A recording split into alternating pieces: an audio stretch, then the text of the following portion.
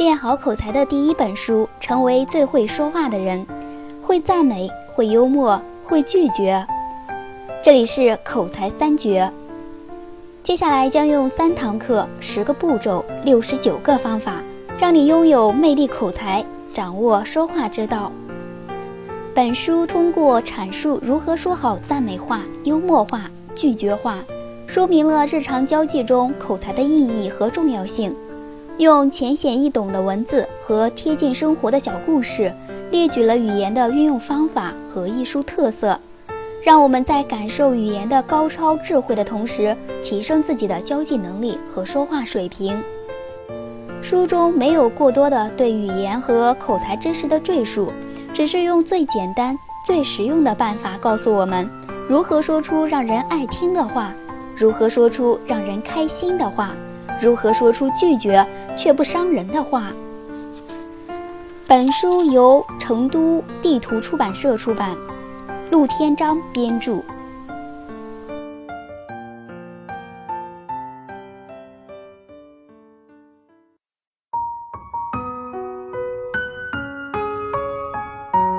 练好口才，成为最会说话的人。你好，这里是口才三绝。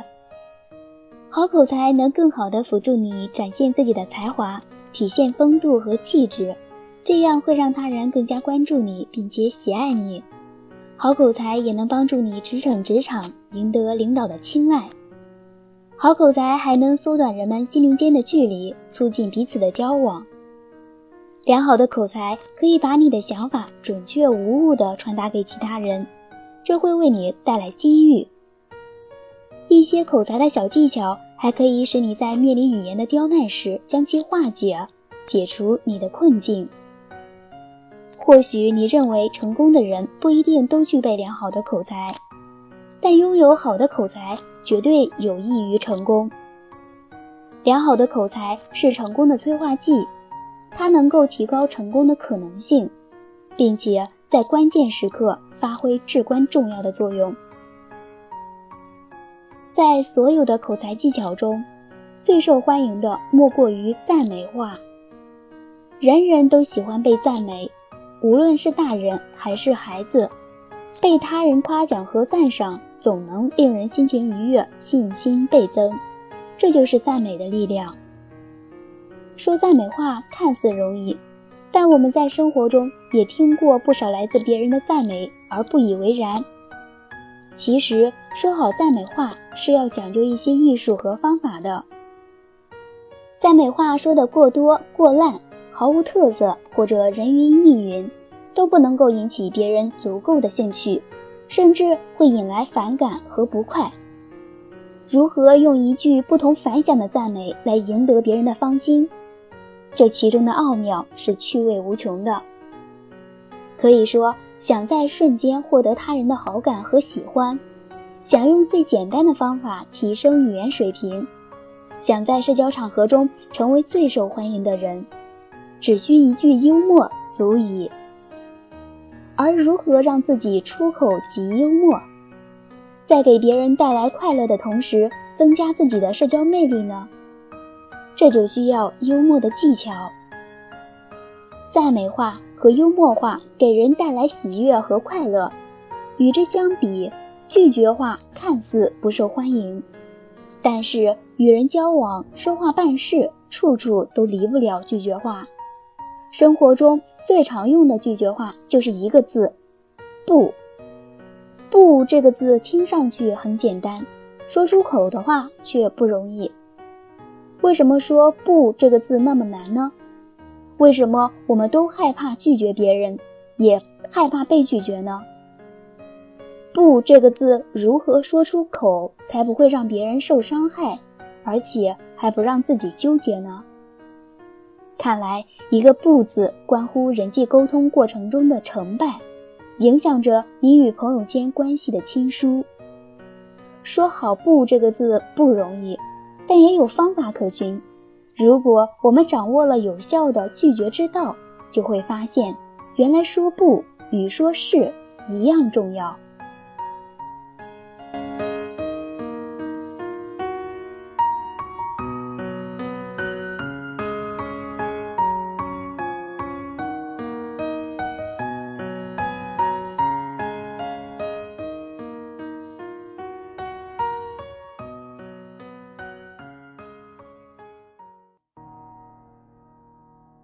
赞美他人就能照亮自己。你好，这里是口才三绝。今天为大家分享的是赞美具有神奇的魔力，一起来听。印尼前总统苏加诺是位外交老手，他曾在广州青年为他举行的欢迎会上说了这样的一番话：今天我非常高兴见到大家，你们青年人是民族的希望，未来的建设者，未来的主人翁。青年人是多么幸福啊！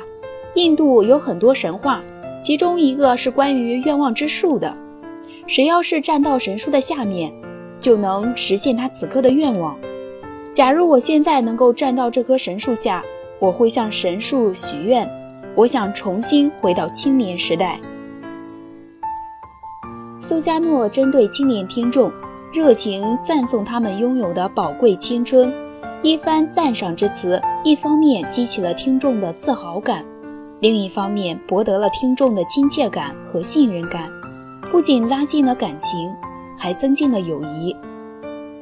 虽然赞美能够拉近彼此的距离，但也要注意场合，对陌生人进行直接赞美，则会显得矫揉造作，不伦不类。所以，如果我们在称赞一位经营者的时候，不妨间接赞美与其相关的其他方面，以此呢表现自己对对方眼光独到、经营有方的欣赏。而在称赞一位演讲人时，可以着力夸赞他的口才和博学等，这不但给他鼓励，还能够证明自己有素养。萧伯纳年轻时非常胆小，刚到伦敦的时候，有人请他去做客，他到了主人家门口后，挣扎很久，还是不敢按门铃，徘徊许久后选择了放弃。但就是如此胆小的一个人，最后却成为有名的演说家，实在是令人称奇。萧伯纳受朋友之邀参加他人生的第一次演讲，当时胆小的他怀着一颗忐忑不安的心，诚惶诚恐地站起身来，声音很小地讲了一个小故事，结果却被众人嘲笑，大家都笑他胆小得像个小姑娘。他惭愧得无地自容。正在他懊恼时，一个女孩真诚地对他说：你的声音真好听，相信再大点声会更美妙。萧伯纳害羞地看着女孩，女孩开心地笑了，他知道他已经接受了赞美。从此以后，萧伯纳不再在公共场合保持沉默，他像被一股无形的力量推动着，不断进步。此后，每逢周末，萧伯纳都会积极地寻找机会当众演讲，即便别人觉得他很怪，他一直保持着不理会的态度。每次演讲过后，他都会反思以提升自己。无论是在什么场所，是挤满成千上万听众的演讲大厅，还是寥寥数人的地下室，萧伯纳都会出现。经过反复锻炼，萧伯纳完全摆脱了胆小的毛病。他不仅能够大胆地与别人交谈，而且还开始展现自己的演讲魅力。赞美具有神奇的魔力，它不但能化解尴尬，建立友情，还能化干戈为玉帛，让不可能变成可能。美国南北战争时期，北军格兰特将军与南军李将军交锋，经过激烈战斗，北军胜利，李将军签订降约，美国内战结束。格兰特将军立了大功，但他并不狂傲，他首先谦恭地称赞对手。李将军虽然战败了，但这并不影响他的军事才能，他依旧是一位伟大的军事统帅。他一如既往的镇定，身穿军服，腰佩宝剑，气宇轩昂。我和他那高大的身材比较起来，真是相形见绌。格兰特不但大度地赞美了李将军的仪表和仪态，而且还不趁机诋毁他的军事才能，谦虚地认为自己的胜利和李将军的失败是运气眷顾。他说，这次胜利来得很幸运，当时他们的军队在弗吉尼亚遭遇连绵阴雨，行军作战异常不便，而我军一直没有遇到如此糟糕的情况，老天在帮助我们，是幸运给了我们胜利。格兰特将军把一场关键性战役归功于天气和运气，而对自己战术指挥的高明闭口不提。面对战败的敌人时，也不盛气凌人，而是采取赞美对方来维护战败者的尊严，最终得到了更多的敬意。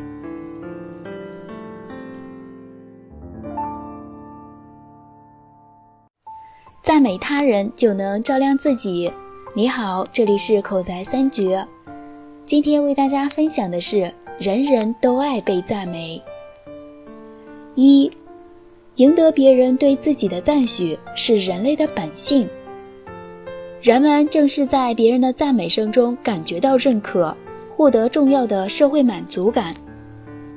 人在婴儿时期就从周围人的微小的赞美性动作中得到满足，成人以后更多的是在他人社会舆论的赞许声中获得强烈的成就感。这就是社会赞许动机。应该认识到人都有优点，这正是个人存在价值的生动体现。人们一般都希望他人能够看到和肯定自己的优点和长处，认可自己的成功。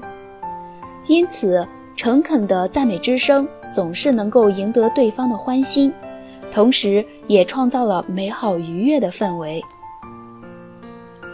二，赞美能形成良好的行为规范，有利于双方向积极肯定的方向发展。在人与人的交往中，适当的赞美能促使人改正缺点，比如对方本来具有优柔寡断的缺点，若听你称赞他很果断，那么他就可能改变原来的缺点，朝你赞许的方向去努力。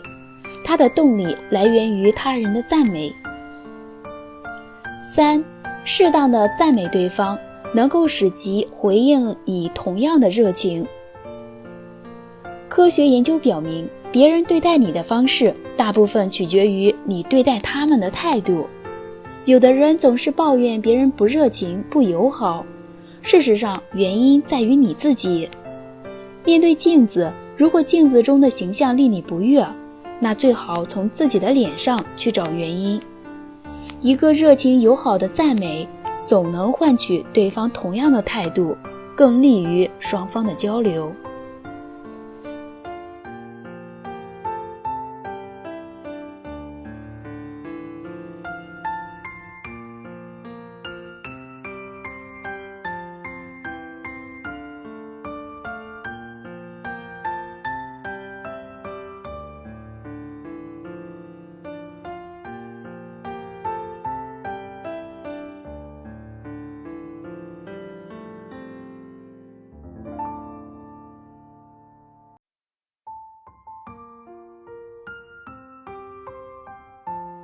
赞美他人就能照亮自己。你好，这里是口才三绝。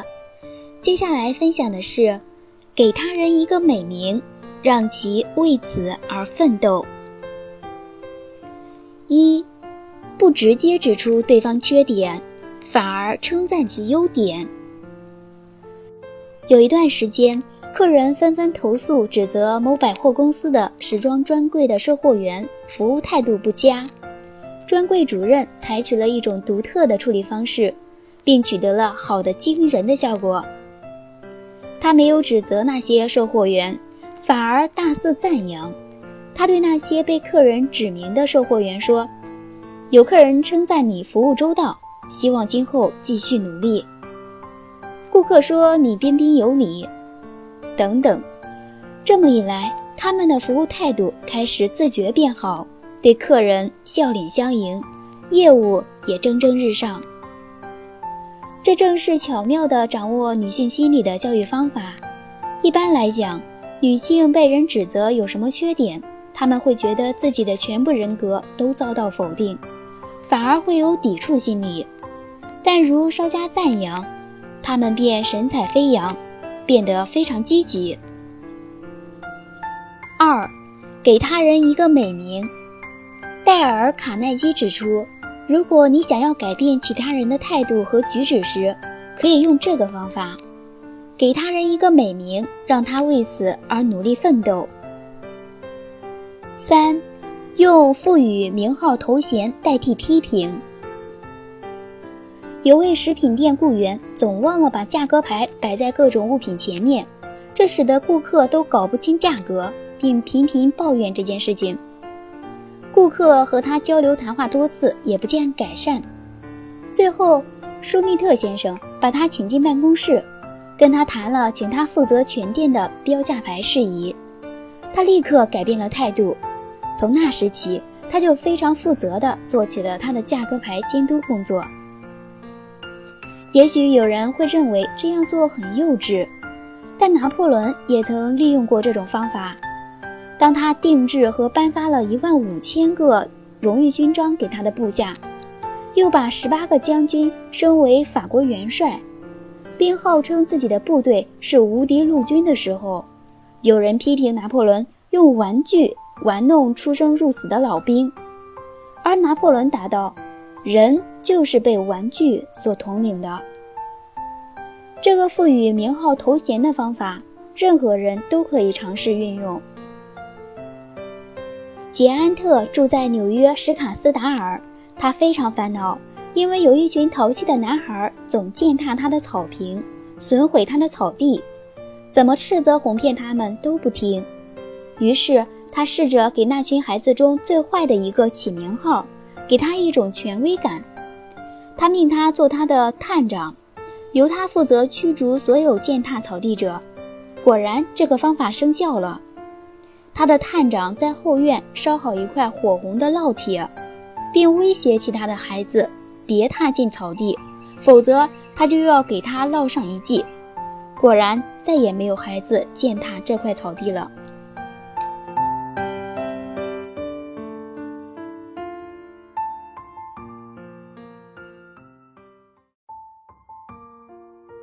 赞美他人就能照亮自己。你好，这里是口才三绝。接下来分享的是，会赞美，那你就没有棘手的人际关系。1.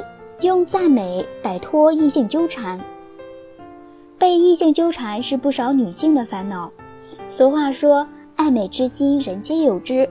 你长得年轻漂亮，别人想跟你亲近，不能一概斥之为好色之徒。怎样既能摆脱异性纠缠，又不至于影响到彼此关系，这是摆在青年女子面前的一道难题。我们不妨先赞美她，在谈话中先恭维对方，给其一个响亮的称呼，从而使对方不好意思继续纠缠，迫使其打消邪念。崔小姐相貌出众，是公司的销售代表。一次，她跟某公司经理谈判之后，经理悄悄主动邀请她：崔小姐，可以一起吃饭吗？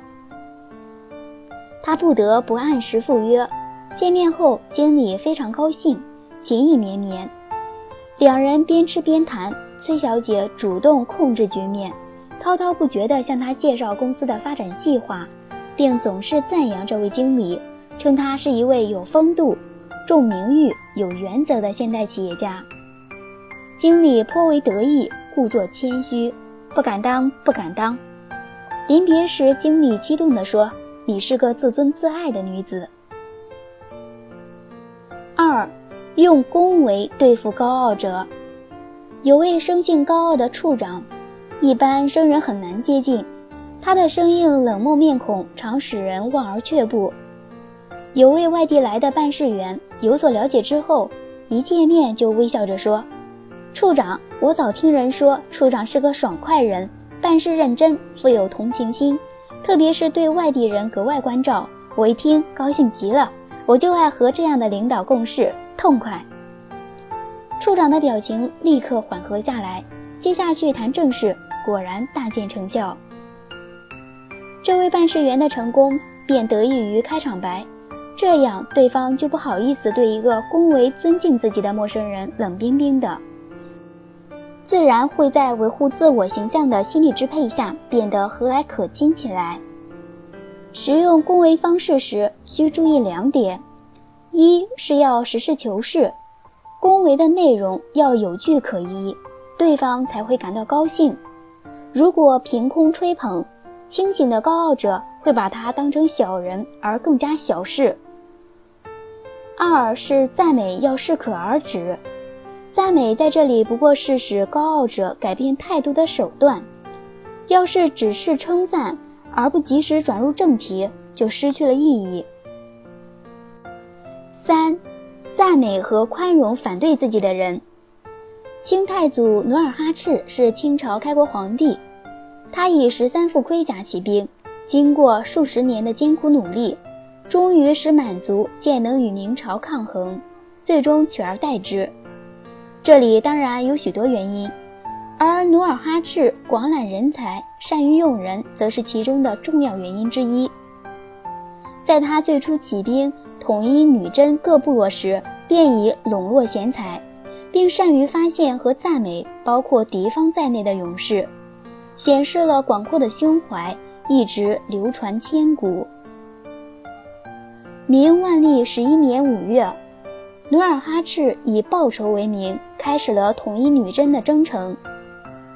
当时女真各部落互不同属，各部风起皆称王争长，互相战杀，甚至骨肉相残。努尔哈赤一开始在各股势力的包围之中强敌环伺，因此最大限度地笼络人心，争取人才是他面临的首要任务。而努尔哈赤适时展示了自己宽广的胸襟。万历12年9月，努尔哈赤率兵攻打乌恩科洛城，并亲自登高进射。在战斗白热化时，翁科洛有一位守城勇士鄂尔果尼藏在暗处，向努尔哈赤释放冷箭。努尔哈赤意外被射伤了，只见他果断拔出身上的剑，继续指挥。这时又有一个叫罗科的守城战士借烟雾的掩护，潜到努尔哈赤近处，一下射中努尔哈赤的颈项，箭足卷如双钩，入肉1寸多。剑拔出之后，血涌如注，血肉并落，努尔哈赤昏厥了过去。众军见状，只能回营。努尔哈赤伤愈之后，再次率兵攻陷了翁科洛城，并生擒了上次射伤他的鄂尔果尼和罗科。众人愤怒的要狠狠杀死他们。在群情激愤的情况下，努尔哈赤显得十分冷静。他先是赞美他们英勇善战，有意收为自己的部下，于是对众人说，两敌交锋，志在取胜，他们听从命令射杀敌军统帅是可以理解的，而我实在佩服两位的勇敢。说罢，亲自为两人松绑，并好言安慰。两位勇士被这一举动感动得流下了热泪，他们发誓从此为努尔哈赤忠心效力。努尔哈赤授两人为牛录额真，各统辖300名壮士。后来鄂尔果尼和罗科英勇作战，为努尔哈赤在战场上屡建奇功。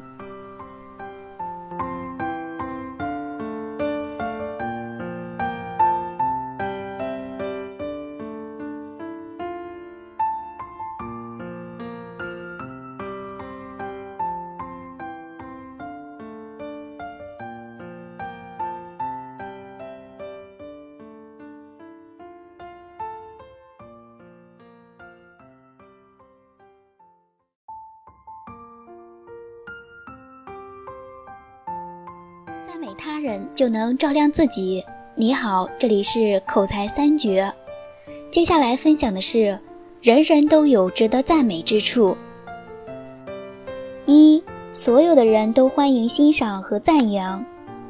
根据心理学的层次理论，自尊和自我实现是一个人较高层次的需求，它一般表现为荣誉感和成就感，而荣誉和成就的取得在得到他人和社会认可时最强烈，而赞扬的作用就是把他人需要的荣誉感和成就感拱手相送到对方手里。人们常常忽视对别人表示欣赏和赞扬这一美德，当我们的儿子或女儿取得好成绩的时候，我们竟然忽视了，而没有对他加以赞扬；或者是当他第一次成功地做出一块蛋糕，或做好一个鸟笼的时候，我们却忘了鼓励他们。没有任何东西比父母对子女的这种关注和赞扬更能激励子女奋进。下一次你在饭店吃到一道好菜时，一定要记得说这道菜做得不错，并且把这句话传给大师傅。而当一位奔波劳累的推销员对你以礼相待时，也请你给他赞扬。每一位传教士、教师以及演讲的人，都曾遭遇过掏出肚子里所有东西却没有得到听众一句赞扬的话而倍感失望的情形。那些在办公室、商店以及工厂的工作人员，还有我们的家人和朋友，也会有这种经历。不管你到了什么地方，也不管什么时候，不妨多说几句感谢的话，留下一些友善的小小火花。你将无法想象这些小小的火花能够点燃起怎样的友谊火焰。而且当你下次再到这个地方的时候，这友谊的火焰就会照亮你。2. 赞扬就像是照在人们心灵上的阳光。玛丽作为一名见习服务员，在熙熙攘攘的纽约杂货商店里忙活了整整1天之后，已累得精疲力尽。她的帽子歪向一边，工作裙上被点点污渍占满，双脚越来越疼，装满货物的托盘在她手中也变得越来越沉重。她感到疲倦和泄气，看来一切在我手中都干不好。玛丽好不容易为一位顾客开列完一张繁琐的账单，这家人有好几个孩子，他们3番5次地更换冰淇淋的订单。玛丽真的准备撒手不干了。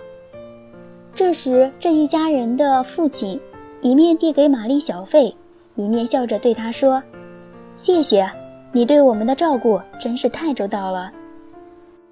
就在这一刻，玛丽的疲倦感瞬间就无影无踪了，她也回报以微笑。后来当经理问到她对头1天的工作有什么感觉时，玛丽回答说挺好。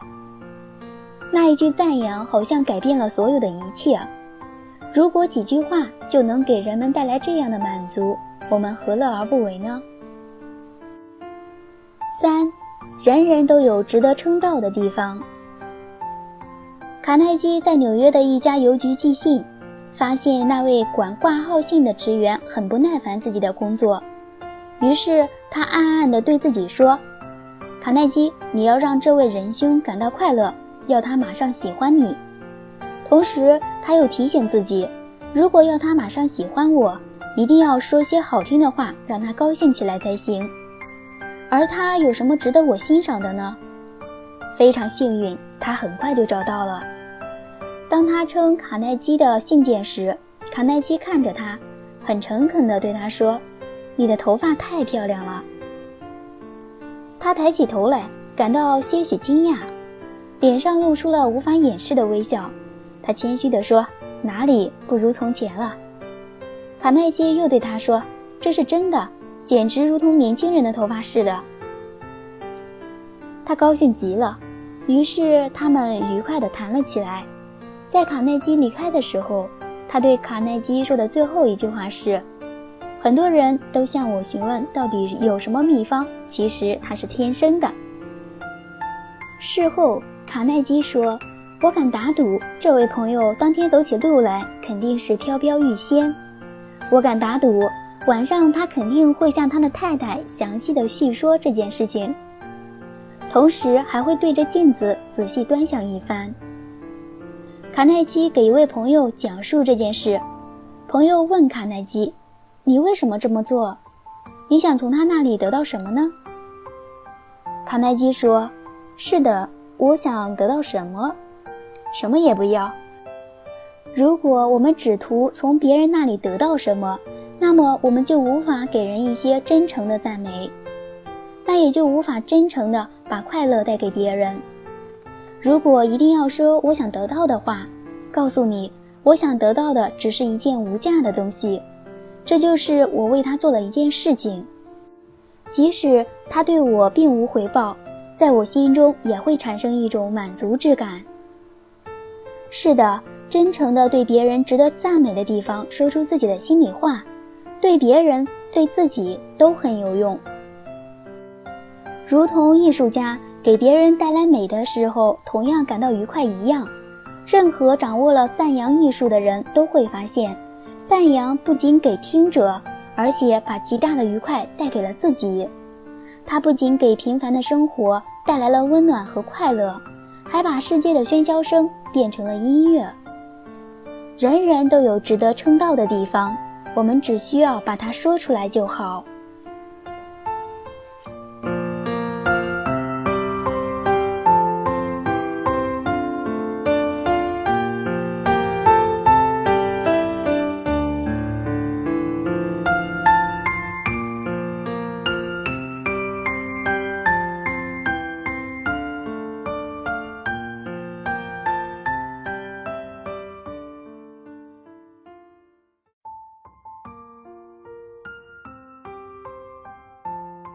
赞美他人就能照亮自己。你好，这里是口才三绝。接下来分享的是处处都有值得赞美的地方。美国管理专家马尔斯被认为是一个钢铁业界的天才，他在当时拥有3000多美元的日薪，年工资为100万美元。但事实上，马尔斯对钢铁生产并不懂，是典型的外行管内行。马尔斯自己这样认为，我认为我所拥有的最大财富是我能使人们产生极大的热忱。要激发人们心目中最美好的东西，就是要去鼓励和赞美。我从来不指责任何人，我信奉激励人去工作，所以我总是给予表扬别人，而对吹毛求疵最讨厌。如果我喜欢什么东西或人，那就会诚挚的赞扬。在社会交往中，虽然我在世界各地见到过许多伟人和普通人，但有一个人仍然要我去寻找发现。无论他有多高多重要的身价，他在赞扬面前总比在批评面前做得更好，而耗费的精力也更小。马尔斯的秘诀就是，不论是在公开还是私下的场合，都会赞美别人。赞美可以使人奋发向上，促使一个人不断进步和发展。在日常交谈中，真诚的赞扬和鼓励能使人的荣誉感得到满足，使人终生难忘。在日常生活中，一些人认为赞扬和鼓励有害无利，却相信处罚和责骂。其实这是一种过时的思想和习惯，是和现代人健康的人格与尊严、荣誉与自尊相背离的。有一句箴言，合适的话甜了心而见于骨。赞美之于人心，同太阳之于生命一样，有着十分神奇的作用。美国作家马克吐温说，我听到一句好的赞词，就能够不吃不喝活上2个月。他这句话的内在含义就是指人们时常需要受人尊重和恭维。英国大文豪查尔斯·狄更斯在年轻时穷困潦倒，好像干什么事都不顺利。父亲因为无钱还债而入狱，饥饿之苦是狄更斯经常遭受的。他总是坚持写作，却信心不足，总是晚上偷偷将稿子寄出去，又总是被退回来。终于，他的作品被一位编辑欣赏，刊登了出来，便回信夸奖了他。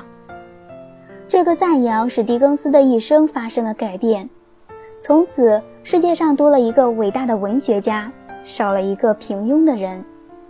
可见，一句简单的赞扬的话所起到的作用是无法估量的。一句简单的赞美他人的话，不仅使他人的心理需求得到满足，同时还让自己得到了对方的喜爱和赞叹。说句简单的赞美话，的确不是一件困难的事情，只要你乐于并且留心观察，到处都会有值得赞美的地方。你可以将一位并不十分漂亮的女士称赞为很有智慧，心地善良，善解人意。同样，你也可以将一位并不十分强壮的男士称赞为很有能力，很有见地，很有个性。你可以对男同事说，哦，你今天的这个领带真别致。也可以由衷地赞美穿了新衣服来上班的女同事，这件衣服穿在你身上很得体。你还可以对家人说，今晚可口的饭菜让我的肚子撑不下了，可舌头还想吃。赞美的话宛如令人赏心悦目的大自然的花朵，正如美国心理学家威廉·詹姆斯所说，人类本性上最深的企图之一是期望获得赞美、钦佩和尊重。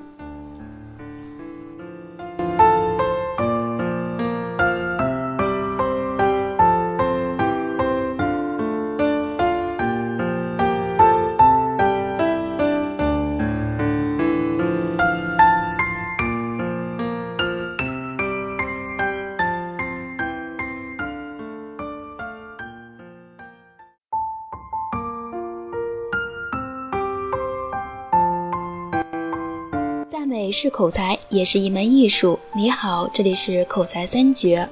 接下来分享的是一语中的，赞美不是拍马屁。美国著名的柯达公司的创始人伊斯曼捐赠巨款，在罗彻斯特建造3座全新的公共戏院。为了承接这批建筑物内的座椅，许多制造商想尽了办法，但是商人们无不乘兴而来，败兴而去，一无所获。当时优美座位公司的经理亚当森也前来会见伊斯曼，希望能够得到这笔价值9万美元的生意。亚当森被引进伊斯曼的办公室后，看见伊斯曼正忙于批示文件，于是他静静地站在那里观察办公室里的环境。过了一会儿，伊斯曼抬起头来，发现了亚当森，便问道：先生有何见教？这时亚当森搁置交易的事，而是先说：伊斯曼先生，在我等您的时候，仔细地观察了您的这间办公室。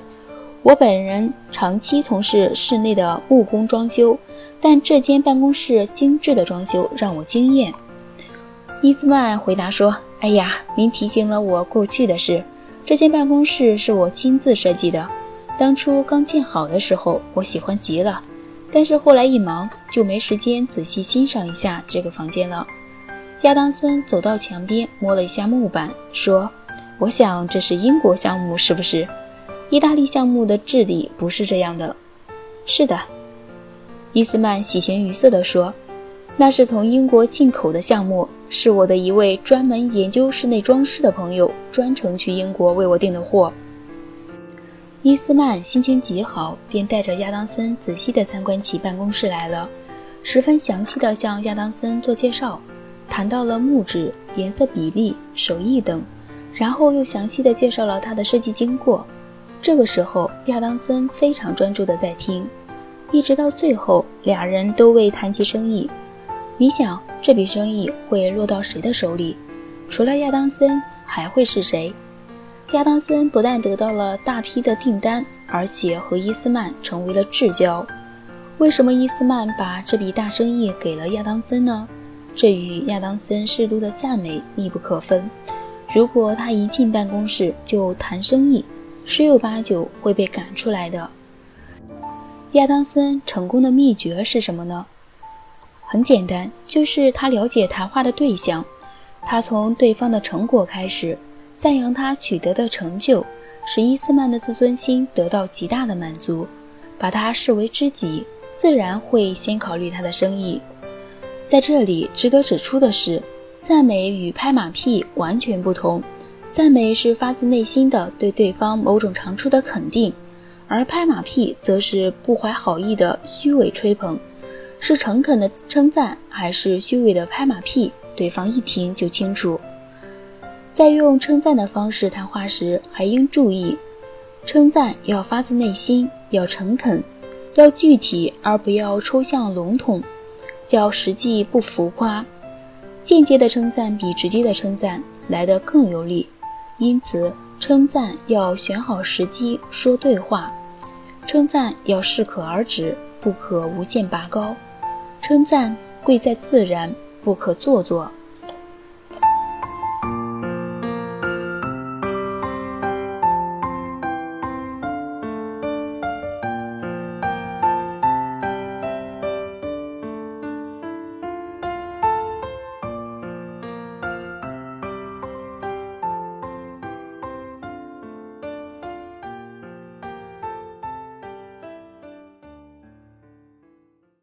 有人说，赞美是最美的语言，赞美应该给人一种美的感受，但很多人语言乏味，一成不变。通常以下3种俗套话应该避免。1. 学别人说过的话。一些人在公共场合赞美别人时，没有自己的想法，只能学别人说话，附和别人的赞美。常言道，别人嚼过的肉不香，附和的话不仅达不到效果，还可能引起对方反感。五代时期的梁太祖朱温手下就有一群乐于拍马屁却词穷的宾客。一次，他与众宾客在大柳树下小憩，随口说了一句：“柳树好大啊！”这群人就忙附和他，也纷纷起来赞叹道：“柳树真大啊！”朱温看了觉得好笑，又道：“柳树好大，能做车头。”尽管大家知道这话不对，但还是有5-6个人赞叹说：“能做车头，能做车头。”朱温对他们非常反感，厉声说：“柳树怎能做车头？我见人说秦时指鹿为马，有甚难事。”于是呢，便处决了他们。中国人有个传统，就是别人赞美自己时，自己往往都要谦虚一下。在公共场所，若大家众口一词地赞美某个人的同一件事情，就会让他尴尬，而且越是最后几个赞美的，越是让他感到厌烦。对于这一点，大家要特别注意。2. 形式上的客套话。年轻人刚踏入社会，很容易犯这种忌讳。由于缺乏社交经验，见面就是久仰大名，如雷贯耳，百闻不如一见，生意兴隆，财源茂盛等俗不可耐、味同嚼蜡的恭维。这些俗套会给人留下不冷不热的印象，使人感觉对方缺乏诚意，玩世不恭，因而不会对对方留下好的印象。公式化的套词俗语甚至会让对方生气。一位年轻小伙子到同学家去玩，见到同学的哥哥之后呢，马上就说：“大哥你好，见到你真高兴，久闻您的大名，如雷贯耳，百闻不如一见。”没想到对方非常不高兴，原来他的哥哥因为打架斗殴被拘留了几天刚出来。这个年轻小伙子根本就不明白情况，就久闻大名的恭维了一番，却犯了对方的忌讳。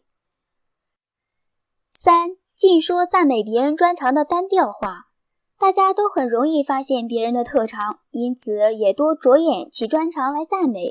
殊不知，时间长了，被赞美的人听得都腻了，不愿再听人提到。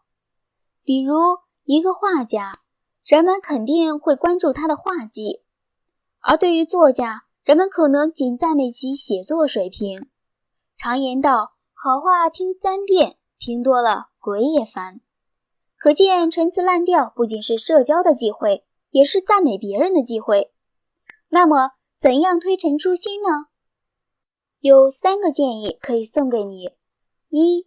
要抓住对方的心理去赞美。陈词滥调往往是在不深入了解对方心理的情况下说出的疲于应付的话，毫无针对性。只有了解对方近况心理，才能知道他此时的心情和需要，从而呢给予别出心裁的赞美。2. 赞美别人专长以外的东西。聪明的人善于使用迂回赞数，围绕对方希望听到的方面进行赞美。众所周知，空姐们既漂亮又热情，她们也听到太多的乘客对自己的容貌和服务方面的赞美，因此已经没有了感觉。一次，一位黑人先生在下飞机时，很激动地对中国空姐赞美道：“我飞国外那么多年，第一次遇到对我们黑人这么友好的服务小姐。”这位黑人先生没有赞美中国空姐漂亮，也没有赞美其服务，而是别出心裁地称赞中国空姐没有种族歧视的品格，可谓独具匠心。3. 赞美的话语不要太夸张。言过其实的赞美让人感觉虚伪，会让人反感。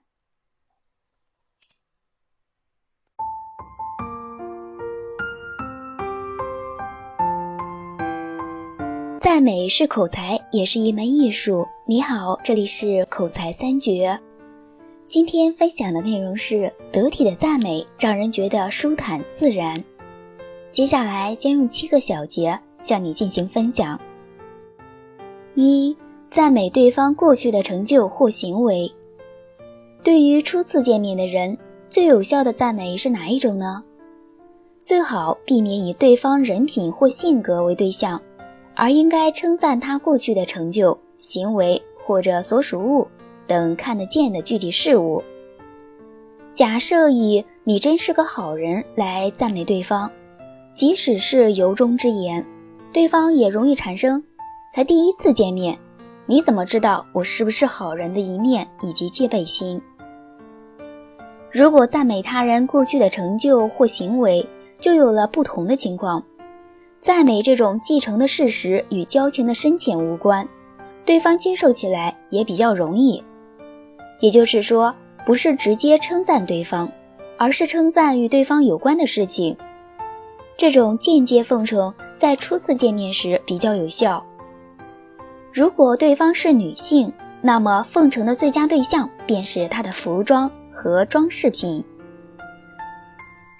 一天，卡耐基被介绍给一位朋友的夫人，因为当时缺少适当的话题，他就顺口说了一句：“你佩戴的这个坠子很少见，非常特别。”企图通过这句话掩饰当时的尴尬。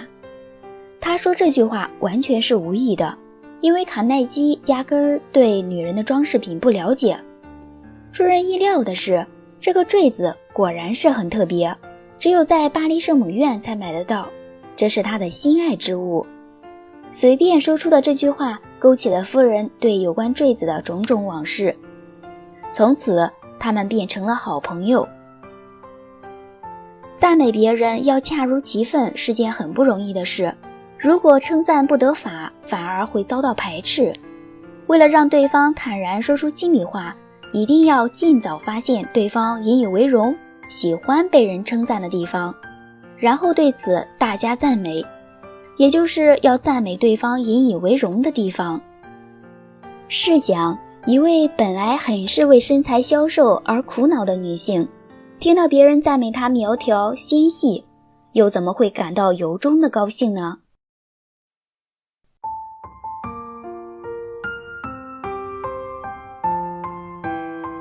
赞美是口才，也是一门艺术。你好，这里是口才三绝。得体的赞美让人觉得舒服自然。第2小节，赞美女人的漂亮。赞美女性之时，首先可从容貌开始入手涉及你的话题。女人天生爱美，从小时候起，她们就迷恋蝴蝶、鲜花等精致美丽之物。女人之美首先是先天之美，比如长相、身材、皮肤、头发等等，同时它还包括后天的修饰。女人没有不喜欢人家赞美她漂亮的，因为漂亮这个词儿能使她感到自己在同性中的位置，并充满自信。你应当记住的是，女人的漂亮不光是她的脸蛋儿，她的眼睛、眉毛和嘴巴，细腻的皮肤、漂亮整齐的牙齿、乌黑亮丽的头发、苗条修长的身材，都可以成为男人所称赞的话题。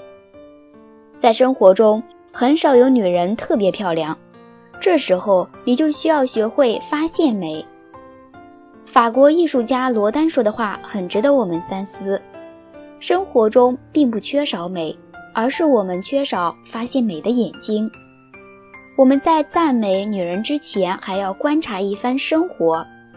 比如说，一个女人或许没能拥有漂亮的眼睛，但是她的气质很好，同样可以纳入我们的主题。对一个不够漂亮的女人，千万不能做硬性赞美，这样只会弄巧成拙。与此同时，对身材不好的女性，也不可随便赞美她苗条俏丽，这样会让她认为你在讽刺她。就是对漂亮的女性，在称赞她时，也不可仅仅停留一般性的赞赏，否则也取不到应有的效果。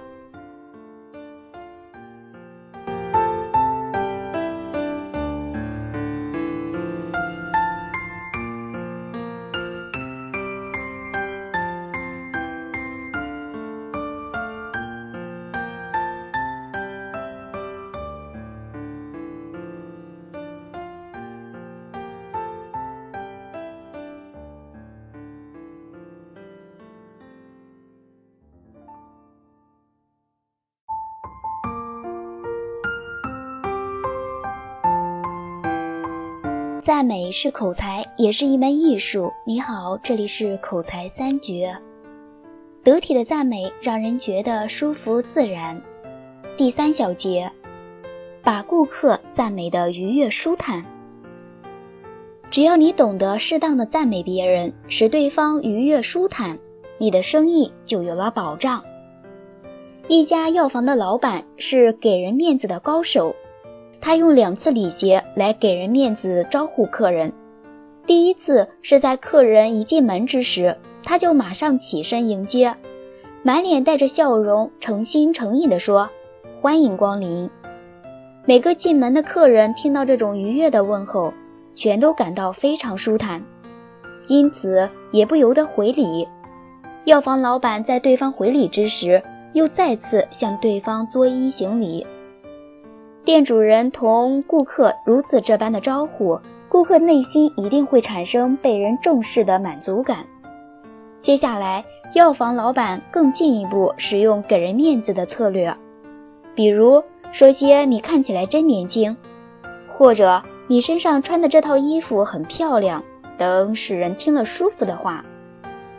此外，这位药房老板更是遵守不卖药给来买药的顾客这种信念与原则。在顾客被客气的招呼之后，正感舒坦地说：“请给我一瓶感冒药。”药房老板绝不会立刻递上感冒药，他反而改口说：“您是哪里不舒服？”倘若顾客回答喉咙痛，药房老板马上紧接着说：“如果这样，别服用感冒药。”这时顾客大感疑惑，而纳闷地问：“那么应该如何才好？”药房老板就会说：“您看起来工作非常繁忙，如果在吃药的同时能搭配一些营养剂，将更有利于你的身体健康。”药房老板就这样轻而易举地说服了顾客来购买维生素或蜂王乳等营养剂。顾客因为药房老板的赞美，也就乐于接受建议，而且营养剂给人的印象确实是比药品好。就是这种策略，虽然营养剂的价钱比药品高出数倍，但还是有人愿意购买，并且药房生意昌隆。说别人忙也是在赞美别人，因为忙往往意味着赚钱。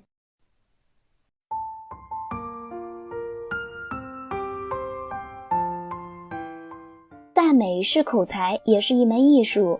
你好，这里是口才三绝。得体的赞美让人觉得舒服自然。第4节，态度诚恳，表情认真。当赞美别人之时，态度诚恳，表情认真是极为必要的。倘若你以漫不经心的态度向对方说一些听起来舒坦愉悦的话语，即使赞美是礼貌性的，有时对方非但不接受你的心意，反而会对你产生虚伪的不好印象。所以诚恳认真的表情是改变对方心理的重要策略。纵然所说的话确实与事实稍有不同，但是只要极具诚意的表示，仍会使对方相信你这是由衷之言，从而对你产生良好印象，这是不证自明的道理。当以认真的表情赞美对方之时，有时还必须把干脆又果断的说法以及语气派上用场。好比说，在与他人打招呼寒暄，你看起来精神焕发，神采奕奕，过后马上再添上一句，看起来比你的实际年龄年轻多了。相信对方必然会洋溢一股飘然的满足感，对你更是有良好的印象。因为喜欢被人赞美年轻是人之常情。一般来说，大部分的人都相当重视自己给人的第一印象，因此想要使自己令他人产生良好的第一印象，在首次会面时，不妨按实际年龄把对方的年龄打7折，这是最佳的策略。因为打9折所产生的作用不大，而打5折又有虚伪之嫌，所以折中下来，最佳的运用程度便是7折。例如对方是60岁的人，你要选择说，你看起来好像40多岁的样子。当然，对方一定会吓一跳。而为了避免对方感到被愚弄的不悦，在赞美对方年轻时，你必须要先奠定对方的确是40多岁的心理，再向对方用认真的表情进行赞美。如此循序渐进，即使对方很清楚这仅仅是礼貌性，并非真实的赞美，你的诚意依然会打动他，而使他深感愉悦。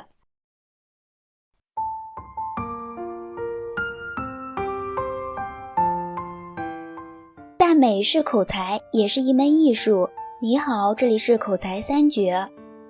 得体的赞美让人觉得舒服自然。第5节，适当的贬低自己就等于捧高了对方。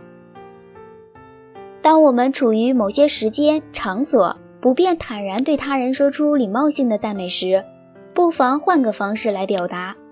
这不但有同等的效果，甚至还会远超所期望的效果。贬低自己就是个诀窍，适当的贬低自己，也能相对的捧高对方。即使是不善言辞或不善于称赞的人，也能轻而易举地使用这种方法，以此达到高捧他人的目的。比如说，在我们参加某店铺开张的庆祝会时，即使那是一家不怎么样的店铺，我们也要依场合不同来为庆祝会增添一些喜气。我们可以说些贬低自己、捧高对方的话。这店铺看起来真不错，连室内的装潢都很考究，不像我经营的那家店，门没做好，窗户也是一大一小。这样将对方和自己做具体的比较，并技巧性地批评自己，略逊对方一筹，使得对方由于被人高捧而兴起优越感，而他心中的舒坦自是不言而喻。相反的，如是用轻视的口吻对主人说，店铺的柜台再宽一点会比较好，下次整修时你们一定要记住啊。这样毫不客气的批评在对方庆祝会上提到，他一定会大感不悦，从而对你产生敌意，这就是不按人情世故所要承受的恶果。日本有位国会议员常对别人说，小学毕业是我仅有的学历，但是他实际上却拥有高学历。他之所以贬低自己，无非是要在心理上给予别人平衡感，让别人觉得轻松。我们不妨利用这一贬低自己的诀窍，以捧高对方的地位来达到感情投资的目标，如此成功便离你不远了。当与他人初次晤面的时候，在双方互相不了解的情况下，彼此心中可能都会提高警觉，说话也总是不够起劲儿，因此常会发生这种尴尬又不自在的复合型对话，这时不妨把自己的失败教训作为话题，即使你不善高捧他人，也能因此达到贬低自己、高捧他人的效果。炫耀自己仅仅会让别人感到反感，而谈及自己的失败教训，不但会增强对方的自尊心，更能因此打开对方的心扉，让他坦然地接受你。因此，先贬低自己，再同他人谈话，实在是赢得他人欢心的聪明策略。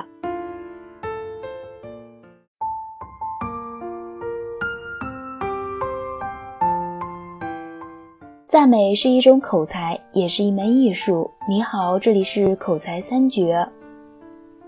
得体的赞美让人觉得舒服自然。第6节，向别人请教就是对他人的赞美。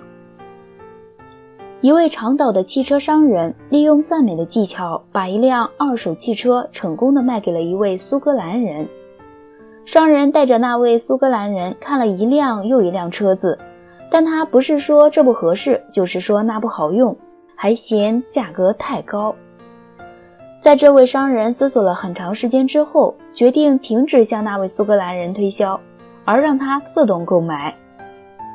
几天之后，有位顾客希望把他的旧车子卖了，这位商人想到了办法，他知道苏格兰人可能对这辆旧车子感兴趣，于是他打电话给苏格兰人，请他过来一下帮个忙，提供一些建议。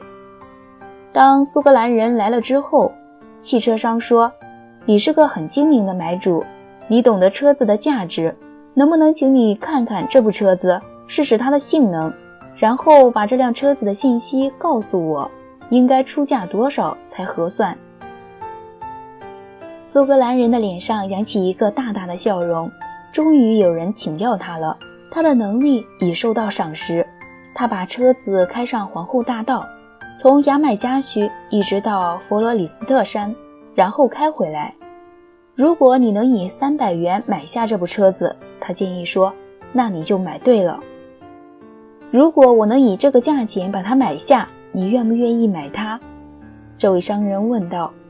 300元，这是他的主意，他的估价。这笔生意立刻就成交了。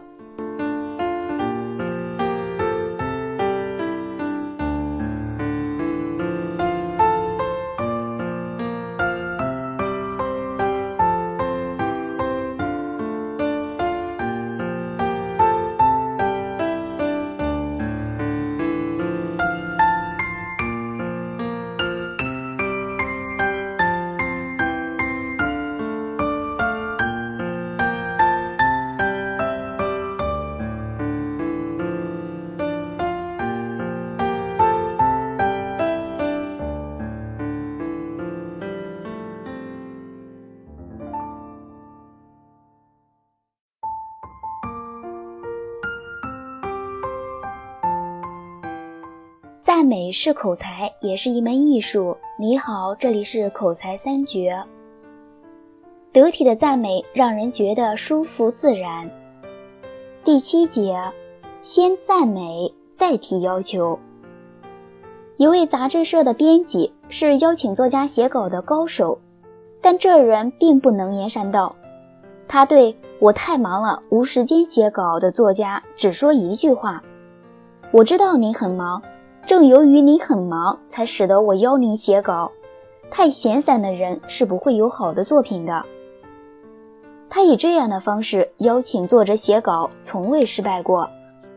一般来说，用强烈理由拒绝的人，要他答应是相当困难的，因为这种人有充分的心理准备，所以请你帮忙之类的恳求语会使他感到厌烦。对付这类人，将对方的理由夸赞一番，再提要求，也许会有效。应用此法最得心应手的是化妆品推销员。当他们第一次与用户见面时，主妇大都不会买。这时推销员会说，从你又细又嫩的皮肤就知道你不需要化妆品。听到此话不动心的女性是很少的。然后推销员再加一句，可是夏天的骄阳。这样一说，就会使主妇高高兴兴地掏钱。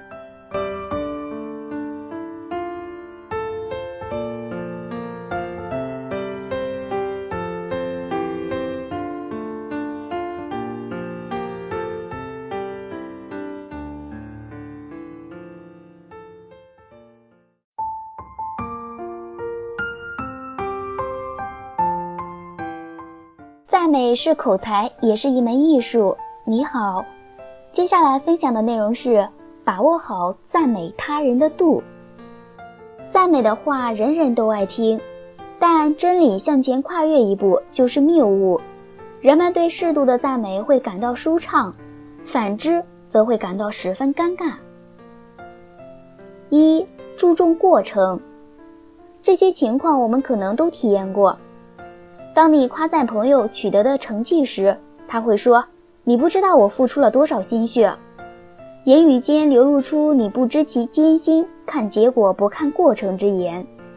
相反，如果你说真不错，一定花了你许多的心血吧，就会使他心里觉得很舒服，认为你很了解他。可见夸奖劳动的付出是必不可少的，甚至效果更佳。其实很多人做事注重过程胜于在乎结果。如果你人云亦云地夸奖他取得的成果，不但有势利之嫌，还会让人这样想，要是我失败了会怎么样，因而对你心生厌恶也未可知。很多名人讨厌记者的采访，也许就有此同感。二、及时赞美。见机行事，适可而止，是赞美应达到的效果。某电视台的老张是一名老编辑，他工作总是勤勤恳恳。在他生日时，全市人员为他庆祝。新闻中心主任在祝词中是这样说的：多年来，老张工作勤勤恳恳，甘于奉献，却从不争荣誉，邀功劳。在您生日之际，我代表全市人员祝福您。主任的一番话令老张很感动，他认为这是领导对自己的肯定。你把下属当成左膀右臂，使他人认为自己很重要，这样的赞美怎么会不赢得人心呢？三、频率适中。这里的频率是指相对时期内赞扬同一个对象的次数。次数太少，起不到应有的作用；次数太多，应有的效果也会被削弱。而赞美的频率是否适中，是以受赞扬者优良行为的进展程度为尺度的。如果被赞扬者的优良行为被赞扬的频率成正比，则说明达到了适度的赞扬频率；如果呈现反比，则说明赞扬的频率已经到了滥施的程度。四、要有前瞻性和预见性。赞美不仅要符合眼前的实际，而且要高瞻远瞩。前瞻性和预见性是必不可少的，那样才能提升你赞美的高度，你的赞美才能经得起推敲和时间的考验。有些东西是相对稳定的，比如人的容貌、性格、习惯等，这方面比较容易称赞；而有些东西则不稳定，比如人的行为、成绩、思想、态度等等。若从长远考虑，要谨慎进行赞美。比如有些人入党之前各方面都有很积极的表现，领导便开始称赞他，该同志一直怎么样。有经验的人就会想，先别夸，慢慢看吧。果然入党之后，他各方面就开始松懈了。人被某种压力或某种需求压迫时，才会有积极的表现。做一件好事儿很容易，一辈子都做好事儿却很难。如果赞美人时仅限于就事论事，极易犯目光短浅的错误。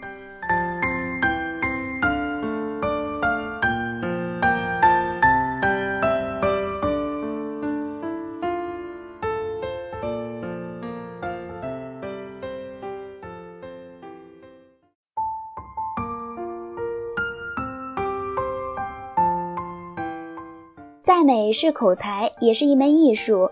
你好，接下来分享的内容是把自己放低，赞美的效果会更好。一、虚心请教。有时在一个人的爱好已变为众所周知的时候，对于你的赞美和恭维，他会没什么感觉，犹如一阵风吹过耳畔，脑中划不下半点痕迹。这时只要你进行一番虚心讨教，做毕恭毕敬的状态，他定会耐心地向你传授其中的诀窍。于飞到一位擅长书法的老师家去拜访，书法便自然成为话题。于飞谦虚地说，林老师，这些年我虽然努力练字，书法水平却没什么提高，恐怕主要是不得要领，请您稍稍泄露点秘诀如何？林老师非常兴奋，绘声绘色地讲起他的书法经来。我最大的体会就是练字无剑胜有剑，就如令狐冲练剑一样，并非整日坐在那里练字不可。于飞非常高兴地说，现在得您真经，以后用心去练，定会大有长进。林老师很高兴，临别时还送了于飞几幅让他临摹的字。这说明了无赞胜有赞，无声胜有声。2. 欣赏其优势。有时你面对的人群有优越心理，你很难同其进行交流。谦卑的赞美将是最好的敲门砖。这是李运生自述的一个经历。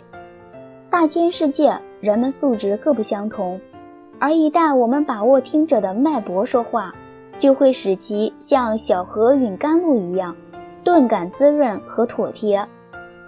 一次我在某大医院教歌的时候，开始人们对我这个当兵的并不感冒，以致工会干部介绍我时并未引起人们的注意，下面仍然叽叽喳喳聊个不停。面对这种情形，我拿出喊番号练成的嗓门，先喊了一句话，同志们，请大家给我这张陌生的面孔一个礼节性的回报，静一下。这一软中带硬的起始句令场上立马静了下来。我接着说，现在我站在这里心里很紧张，因为我们这所医院集中了全省医学界学历水平最高的专家和学者，大家的职责就是拯救生命，延续生命，最讲究争分夺秒，所以我没有用我多余的话来浪费大家生命的权利。我的义务是把我支配在这段时间里都用于教歌。我希望我们的合作不会留下任何遗憾和不愉快。一席话说到了大家的心里，人们安静地回到自己的座位上，认真地学唱歌曲，再也没有因为维持秩序而耽误时间。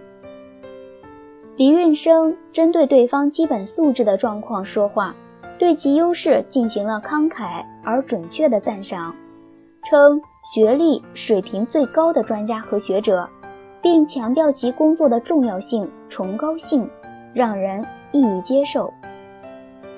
谦卑之心并没有削弱你的形象，反而令你更为真实可爱。承认别人的优势，尊重并欣赏别人的优势，你会拥有更多的朋友，更多的体验，更多的快乐。3. 肯定其强项。俗话说，尺有所短，寸有所长。通过细心的观察，你将发现弱者也有其强项，充分肯定它，你将变得更有人缘。谦逊而诚挚地赞美别人，他就能够扬长避短，更好地发挥其优势。同时，一个谦逊的人因懂得欣赏，也会更富人格魅力。迈克尔·乔丹不仅是家喻户晓的篮球明星，而且是美国青少年崇拜的英雄人物之一。他在篮球场上的高超技艺举世公认，而他在待人处事方面的品格也很值得敬佩。其中有一个突出的特点，就是他对发现和赞美别人的优点和长处很擅长。为了使芝加哥公牛篮球队连续夺取冠军，乔丹意识到必须把乔丹偶像推倒，以证明公牛队不等于乔丹队，一个人绝对胜不了5个人。人们常忽视这个浅显的道理。在训练中，乔丹执意要将队员们的信心鼓动起来，变乔丹队为5个人的公牛队。有一次，乔丹向队友皮蓬问道，咱俩谁投3分球更好些？你，皮蓬说。不是你。乔丹极其肯定。乔丹投三分球的成功率是 28.6%， 而皮蓬只有 26.4%。但乔丹对别人解释说，皮蓬投三分球的动作规范自然，他对此很有天赋，以后还会更好。而我投三分球还有许多弱点。乔丹还告诉皮蓬，自己多用右手扣篮，或习惯地用右手帮一下，而皮蓬双手都行，用左手更好一些。连皮蓬自己都未注意到这一细节。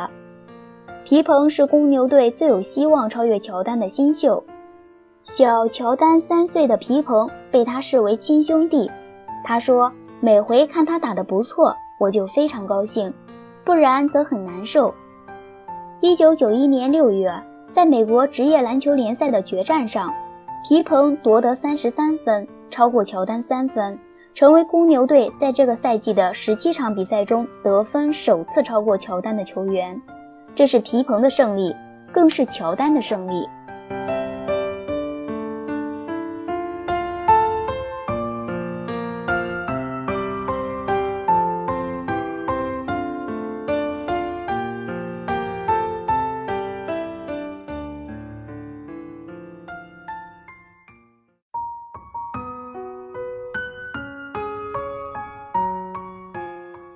赞美是口才，也是一种艺术。赞美他人要留意措辞。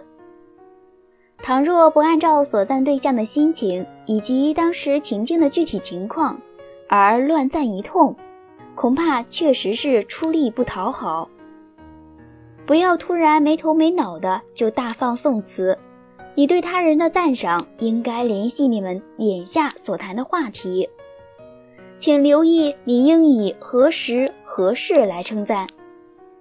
比如对方提及的一个话题，他讲述的一个经历，他列举的某个数字，或者是他向你解释的一种结果，都可被用作引子。一男青年在饭店与一位认识的女士相遇，他正和一位女伴在用餐，两人刚听完歌剧，穿戴漂亮，这位男青年觉得眼前一亮，很想恭维一下对方。哦，康斯坦泽，今晚的你可真漂亮，很像个女人。对方难免生气，我平时看上去像什么呢？一次管理会议上，一位报告人登台了，会议主持人向略显吃惊的观众介绍，这位就是刘女士。这几年来，她的销售培训工作做得非常出色，可说是有了点名气。这末尾的一句话显然画蛇添足的让人觉得不太舒服。什么叫可说是有了点名气呢？这些称赞的话因为用词不当，使对方听来不像赞美，更像是贬低或侮辱，最终自然是事与愿违，弄得双方不欢而散。因此在表扬或称赞他人时，也请谨慎小心，请留心你的措辞，尤其要留心以下几条基本原则。一，当列举对方的优点或成绩的时候，不要举出让听者觉得无足轻重的内容，比如向客户介绍自己的销售员时，说他很和气，或纪律观念强之类的。二，你的赞扬不可暗含影射对方缺点的内容，比如一句口无遮拦的话，太好了，在一次次半途而废、错误和失败之后，您终于大获成功了一次。三，不要用你以前不相信对方能取得今日的成绩为由来称赞他，比如我从来没想到你能做成这件事，或者是说能取得这样的成绩，恐怕你自己都意外吧。四，不能以对待小孩或晚辈的口吻来赞扬，比如说，小伙子，你做得很棒啊，这可是个了不起的成绩，就这样好好干。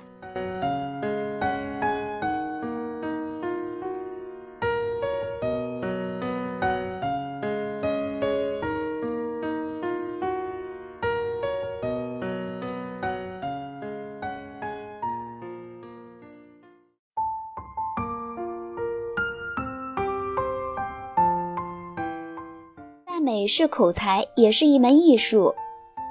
批评和赞美需要结合在一起。一、使用三明治式批评方法。欧美一些企业家主张使用三明治式的批评方法，也就是当批评别人的时候，先找出对方的长处赞美一番，然后再将批评提出，而且力图使谈话在友好的气氛中结束，同时再使用一些赞扬的词语，这样两头赞扬中间批评的方式很像三明治这种中间夹馅的食品，故以此为名。用这种方式来处理问题，对方可能不会太难为情，因而被激怒而引起的冲突得以减少。这种方法在很多情况下是比较有效的，其优点就在于由批评者讲对方的长处，给对方的辩护起到了替代的作用。对方的能力、为人、工作是否努力等方面，有很多可以肯定的地方。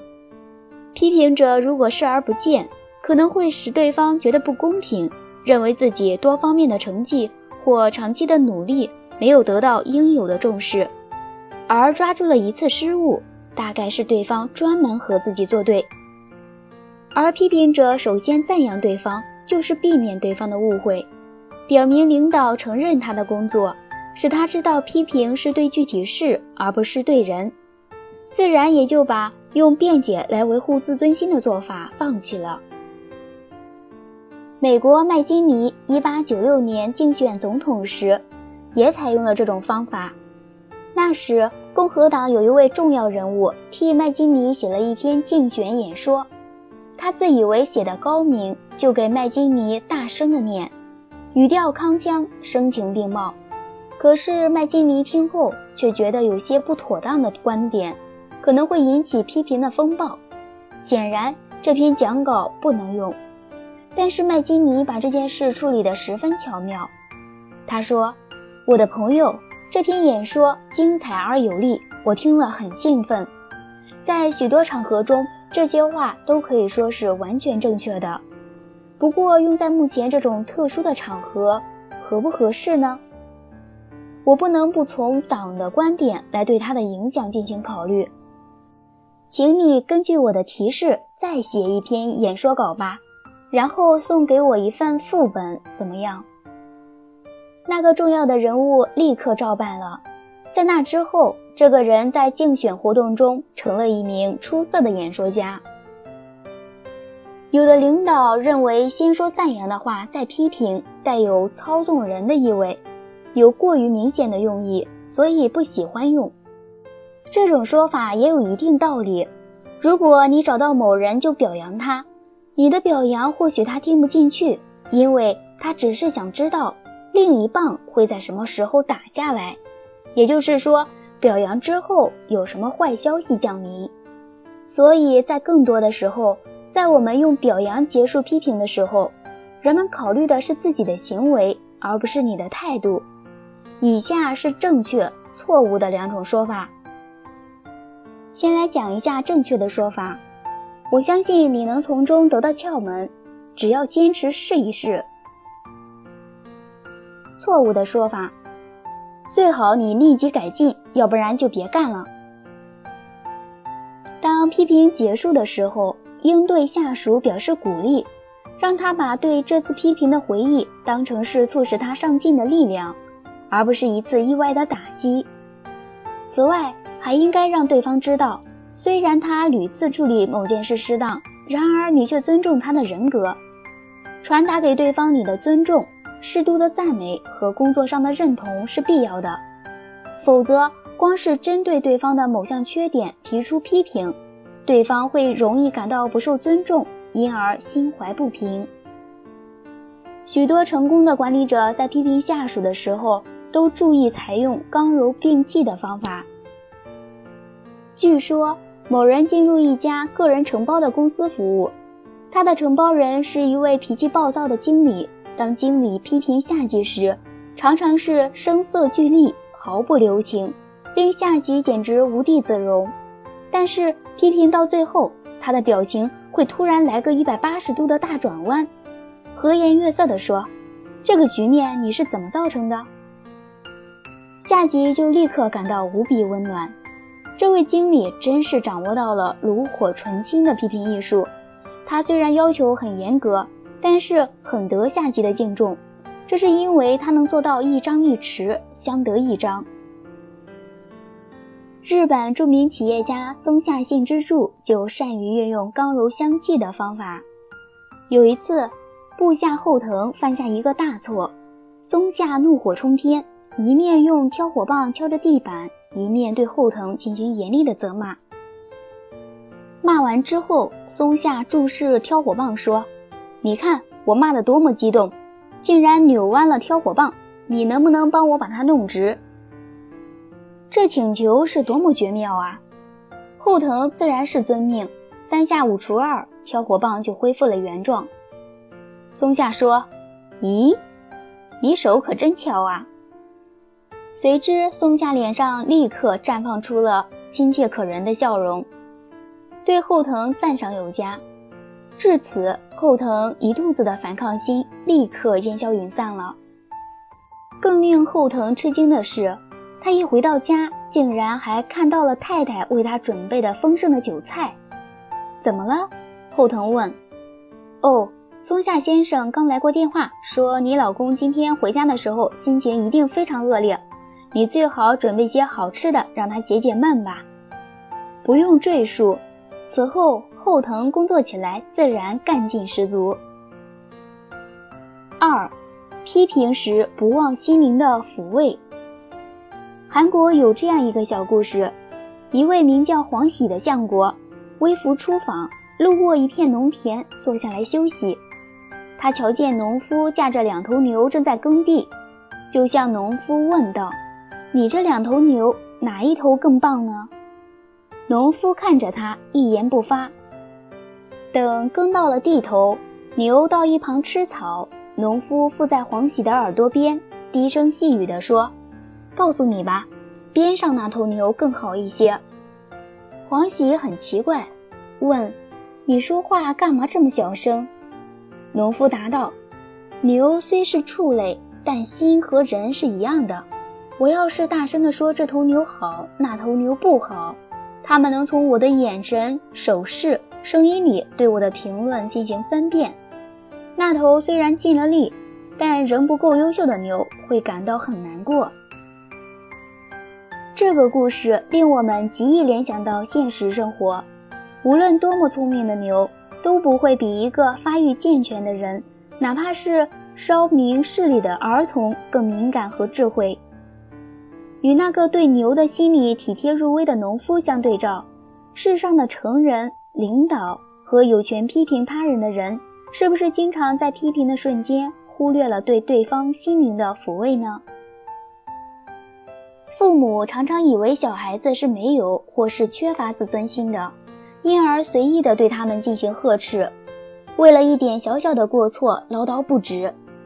不管是什么场合，有什么人在场，只顾自己说得痛快，对孩子是否承受得了全然不理会，以为只要是良药，再苦涩，孩子也应该脸不变色心不跳地吞下去。孩子越痛苦，越说明对这次教育的印象深刻，举一反三的作用也就越能够得到实现。父母这样想实在是大错特错了。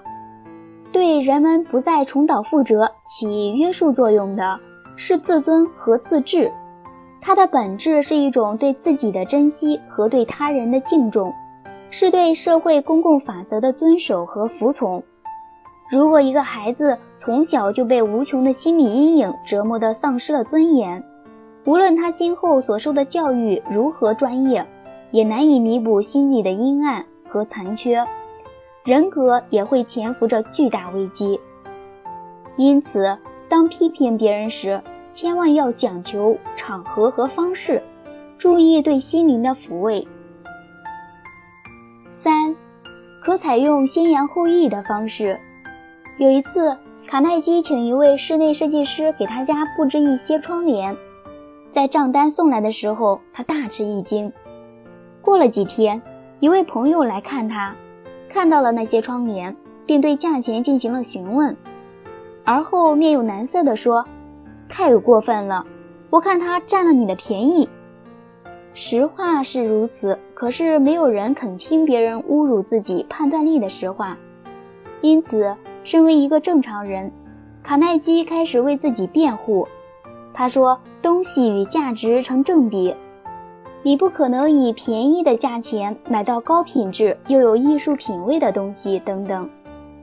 第二天，另一位朋友也来拜访，开始对那些窗帘进行了赞扬，表现得很热心，说他希望家里也能买得起那些精美的窗帘。这时卡耐基就有了完全不同的反应。说句老实话，他说，我自己也负担不起，价钱太高了，我对买了它们而感到后悔。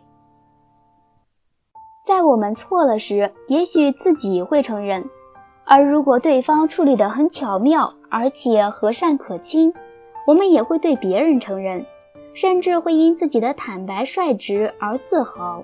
但如果有人想把难以下咽的事实硬塞进我们的食道，其结果是可想而知的。如果想让对方接受你的观点或想法，则必须先让对方能够静心倾听你的想法。如果对方连听都没有听进去，又何谈接受不接受呢？而要对方倾听，则不可令对方反感。谈话时采用先扬后抑的办法，往往会收到理想的效果。说话时要注意对对方优点长处的赞美要真诚，使对方心情愉悦，拉近双方的距离，消除隔阂，然后再一步一步地将自己的想法和盘托出，这样就可以用话语巧妙地引领对方将你要说的话一层层地听清，而不至于没听几句便火冒三丈，不欢而散。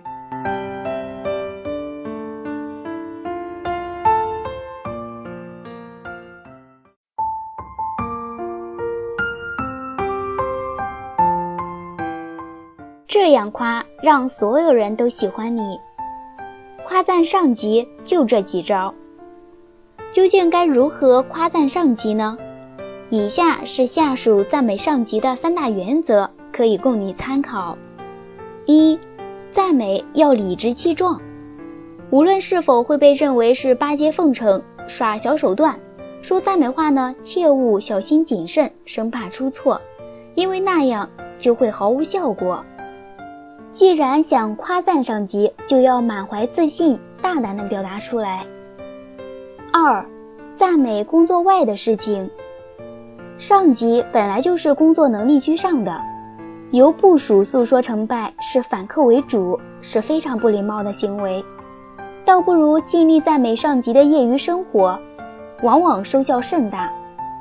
职场口才的窍门是，平时就仔细观察上级，最好能发现一些别人没有留意到的上级的优点，由衷的夸奖，这样一来肯定会收到意想不到的效果。最重要的是要大大方方的、理直气壮的去赞美。3. 维护上级面子比赞美更重要。在这里我们需要特别注意一点，尽管有时得冒着被指责为拍马屁的危险，无论怎样都必须注意，一定要维护上级的面子。如果不记住这一点，犯了错误，轻者会受到上级的批评或责骂，重者会被私底下压制，不被上级重用。某机械厂的工程师对厂子的贡献很大，但自视才高，和厂长在一起时常常言语随便，行为放肆，使厂长十分生气。有一天有客户来访，恰巧他正在和厂长一起商量事情，他马上抢到厂长前面，与来人握手寒暄，还主动倒茶让座。交谈的时候，他一直抢着说厂长的话，完全把厂长忽略了，好像厂长没在一样。和客户吃饭的时候，就座时他根本不考虑位置，一屁股坐在了本该属于厂长的座位上，使得厂长只能当起了配角。厂长为此很恼火。送走客户以后，厂长狠狠地把他训斥了一顿，说他目无上级，不知道自己是干嘛的。从此以后，凡有接待上的事，厂长再也不叫他陪同了。本来厂长是准备给他一个位子，打算重用他的，但从此之后，厂长彻底放弃了他。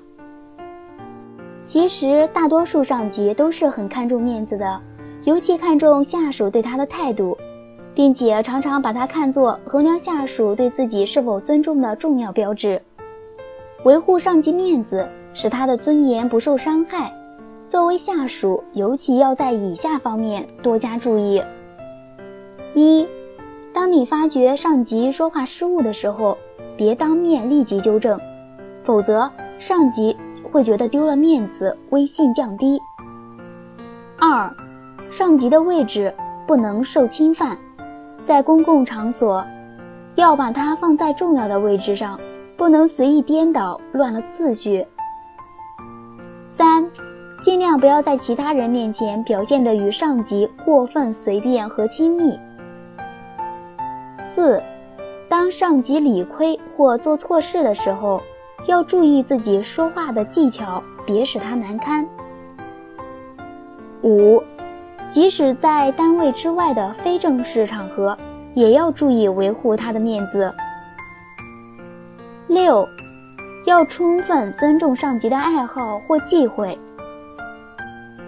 七，收起锋芒，别让上级觉得自己不如你，因为大多数上级都喜欢在下级面前表现自己的多才多艺和知识广博。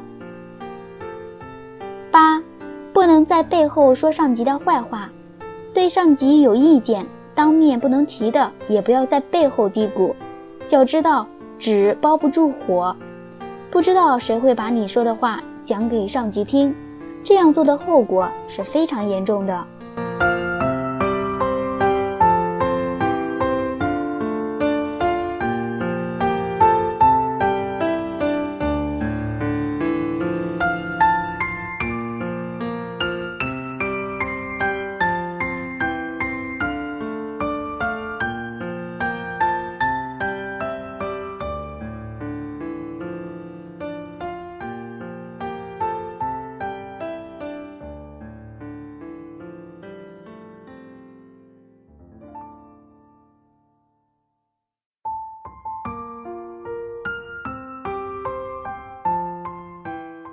这样夸，让所有人都喜欢你。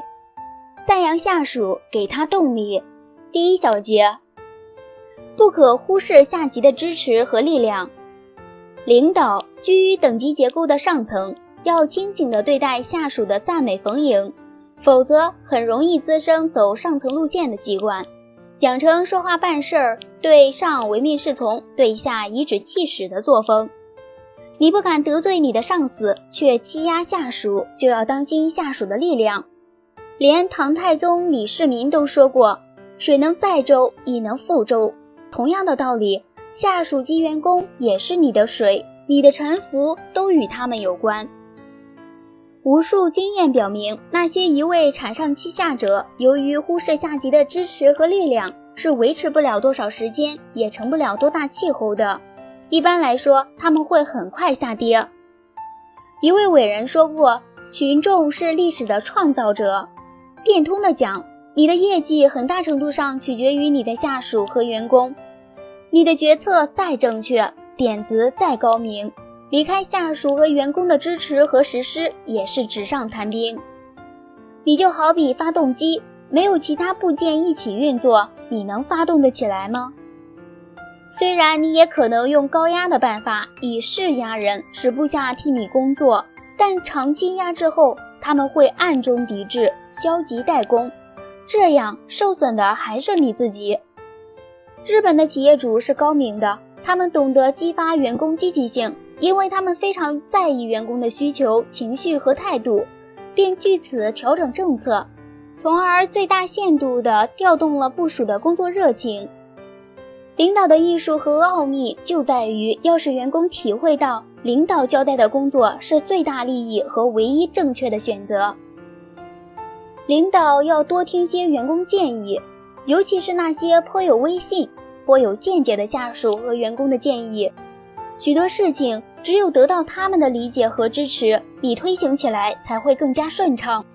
你最不愿意看到的是过去已经安排的事情以不了了之而收场，这样会让你威信全无。因而一定要看重员工。领导的形象很需要下属的塑造和宣传。俗话说得好，饭要自己吃，好要人家夸。你要树立自己的形象，自诩自夸，无人当真。但如果是你的部属和员工来宣传，那就会一传十，十传百，既有说服力，又有真实感，会造成一种区域效应或者行业效应。一旦声名远播，你就会看到机会接踵而来。相反，如果上下关系恶劣，即使才华横溢，但臭名昭著之后，谁还能替你卖力呢？你的下属和员工是最了解你的，所以你必须关注他们的反应和态度。你的一举一动、一言一行，他们都会察觉。你一旦冷漠了他们，得罪了他们，无疑是把他们逼向了自己的对手那一边。一旦风云变幻，你就会面临众叛亲离的境况。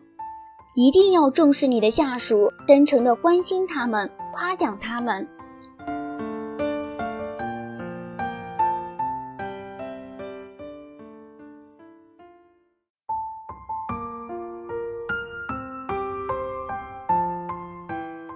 这样夸让所有人都喜欢你。赞扬下属，给他动力。第二小节，领导的赞扬是下属最需要的奖赏。假如你看到体重达8600公斤的大鲸鱼跃出水面6.6米，进行精彩的表演，你一定会叹为观止。而确实有这么一只创造奇迹的鲸鱼。这只鲸鱼的训练师向外界透露了训练的奥秘。在开始时，他们先把绳子放在水面下，引导鲸鱼从绳子上游过。鲸鱼每次经过绳子上方就会得到食物鼓励，会有人拍拍它并和它玩。训练师以此对这只鲸鱼表示鼓励。当鲸鱼从绳子上方通过的次数渐渐增多，训练师就会把绳子提高，只不过提高的速度必须很慢，不至于让鲸鱼无法适应。训练师的鼓励帮助这只鲸鱼飞越过了这一颗载入吉尼斯世界纪录的高度。对一只鲸鱼如此，人类也不例外。鼓励、赞赏和肯定会使一个人的潜能得到最大程度的发挥。上司对下属不要期望太高，下属每进步一点，应及时予以鼓励和肯定，以激励着他们往前冲刺。人们工作是为了更好的生存和发展，这就有了物质愿望。但除此之外，人们更加追求个人的荣誉。一次测试证明，89%的人希望自己的领导给自己以好的评价，只有2%的人认为领导的赞扬无所谓。问到工作原因时，92%的人选择了个人发展的需要，而个人发展的需要是全面的，既有物质利益，也需要精神肯定。在单位里，大部分人都能兢兢业业地完成本职工作，每个人都非常在乎领导的评价，而上级的肯定是下属最有力的鼓舞。一、领导的赞扬可以使下属认识到自己在群体中的位置和价值，以及在领导心中的形象。在很多单位，职员或职工的工资和收入都是相对稳定的，但人们都很在乎自己在领导心目中的形象问题，对领导态度都非常细心，非常敏感。领导的表扬往往很具有权威性，是确立员工在所处团体中的价值和位置的依据。有的领导很善于给自己的下属在突出的方面做排名，使每个人按不同的标准排列都能名列前茅，可以说是一种皆大欢喜的激励方法。比如小张是招聘的第一，小王是本单位武林第一高手，小郑是单位计算机专家等等，大家都有领先的领域，人人的长处都得到肯定，整个集体几乎都是精英分子。你能不说这是一个生动活泼、奋发向上的集体吗？2. 领导的赞扬可以带给下属认可度和满足感，使其在精神上受到鼓励。常言道，重赏之下必有勇夫，但物质奖励是一时作用，具有很大的局限性。下属的很多优点和长处也不适合用物质奖励。相比之下，领导的赞扬不仅稳当安全，也不需要多少本钱或代价，就能很容易地满足下属的心理需求。当你经过2周的日夜工作，精心准备和组织了一次大型会议而累得精疲力竭时，或者经过深入虎穴取得了关于犯罪团伙的若干证据时，亦或绞尽脑汁解决双方纠纷时，你最需要的是什么呢？当然是领导的肯定和他人的赞美。如果一个下属很认真地完成了一项困难的工作，虽然此时他表面上装得毫不在意，但心里却默默地期待着领导多加褒奖。而领导一旦没有关注或不给予公正的赞扬，他必定会产生一种挫折感，也没有了积极性，会有反正领导也看不见，干好干坏一个样这样的想法。因而这样的领导怎么会有人为他效力呢？领导的赞扬是下属工作的精神动力。同样一个下属遇到不同的领导，工作劲头判若两人，这与领导是否掌握激励方法是分不开的。3. 赞扬下属还能够清除间隙，密切两者的关系，有利于上下团结。有些下属长期受领导的忽视，领导对他不批评也不表扬，时间长了他就会怀疑，领导怎么从不表扬我，是对我有偏见还是嫉妒我的成就？于是呢，心里就有了隔阂，没有什么友谊和感情可言，最终和领导形成鸿沟。真诚的表扬是领导对下属的肯定和赏识，还表明领导很关注下属的事情，对他的一言一行都很关心。有人受到赞美后非常自豪，瞧我们的头既关心我又赏识我做的那事儿就不值得一提，不是了不起的事儿，也被他大大夸奖了一番，跟着他干，气儿顺呀。互相都有这么好的看法，会有什么隔阂呢？肯定是团结一心啊。每个人都希望别人能够肯定自己的优点和长处，得到他人的认可和赞扬，特别是下属，尤其希望上司能看到自己的努力，得到上司对自己才能的认可。身为上司，不能忽视下属的这种心理，不失时机的表扬，一方面是对他人优点成绩的承认和肯定，另一方面还可以增进和下属间的感情。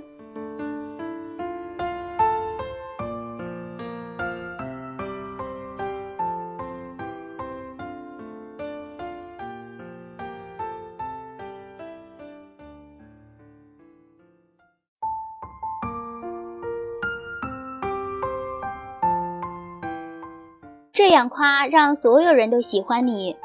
赞扬下属给他动力。第3小节，赞扬下属以笼络人心。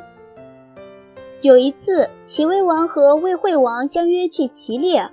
魏惠王问：齐国有宝贝吗？齐威王回答说：没有。魏惠王听后非常得意地说：我的国家虽然小，尚且有珍珠这样的宝物，光辉能照车前车后12辆车，这样的珠子共有10颗，难道齐国泱泱大国还缺珍宝吗？齐威王意味深长地回答说：我说的宝贝啊，与您说的不同。我有个大臣叫谭，派他守南城，楚国人就不敢来犯，泗水流域皆臣服于我。我有个大臣叫泮子，派他守高唐，赵国人就不敢东来黄河捕鱼。我有个官吏叫前夫，派他守徐州，燕国人和赵国人对着徐州的城门祭祀求福，7000余户迁入，并祈求成为齐国子民。我有个大臣叫仲守，派他警备盗贼，做到了夜不闭户。这4个大臣，他们的光辉将光照千里，区区珍珠又算什么呢？这段话既是讽刺魏惠王，使他羞愧难言，同时更是对自己臣下的极好赞扬。正是通过诸如此类巧妙得当的赞扬，齐威王成功地笼络了大批的人才，使一大批诸如田忌、孙膑等杰出人才心服口服，忠于效力。于是齐国大治，出现了坐朝廷之上，四国朝之的局面。在现代社会中，这种做法仍有实用价值。受天性影响，人需要得到他人和社会的承认与肯定，而你诚挚恰当的给予赞扬，是对别人热情的关注，诚挚的友爱，慷慨的给予和由衷的承认，必然会起到鼓励的作用和引发感激的心理效应，从而拉近彼此间的距离，甚至有的以类似视为知己者死的报效于你。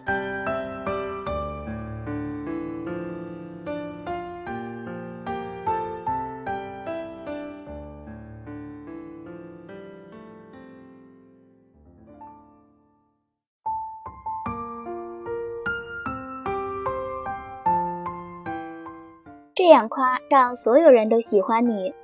赞扬下属，给他动力。第4小节，表扬能鼓励人们更好的工作。当一个雇员退休或逝世的时候，他的上司往往要盛赞他的生平，但是当他活着和在职的时候却吝啬美言。还有的上司总是吹毛求疵，动辄批评。其实他们更应注重的是对在职员工的表扬。请千万不要怕表扬人，这是激励员工的最好办法。这种办法适用于生活的各个方面。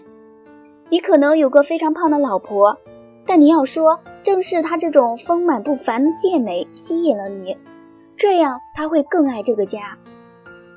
即使只有某项工作中的一小部分完成得很好，也要大家的赞扬。你可以相信，受赞扬的人将会全力以赴把工作做好。有些领导人常常不敢表扬下级，就怕员工骄傲自满，进而对工作有所懈怠。然而，这种想法完全错了。每个人都希望得到赞扬，表扬是最有效、最省钱的管理工具。雇员们往往抱怨上司，说他只会大声训斥他们的错误，从来不表扬他们。这种抱怨多得出人意料。甚至长期忠心为公司奉献的人也常常抱怨。老练的和有经验的领导人出了岔子的时候善于处理一切，他不会先责骂下属，而是正确的分析问题。另外还要肯定雇员多年来出色的工作成绩。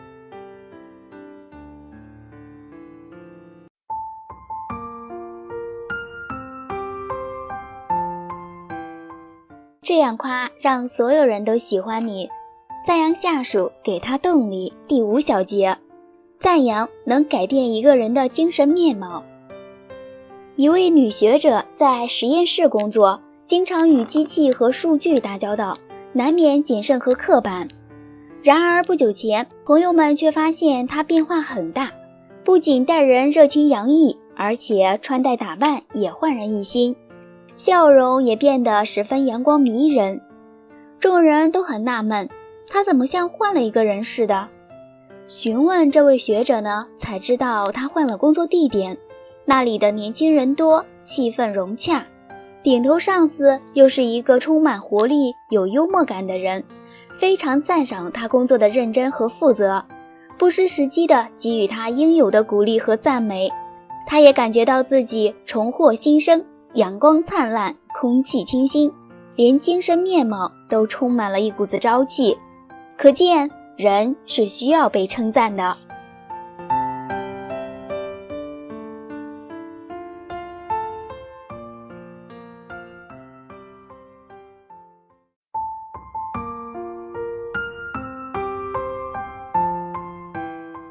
这样夸让所有人都喜欢你。少说客气话，多点坦诚赞美。如果你去一个朋友家，你们之间都十分客气的相处，他跟你说的都是些客套话，就担心你不高兴。这个时候你一定会觉得很不舒服，等你回家后才感觉放下了压力。这种情况应该不少见，可是换个角度想想，自己有没有也这样对待客人呢？虽说要客气，但人们忍受不了这种客套。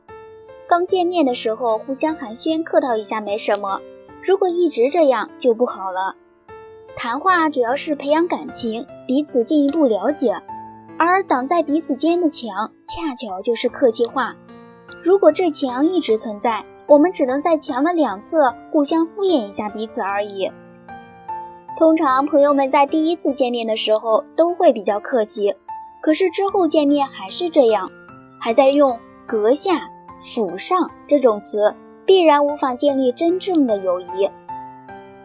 说客气话是把你的恭敬和感激表达出来而已，因此别说太多，说多了会让人觉得虚伪。别人帮忙做了一件小事，好比说倒茶，一句谢谢就好了。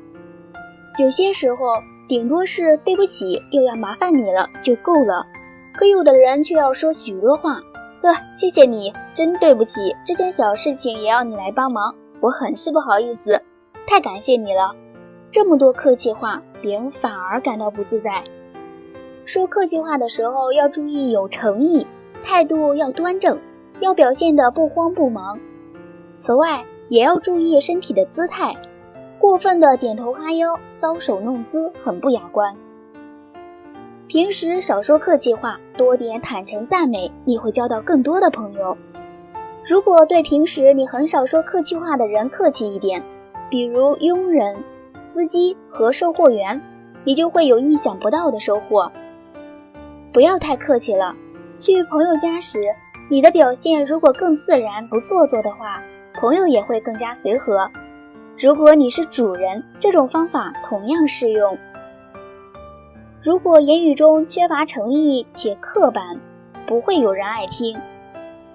而像久仰大名，如雷贯耳，贵公司必定会生意红火，小弟才疏学浅，还请不吝赐教，这些话呢，都缺乏真情实意。从交际艺术的层面而言，是一定要改正的。说话千万不能太虚伪，这也是谈话技巧不可缺少的。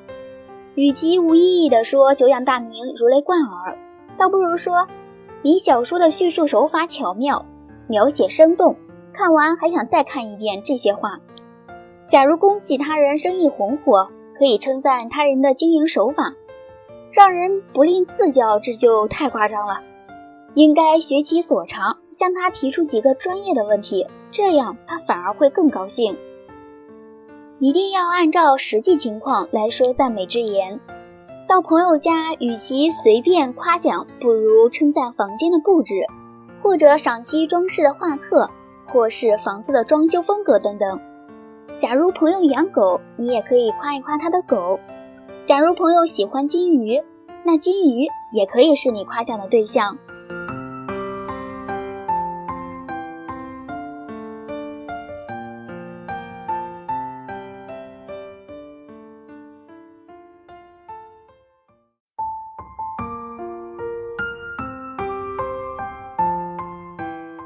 这样夸让所有人都喜欢你，捧对了，事情就办成了。求人办事时，为了拉近彼此的心理距离，更为了能办成事，我们不妨捧他几下。所谓捧，并不是瞎捧，也不是乱捧，而要因人而捧，因为每个人各有所短，也各有所长。战国时期，韩国给大臣断桥25天的时间，让他负责修筑新城的城墙。有一个县拖延了2天，断桥就逮捕了这个县的主管官员，将其囚禁起来。为了救出父亲，这个官员的儿子找到管理疆界的官员子高，请子高去替父亲求情。子高呢也答应了。一天建了断桥之后，子高并没有直接要求断桥放人，而是和断桥共同登上城墙，故意左右张望，然后说：“这墙修得太漂亮了，真是了不起，功劳这样大，并且整个工程结束后又未曾处罚过一个人，真让人佩服啊。不过我听说大人将一个县里主管工程的官员抓来审查，我看大可不必，整个工程修建得这样好，出现一点小问题又没什么，何必为一点小事影响您的功劳呢？段桥见子高如此评价他的工作，心里甚是高兴，又觉得子高的说法也合情合理，于是便把那个官员给放了。那个官员被放出来的原因就在于子高的求情。子高把一顶高帽子给段桥戴上，然后就事论题，深得要领，让人大声叫好。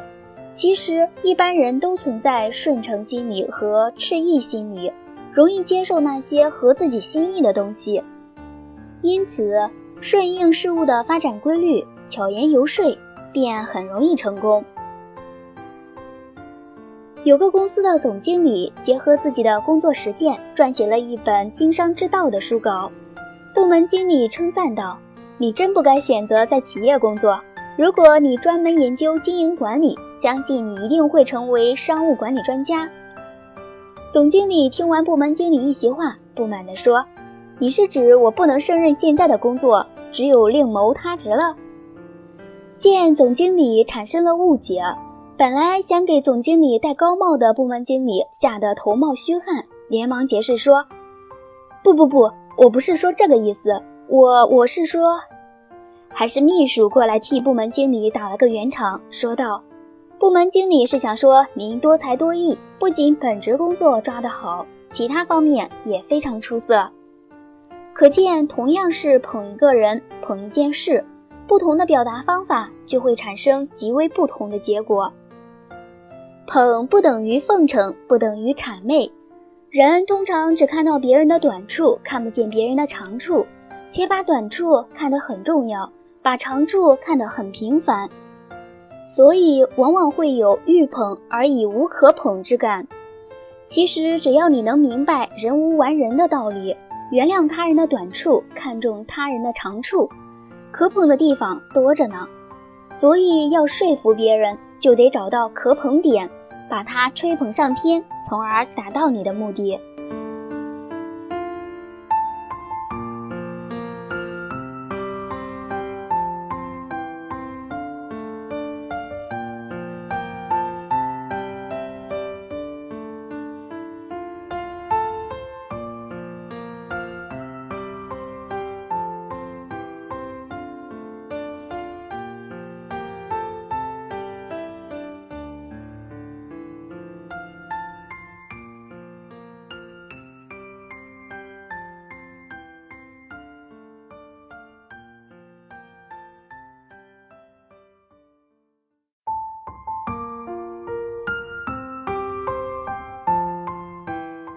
这样夸，让所有人都喜欢你。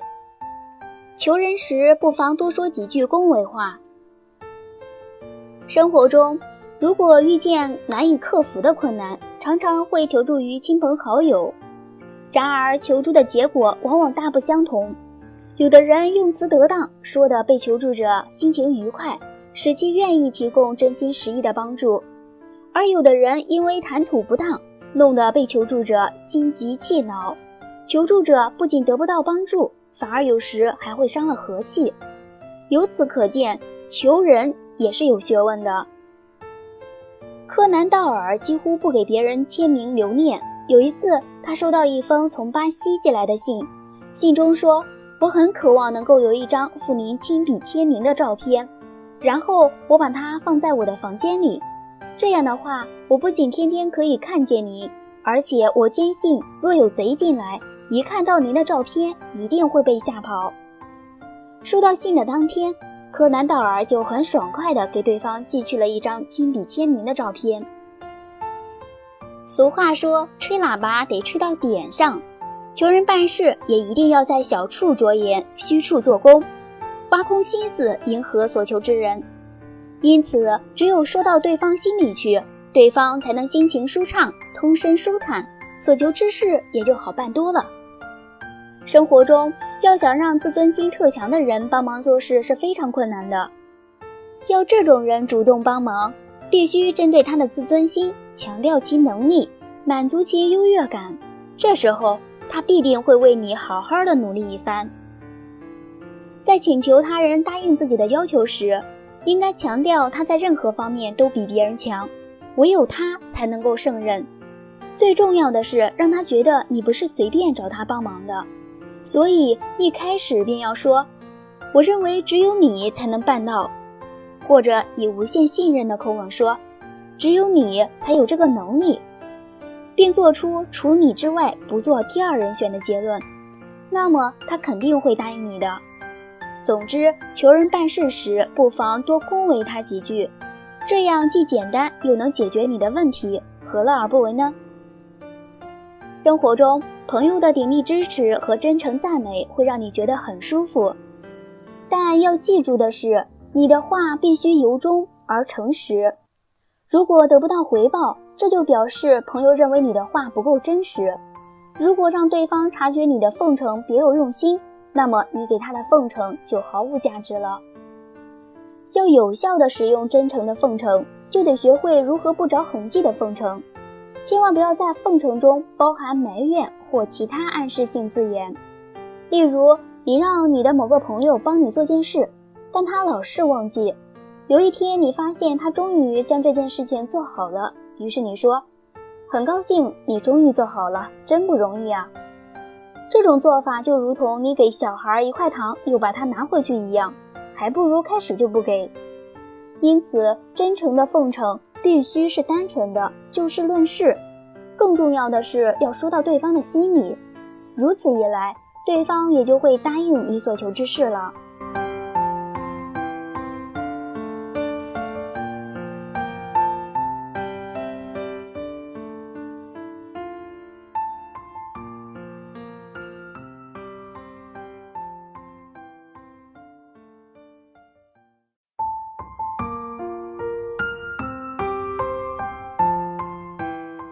这样夸让所有人都喜欢你。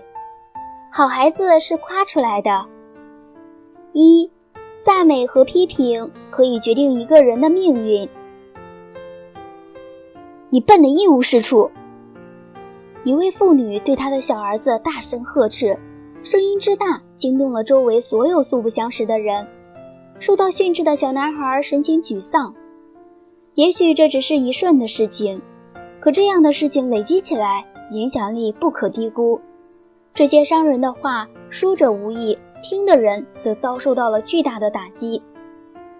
然而遗憾的是，你真蠢，什么事都不会做，成为了不少人的口头禅。二，孩子们最需要的是赞美和鼓励。有些人之所以不讨人喜欢，是因为我们决定不喜欢他们。如果我们站在他们的立场，信任他们，鼓励他们，赞美他们，那么就会越来越亲近，他们也一定不会让你失望。三，满足孩子喜欢被承认的愿望。有一天，一位父亲带着一个自卑的孩子到心理医生那里去。那个孩子已经被严重灌输了自己没有用的观念。刚开始，心理医生无论用什么方法，他都一言不发。然而心理学家一时之间也真是无从下手。后来，这位心理学家从他父亲的谈话中找到了一致的线索。他的父亲坚持着说，这个孩子一无是处，我看他是没指望，无可救药了。心理学家想到了治疗方法，找出他的长处，甚至可以说他在这方面具有聪明的天赋，还颇有高手的意味。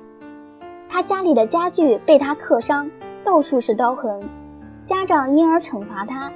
心理学家买了一套雕刻工具送给他，还送他一块上等的木料，然后让他学习系统的雕刻技术，不断地鼓励他，孩子，你是我所认识的人当中最会雕刻的一位。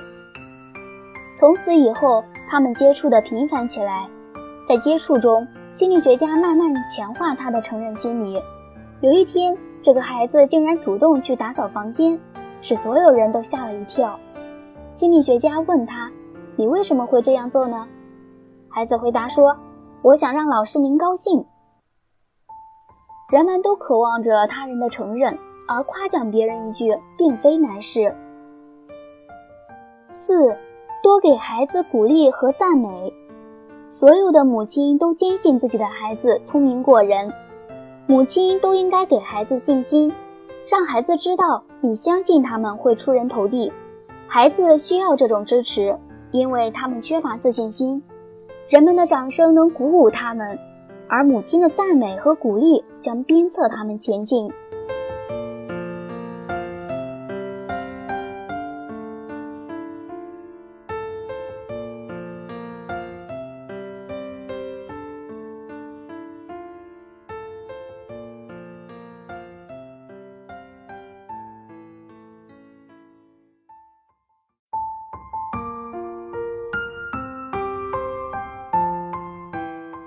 这样夸，让所有人都喜欢你。面对女人，男人这样赞美。人人都渴望被别人赞美，但男人和女人的需要是不同的。因此，面对男人与女人不同的心理需求，在给他们奉上幽默的赞美时，不要忘记区别对待。从心理学上讲，男人要面子，好虚荣，多表现在追逐功名、显示能力、展示个性，以显潇洒；而女人则表现在对容貌、对衣着的刻意追求，或者身边扮个白马王子，以示魅力。男人要面子好虚荣，他们对此毫不遮掩，有时甚至坦率得令人吃惊；而女子则总是遮遮掩掩、羞羞答答。女性对于面子、虚荣还有几分保留，而男子则是全力以赴地去追求面子，好像他的人生目的就是追求面子一样。男人为了面子可以大动干戈，有权力的甚至可以轻则杀一儆百，重则发动战争。女人为了面子则会大喊大叫。男人的面子千万不要去伤害、去破坏，否则便万事皆休，一切都了。友谊中断，恋爱告吹，生意不成，升官无望，职称泡汤。首先，作为男人更要会赞美女人，能够做到张口也赞，闭口也赞，这样你才能在女人面前受欢迎，使你魅力无穷。一次，小萌去银行取钱，人很多，年轻漂亮的女职员忙个不停，有点不耐烦，看起来她心情不是很好。小萌很想跟她交谈，怎么开口呢？观察了一会儿，小萌发现了女孩的优点。轮到她填写取款单的时候，她边看她写字边称赞说：“你的字写得真漂亮，真是人见人爱，花见花开。”女职员吃惊地抬起头，听到顾客幽默的称赞，她心情一下子好了很多，但又不好意思说：“哪里，还差得很远呢。”小萌认真地说：“真的很好，看上去你像练过书法，我说的对吗？”“是的，我的字写得一塌糊涂，能把你用过的字帖借给我练练字吗？相信你的字帖上的灵气会让我大有长进的。”女职员爽快地答应了，并约好了下午到办公室来取。一来二往，两人有了感情，并最终结成了良缘。小萌是个聪明的男人，欲夸其人，先赞其字，一句人见人爱，花见花开，就已经让女职员心里偷着美了。男人赞美女人是对女人价值的肯定，更是对女人魅力的一种欣赏。在男人眼里，女人身上总有美丽动人之处，或者是皮肤细腻，或者是身材苗条，或者是眉目含情，或者是穿着得体。所以作为男人要善于去发现，去捕捉她的美。许多女人都会对自己的缺憾有所了解，但她们也十分了解自己最动人之处。只要你慧眼独具，赞美得体，你一定会博得她的赏识与青睐。尤其是现在的女性更加注重个性，夸赞一个女人有个性已经成为一种时尚。固执的性格可当此人有个性来赞，孤傲的性格也可以用个性来赞，有些泼辣的女性也能用个性来赞。只要是稍稍区别于大众的性格，你用个性二字幽默来赞赏她，无论是哪种女性，她都会觉得你这个人很有品味。除此之外，生活中女人的能力也值得你一赞。日常家务，比如说像烧饭做菜、收拾房间、照顾孩子等等，这些虽然是一些细小的事情，但却能表现出女人的动手能力、审美能力和教育能力。只要你在日常生活中也不忘记对女性的赞美，一定会得到女性们一致的好评。毕竟女人大多数是用耳朵来生活的，幽默赞美是女人生命中的阳光。然而男人也一样，他们一样喜欢听到他人对自己的肯定和赞美，因为这会让他们有一种价值感，并由此充满自信。可以说，恰到好处的幽默赞美是打在男人身上的一剂强心剂。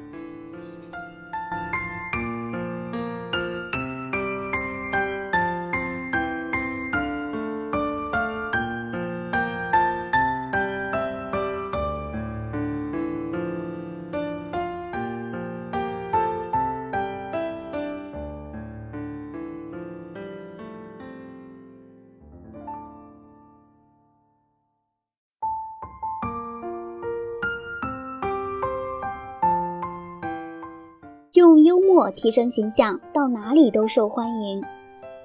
在幽默中提升魅力。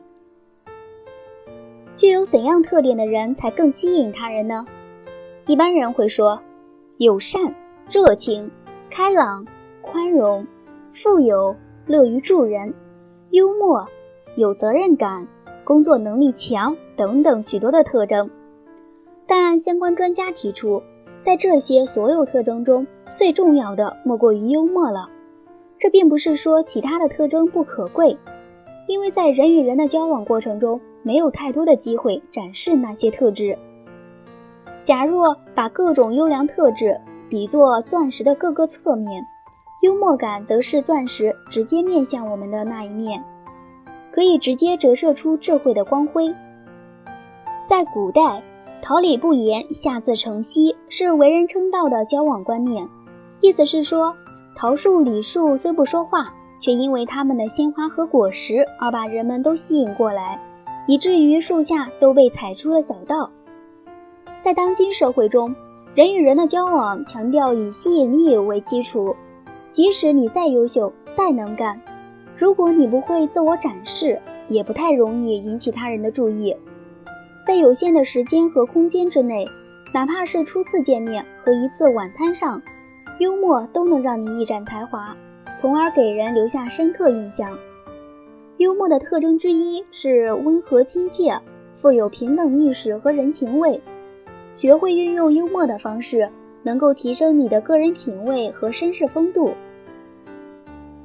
巴顿将军由于职业和性格的关系，他对自己家庭的内部管理也采用了准军事的模式，凸显巴顿的风格。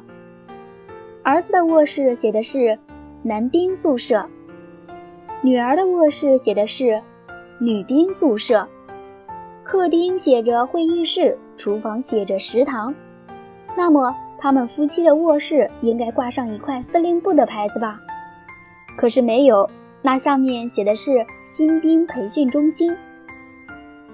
能够在施展幽默时保持平稳，有绅士风度，能够控制好各种情绪波动，将幽默的语言平淡地说出来，这是高手。因为越是这样，越能和一般的幽默所产生的效果形成强烈的反差。因此，温和亲切不仅能提升自己的品味和风度，更能增强你的语言幽默效果。幽默能带给你意想不到的吸引力，你总是可以在幽默中发现睿智的光芒。思路清晰，反应敏捷，妙语惊人是具有幽默感的人的共同特征。他们总是可以从容地面对各种纷繁的场合。下面就是以几个竞选的故事来展现一下具有幽默感的人是怎样用其独特的魅力来保护自己，赢得胜利的。加拿大的一位外交官斯切特·朗宁生于中国湖北的襄阳，是喝中国奶妈的乳汁长大的。他回国后，在30岁时竞选省议员，当时反对派多次诽谤诋毁他，说你是喝中国人的奶长大的，你身上一定有中国人的血统。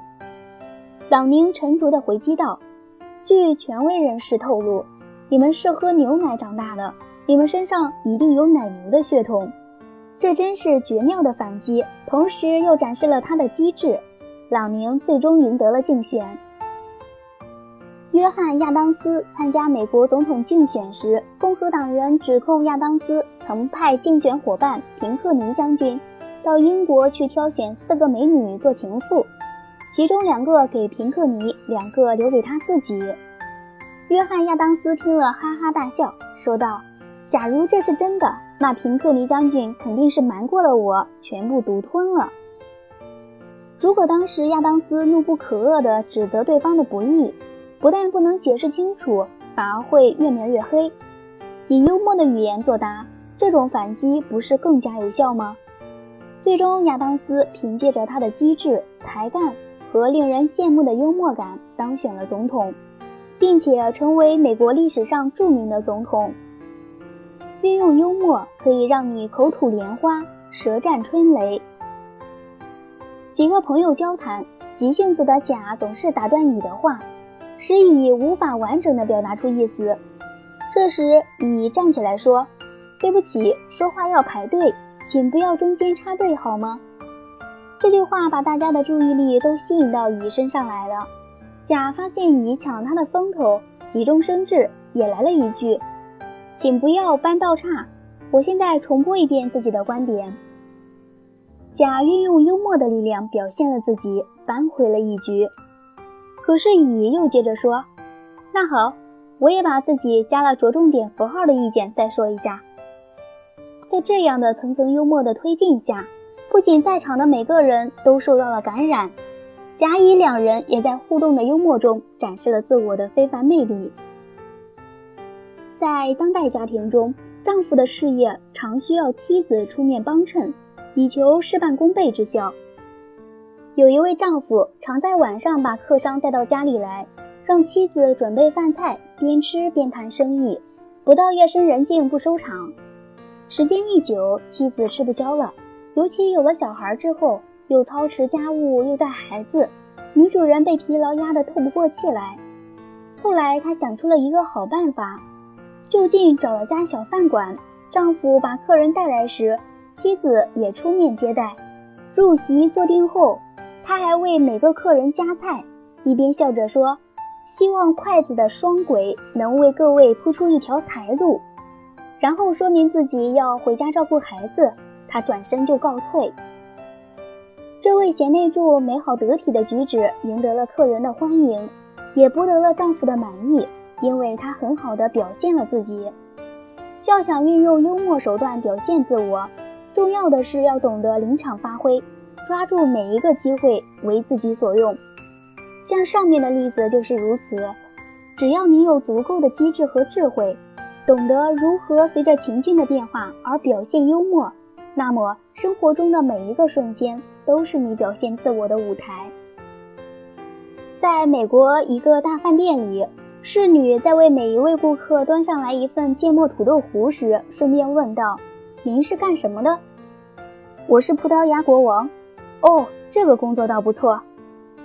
这位侍女的幽默将当国王看作是一项工作，把自己上升到了和国王平起平坐的地位，很好地表现了自己。幽默是展现自我魅力的极佳方式，只有具有幽默感的人，才能在社交场合处处赢得他人的青睐和喜爱。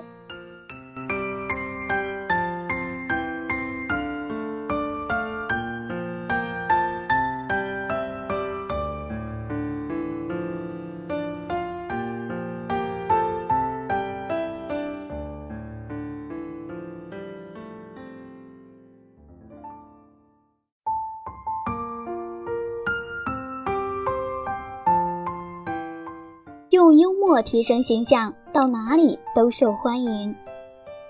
幽默代表着健全的人格。有幽默感，这句话可以认为是对人极高的赞赏，因为它不仅表示了受赞美者的随和可亲，能为严肃凝滞的气氛带来活力，更显示了高度的智慧、自信与适应环境的能力。幽默像是基石产生的火花，是瞬间的灵思，所以必须有高度的反应能力与机智，才能发出幽默的语句，那语言才能化解尴尬的场面，也可能于谈话间有警示的作用，更可能作为不露骨的自卫与反击。维特门是哈佛大学毕业的著名律师，当选为州议员。有一次，他穿了乡下人的服装，到了波士顿的某旅馆，被一群绅士淑女在大厅里看到了，便戏弄他。维特门对他们说：“女士们、先生们，请允许我祝愿你们愉快和健康。在这前进的时代里，难道你们不可以变得更有教养、更聪明吗？你们仅从我的衣服看我，不免看错了人，因为同样的原因，我还以为你们是绅士淑女呢。看来我们都看错了。”但必须强调，幽默并不是讽刺，它或许带有温和的嘲讽，却不刺伤人。它可以是以别人，也可以用自己为对象，而在这当中，便显示了幽默与被幽默的胸襟与自信。在社交场合，说话带些风趣和幽默，更能体现出一个人的修养和礼仪，也显示出其人格魅力。在公共社交场合，恰当的幽默犹如金苹果落在银盘子中，使你魅力倍增。有一位叫阿丽的女孩，虽然没有出众的容貌和迷人的身材，但为人性情开朗、正直、幽默。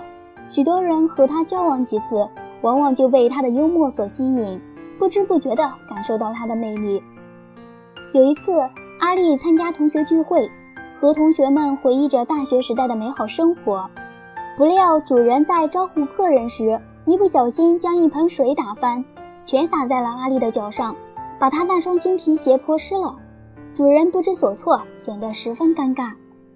阿丽却从容镇定地说：“一般情况下，是洗脚之前要先脱鞋啊。”一句话使满屋的人都笑了起来，难堪的气氛也一扫而光，大家更加佩服阿丽了。能够幽默者多有宽阔的胸襟与练达的智慧。有一次，俄罗斯大文豪托尔斯泰去火车站迎接一位来访的朋友，在站台上被一个刚下车的贵妇人误认为是搬运工，便吩咐托翁到车上为他搬运箱包。托尔斯泰毫不犹豫地照办了，贵妇人付给了托尔斯泰5个戈币。此时来访的朋友下车见到托翁，赶忙过来同他打招呼。站在一旁的贵妇人这才知道，这个为他搬行李的人竟是大名鼎鼎的托尔斯泰。贵妇人十分的尴尬，频频向托尔斯泰表示歉意，并请求收回那5个戈币，以维护托尔斯泰的尊严。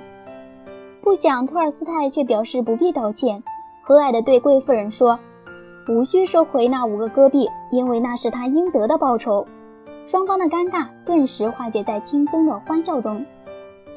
幽默也体现出一个人的气量大小。一个出版社编辑，当别人笑称他聪明透顶时，居然指着自己的光头笑答：“不，早就绝顶了。”你想，若不是他有相当的自信，怎么可能用别人的话优自己一默呢？相反的，另一个秃头者在别人对他的秃头幽默时，则勃然变色。这一方面可能是因为对方幽默不得体，刺伤了他，更可能是因为他原本对秃头有着极大的自卑。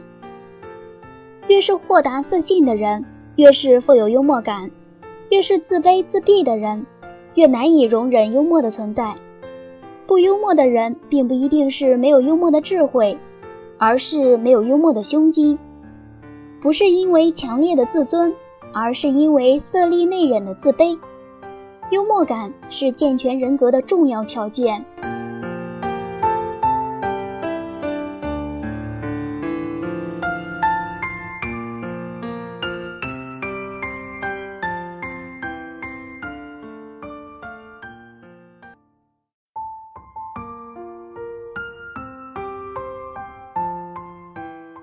用幽默提升形象，到哪里都受欢迎。幽默的人总受人欢迎。我们毫不怀疑幽默的力量，可以说，幽默可以让你像明星一样受欢迎。在生活中，即便我们没有看见明星出场的真实场景，不过在电视上也见过不少。那些粉丝的欢呼声、喝彩声一片接着一片。虽然在现实生活中，幽默的人也许不会受到这样热烈的欢迎，但是受人喜欢倒是常事。现代社会人际关系越来越复杂，许多人整天摆着不是扑克脸就是苦瓜脸，长此以往，那身边的朋友也不会上门的，更别说财神爷了。我们经常强调人生无处不销售的概念，不仅仅销售商品，还要把自己推销出去，而且要销售出一个好价钱，让大家欣赏你、肯定你、欢迎你、想要认识你，希望跟你做朋友。当然，如果你正好是一个富于幽默的人，那你就可以在人际关系中享受明星般的待遇了。有一次，英国首相、陆军总司令丘吉尔去视察一个部队，由于刚下过雨，路很滑，他在临时搭起的台上演讲完毕下台阶的时候，不小心摔了一个跟头。士兵们从未见过自己的总司令摔过跟头，都哈哈大笑起来。陪同的军官惊慌失措，不知怎么办才好。没想到丘吉尔微微一笑说，这比刚才的一番演说更能鼓舞士兵的斗志。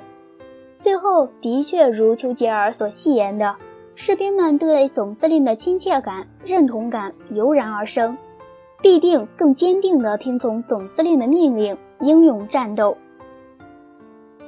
不管你是善用幽默化解尴尬，还是善用幽默制造气氛，只要你是一个具备幽默感的人，那就是一个受欢迎的人。因为幽默的人是快乐的，他所能带给我们的也是快乐，而谁也无法拒绝快乐。幽默可以使人与人之间积极交往，可以降低紧张，制造轻松的气氛，可以帮助人找到冲突和情绪困扰的原因，可以用安全不带威胁的方式表达内心的冲突。在生活中，那些具有幽默感的人，他们往往可以挖掘出事情有趣的一面，可以欣赏到生活中轻松的一面，从而形成自己独特的风格和幽默的生活态度。这样富有幽默的人，容易让人产生亲近他的念头。这样的人使那些接近他的人也会感受到轻松愉快。当然，这群幽默的人总是那么受欢迎。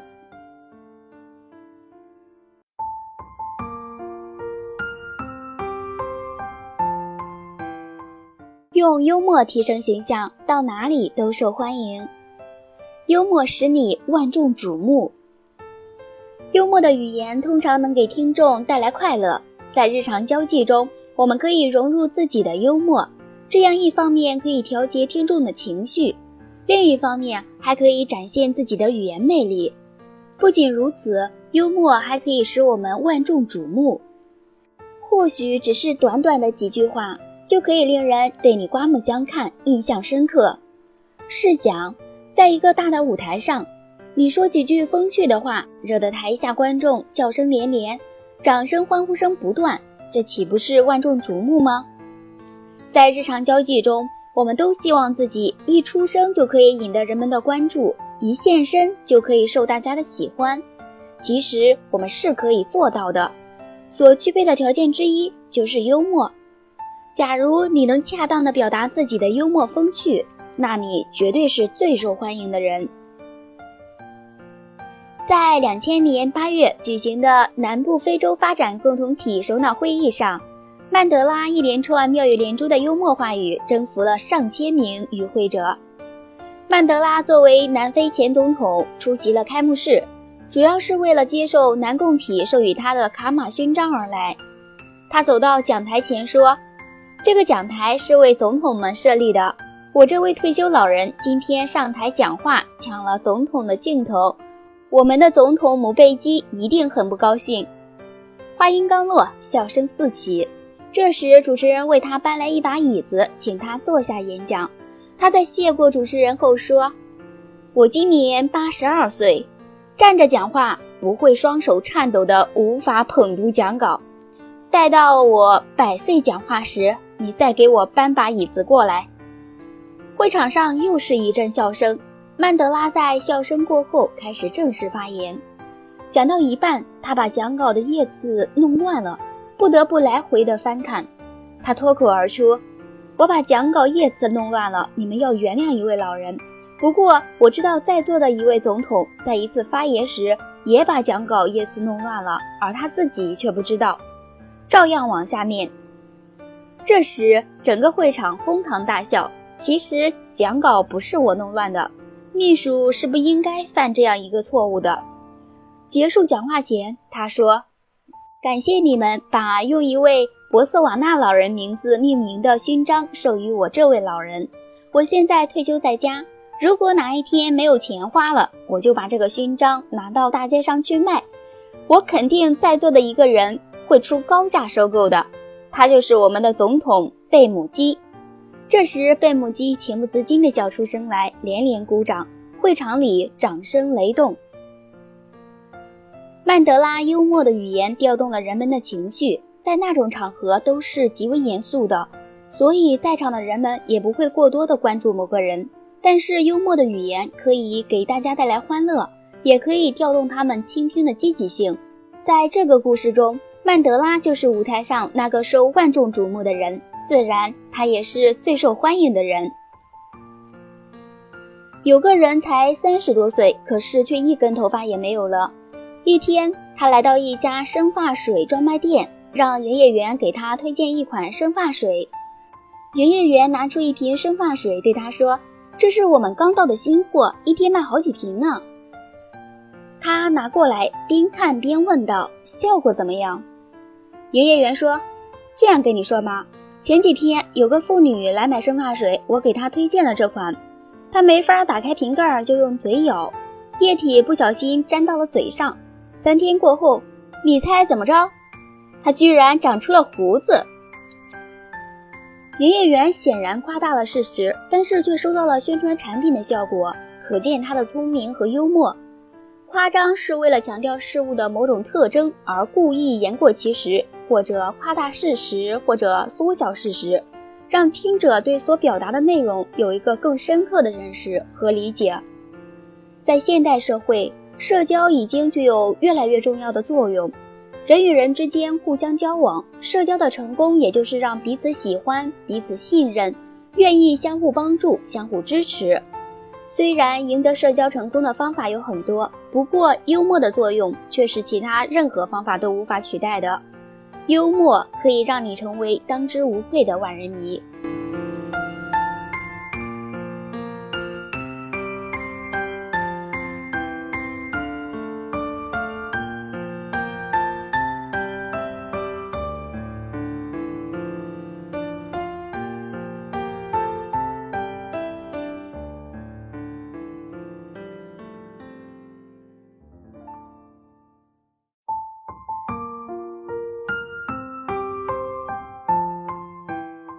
用幽默提升自己，到哪里都受欢迎。含蓄的幽默令你颇具魅力。古人云：言有尽而意无穷，语意尽在不言中。在日常交际中，我们把那些重要的该说的部分故意隐藏起来，或者故意说的不明显，却让对方明白自己所表达的思想感情。在表达的同时又融入幽默的元素，这就是含蓄幽默的表达方式。含蓄幽默的表达方式极具语言吸引力和感染力，能够给人留下深刻的印象。说话含蓄幽默不仅仅是一种语言表达艺术，而且是一种语言艺术。它直接体现了驾驭语言的高明技巧，这样的表达会让人感受到你的个人魅力。在日常生活中，有许多话语不便直说，或者不必直说，这时候就需要借助含蓄幽默的表达方式。比如批评的时候，直言直语的批评，相信没有谁能够接受。若是遇到心眼较小之人，他有可能会因为生气而为难你。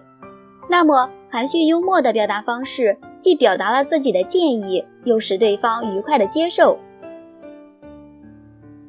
有一位商人见到诗人海涅，对他说：我最近去了西塔提岛，你知道在岛上最能引起我注意的是什么吗？海涅说：你说吧，是什么？商人说：在那个岛上呀，既没有犹太人，也没有驴子。原来海涅是犹太人，他马上回答说：那好办，要是我们一起去塔希提岛，就可以弥补这个缺陷了。本来把犹太人与驴子相提并论，暗骂犹太人与驴子一样无法到达那个岛，海涅却以其人之道还治其人之身，回答时含蓄幽默，暗示商人是个驴子，使商人自讨没趣，同时也展现了自我风采。美国传奇式篮球教练佩梅尔所带领的第二大学篮球队曾获得39次国内比赛的冠军，使球迷们为之倾倒。可是有一年，他的球队在蝉联29次冠军后，遭到一次空前的惨败。比赛一结束，记者们蜂拥而至，把他围个水泄不通，问他这位败军之主此时此刻有何感想。他微笑着，无不幽默地说：好极了，现在我们可以轻装上阵，全力以赴地去争取第一，背上再也没有冠军的包袱了。听了这话，记者们纷纷竖起了大拇指。也许作为公众媒体的记者，想从中挖掘到一些失败的信息，但佩梅尔幽默含蓄的表达方式改变了他在记者心中的形象，使记者感觉他并不是一个失败者，而是一个绝对的赢者。在日常交际中，需要含蓄委婉的交谈，懂得含蓄，学会委婉的表达，可以达到理想的交际效果。说话很直接，这固然是一种好习惯，但有时难免遇到不便直说、不忍直说、不能直说的情景。假如自己有一种想表达的欲望，但又难以启齿，不妨使用巧妙幽默这种巧妙而又艺术的表达方式，它比口若悬河更能达到预期的目的。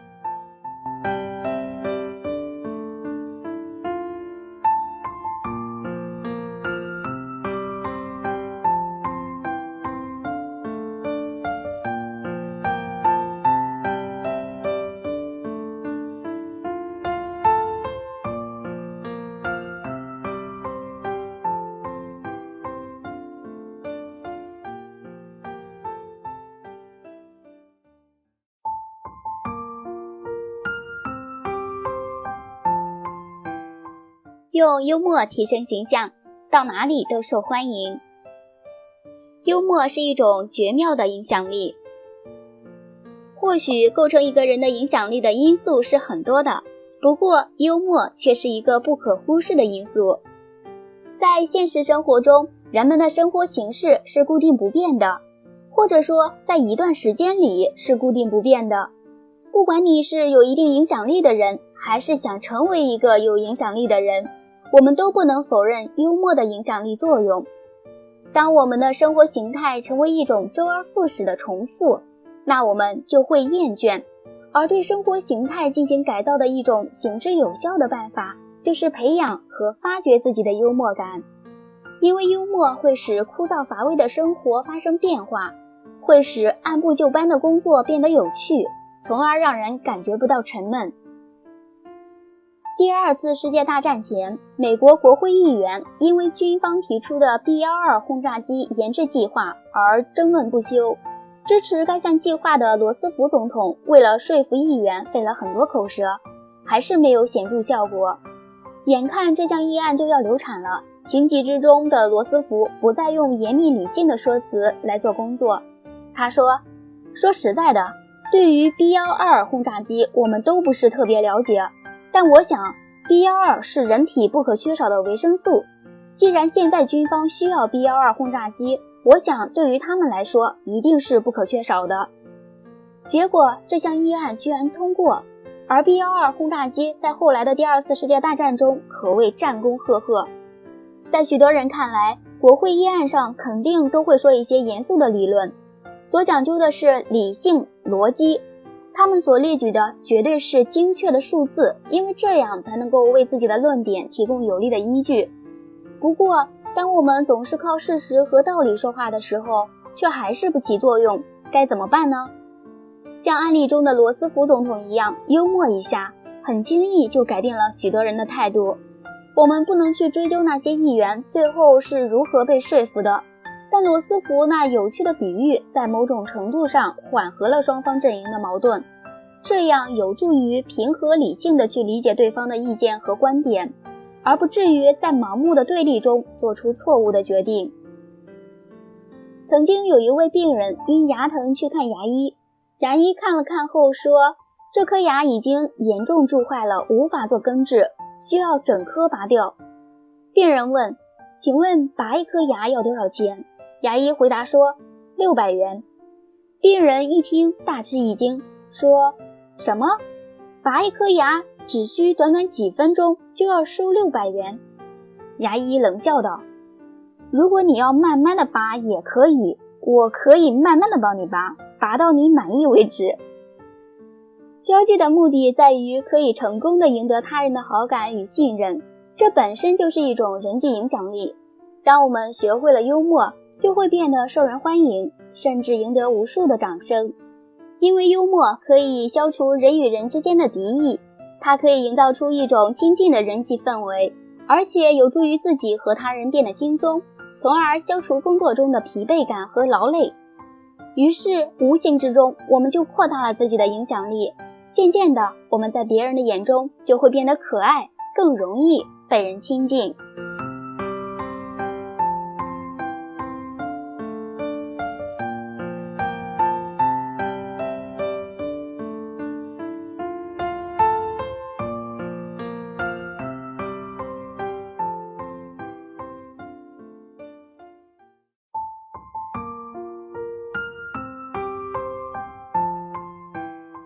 职场幽默让工作成为快乐的事。应聘时可以幽默一把。面对日益饱和的人才市场，谋职困难是无可辩驳的事实，这对每个求职的人来说都是一场考验和一种挑战。如何才能使自己在强手如林的人才市场脱颖而出，迈进理想的职业大门？一个最重要的条件就是具备成功的自我推销术。依靠得体的推销口才展示自我个性和特长，以便打动招聘者，这样才能顺利地找到一份适合自己发展的工作。因此，在应聘面试时，表现的幽默是一种明智之举。在应聘面试中，适当的幽默风趣的语言会表现你的优雅气质和气度，也会给谈话增加轻松愉快的气氛。一个得体的玩笑、意识或妙语会使一次颇为严肃的应聘面试变得活跃丰富，尤其是当你遇到难回答的问题时，幽默的语言会反映出你的机智和聪明，给人以好感，从而使你化险为夷。比如主考官问你这样一个问题：广告对商业有什么益处？如果你这样回答，做生意没了广告，就像一个人在黑暗中向一个女孩子传递秋波，除了她自己，谁也不知道她在做什么。主考官一定会欣赏你的幽默、风趣和机智，给你的面试打上高分。推销自己的时候，要突出自己的特色，抓住自己最能打动别人的优点，而幽默常常能助你一臂之力。在一次评选香港小姐的决赛中，为了测试参赛小姐的思维速度和应对技巧，主持人提出了这样一个难题：假如你必须在肖邦和希特勒两个人中间选择一个作为终身伴侣的话，你会选择哪一个呢？其中有一位参赛小姐是这样回答的：我会选择希特勒。如果嫁给希特勒的话，我相信我能够感化他，那么第二次世界大战就不会发生了，也不会有那么多家破人亡。这位小姐的巧妙回答赢得了人们的掌声，因为这个问题难度较大，如果回答选择肖邦，则答案没有特色，显得平淡；如果回答选择希特勒，则很难给予合理的解释。这位小姐选择了出人意料的答案，又找到了合理而又充满正义的回答，从而成功地推销了自己的特色，以幽默机智给观众和评委留下了深刻印象。现代人都懂得推销自己，虽然能力的高低是重要的决定因素，但推销方法的高明却往往也是成败的关键。有些人颇具才华，但却不能给人好印象；有些人在自我推销的过程中加入了幽默的成分，收到了良好的效果。鲍勃并非受到正规的教育，他在高中2年级时辍学，一心只想成为明星，便动身到好莱坞寻找机会。一开始，鲍勃跟一般人一样填写履历参加面试，但或许是由于他的年纪真的太小了，连续几家电影公司的面试后，考官都毫不留情地拒绝了他。基本上安慰的话，大多是要他过几年再成熟一点时再重新来试试看。鲍勃心想，这样下去不是办法。为了圆自己的明星梦，他决定用不一样的方式来对付那些难以打动的面试主考官。最后的一次面试机会，鲍勃经过漫长的等候，终于进到主考官的办公室。坐在长桌另一端的西装笔挺的考官们似乎已对这些面试者失去了耐性，一见到鲍勃走进办公室，便很不客气地直接问他：你的资料我们都看过了，不用再多说了，你自认为最擅长的表演是哪一项？请简短回答。这样的面试正好对上鲍勃的胃口，他很快地回答道：我最擅长的表演就是让人捧腹大笑。主考官一脸不屑地道：让观众笑，你有这种本事？现在马上给我当场表演，越快越好，越短越好。鲍勃早就决定了不按常理出牌，当下毫不犹豫，立刻转身打开办公室的房门，对着外面的其他等候面试者大叫着：喂，你们都可以回家吃饭了，他们已经决定录取我啦。这个出奇制胜的高招让鲍勃找到了第一份演艺事业的工作，也奠定了他日后大放异彩的成功基础。后来，鲍勃·霍伯成为风靡国际的幽默表演明星。总之，幽默的推销自己将是你事业成功的开始。我们要在个人的发展道路上迈出第一步，就是要用幽默作为其中的助推器。一位求职者来到麦当劳，在面试的时候，对方一脸严肃，问道：我看过你的简历，你以前并没有在餐饮业供职的经历，请问你为什么会选择来我们公司？求职者微微一笑，开口唱道：更多选择，更多欢乐，就在麦当劳。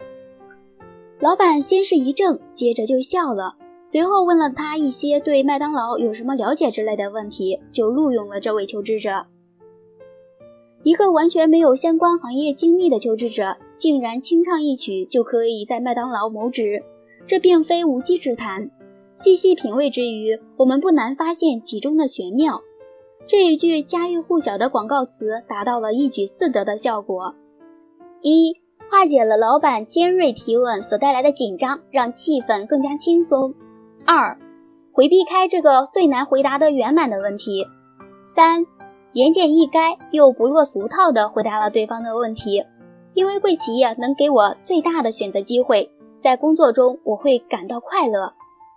四、向面试者传达了这样一个信息：我是一个有心人，我关注贵企业，更认同你们的企业文化。而应聘时，实用幽默的关键在于与众不同，而不能人云亦云，否则难以脱颖而出。一位应聘者接受某体育杂志编辑的面试时，出现了一段精彩的对话。招聘经理问他：评价一下罗纳尔多和乔丹，你认为他们哪个更优秀？这位应聘者虽然是个体育爱好者，但并非是这两位的粉丝，所以很难说出对他们的评价。于是他没有直接回答，而是幽默地说：我觉得他俩都没我厉害。说完便露出了得意的神色。哦，招聘经理非常诧异，露出了期待下文的表情。我想，如果罗纳尔多跟我比赛打篮球，乔丹跟我比赛踢足球，我一定能赢了他们。应聘者边说边配合着握拳的手势。这位经理录取了这位应聘者，原因很简单，应聘者独辟蹊径的回答虽然有点诡辩的嫌疑，但确实与众不同，并透出了无限的智慧。关于关公与秦琼本是无法决出高低胜负的，应聘者巧避锋芒，从另一个角度得出了一个让人意外的结论，吸引了招聘者的注意，同时又让自己占据了主动地位，自然而然解释出其中的缘由，展现出自己的自信和机智，在众多规规矩矩的回答中可谓独树一帜，必然会获得招聘者的青睐。在一次电视台主持人招聘面试中，考官问一位前来面试的女大学生，三纲五常中的三纲指的是什么？这位女学生颇有自信地顺口答道：臣为君纲，子为父纲，妻为夫纲。她刚好把三者关系颠倒了，引起了众多考官的窃喜。一个年长的考官善意地提醒她，说反了吧，放松些，不要太紧张。女学生镇定自若，不苟言笑地说，没反呀，我指的是现代社会新三纲，我们国家人民当家作主，人大代表的意见最重要，当然是臣为君纲。众所周知，计划生育产生了大量的小皇帝，这不是子为父纲吗？现如今半边天的权力逐渐升级，妻管严在社会上广为流行，难道不是妻为夫纲吗？这位女学生机敏幽默的回答征服了所有考官，最终使她顺利通过了面试。由此看来，在面试的时候，适当的运用幽默何其有用，它不仅可以让一场陷入困境的面试得以延续，还有可能让招聘方忽略你先前笔试或其他条件的不足。有些时候，在面试的过程中，运用幽默的技巧可以起到画龙点睛的作用。想在众多的竞争者中脱颖而出，富有创意的思想加上幽默的力量是必不可少的条件。恰到好处的幽默往往能够使应聘者得到认可。创造力加上幽默的力量，可以让我们更有弹性地去处理事情。面试是求职者面临的第一道难关，面试能否打动对方，取决于求职者的语言表达能力。此时的幽默就像是一块敲门砖，能助你打开成功的大门。适度的幽默就像是一根闪着金光的魔杖，轻轻地挥舞着它，能够引领你走进理想的职场。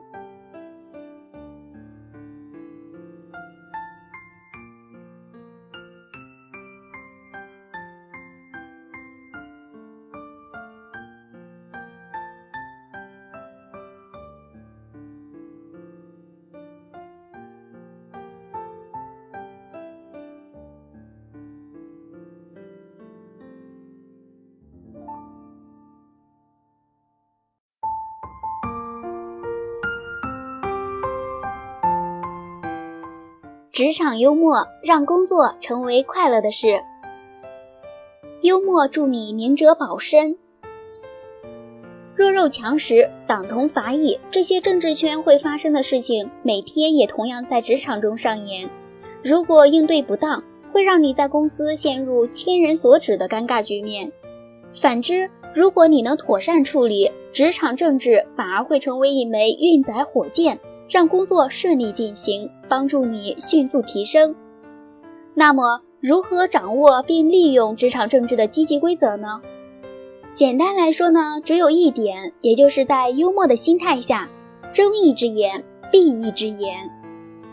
睁一只眼是要大家能够看清公司内部政治形势，做到心里有数，而闭一只眼是要大家学会调整心态，即使受到公司的政治压迫，也要学会适应，学会在逆境中求生存。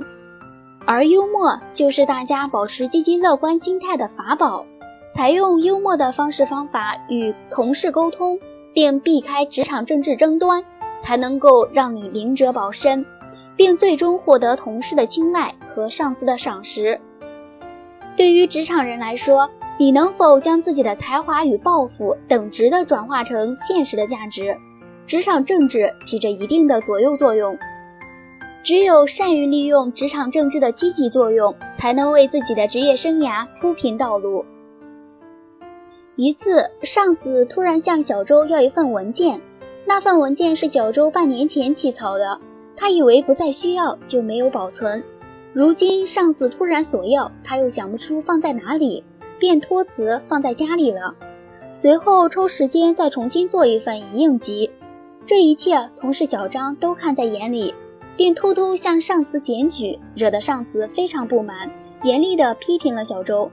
对此，小周记在心里，便故意找机会在小张面前若无其事地说：看来我寻找资料的速度到底赶不上老总的2只耳朵快啊。在职场中，人们最忌讳的就是小张这种爱打小报告的人。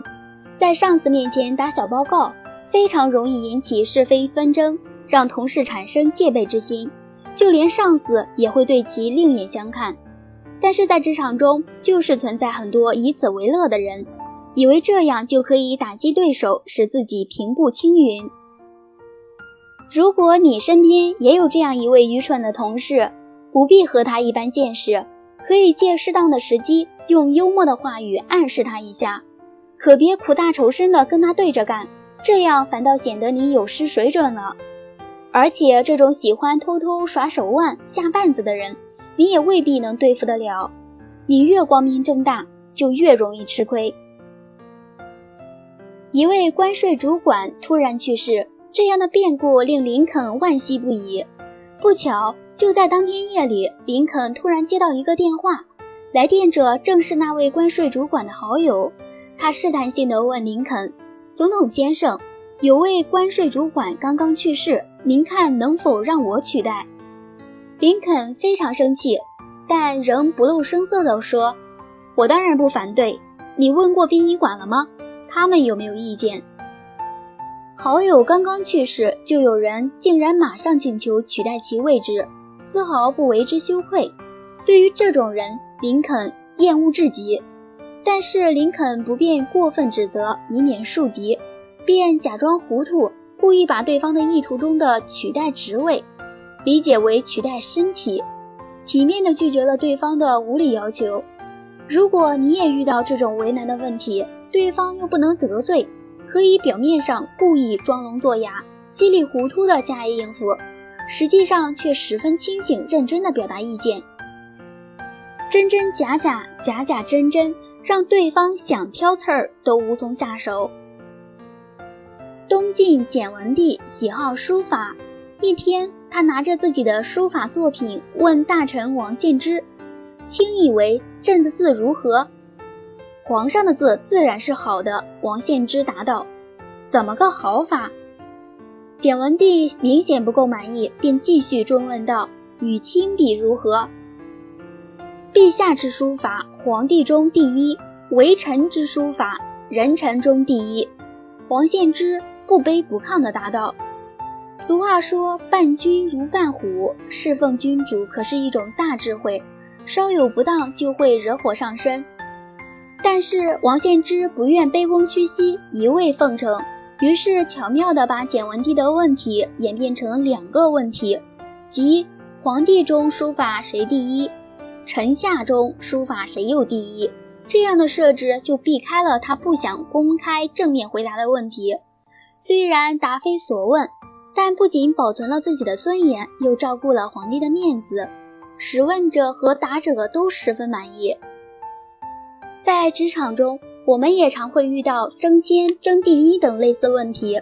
如果你不想也不便正面回答类似问题，可以绕开问题的实质，谈其有关的问题。这种方法表面上答非所问，实际上是以退为进，意在言外。如果你就是位职场新人，那么你首先要学的就是做人。你要学会基本的文明礼仪，这样才能把个人的基本素养很自然地带到工作岗位上，以一种平和积极的心态对待工作和他人。你可千万不要学前文中那位爱打小报告的小张。正所谓宁在人前骂人，不在人后说人。如果同事有缺点或不足之处，你可以当面指出，绝对不能在背后议论，甚至贬损对方。你要尊重同事的兴趣爱好，不要将个人的好恶带入职场。注意经济上的细节往来，以免开罪了别人，日后就少不了你的小鞋穿。学好了做人，你就可以专注于雕琢自己的语言幽默了。适时的开个玩笑，幽默一下，这是控制情绪、激励自己妥善处理人际关系的好办法，可以打破严肃尴尬的气氛，给职场生活注入新鲜和活力，帮助你赢得周围人的青睐。当然，要想在职场驰骋，只做好自己还不行，无论私企、国企还是机关单位，都少不了大大小小的派系之争，你得注意不要卷入是非漩涡。事实证明，没有哪个派系能够长久占据支配地位，一旦势力衰退，其他派系开始抬头，结局肯定是报仇雪恨，进行派系清洗。所以在派系针锋相对期间，你最好以幽默为幌子，逃开混战，既不参与议论，更不要散播谣言。这样虽不能保你步步高升，但要做到明哲保身，还是轻而易举的。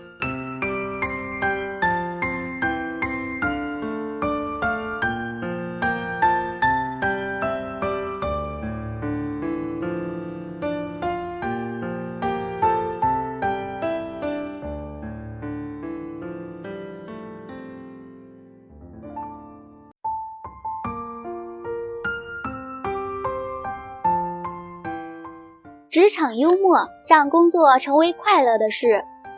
怎样与幽默型领导相处？传统观念中，领导给下属的感觉往往是不苟言笑，不怒而威。事实上，很多现代企业的主管却正好相反，他们在年轻化、时尚化的环境中自诩为新人类，热衷于跟下属打成一片，不但很少摆架子，还经常谈笑风生，工余饭后妙语迭出，有时甚至还来点冷笑话，让大家笑得直捧肚子。这种领导被员工们亲切地称为幽默型领导。领导幽默本来不是什么坏事情，但很多时候也会让下属因为不知道如何与幽默型领导相处而苦恼。人力资源主管老孙跟几位员工一起吃饭，几杯老酒下肚，员工小王就开始向老孙诉苦。昨天晚上我们加班，总经理一进门就给我们讲了个互联网上的陈年段子，这东西大家都看了 N 回了，当时怎么也笑不出来，可还得装出忍俊不禁的样子，在他抖包袱时还得看准机会哈哈狂笑一阵。旁边的员工也叹道，我们陪老总加班已经够累了，还得陪笑，做个好员工可真难啊。老孙是过来人，深知百姓疾苦，借着微微醉意，他也实话实说，我跟一把手在一起时，万一他要兴致来了，我也是如临深渊啊。不过话又说回来，既然领导自以为有幽默感，我们就曲意逢迎好了，只要技巧运用得当，还是能哄得领导开心不已，这对大家都好。你是怎么做到的？大家一副愿闻其详的样子，于是老孙就开始兴致勃勃地为大家讲了起来。一、面试时遇到幽默考官。考官面试的时候，如果经过踏破铁鞋的辛苦寻觅，终于相中了一匹好马，很容易会兴奋一把，一下子就不由自主多讲了些题外的笑话。识时务者为讨老板欢心，自然也识相地把幽默效果夸张。明明是嘻嘻一笑，却倍增成捧腹大笑。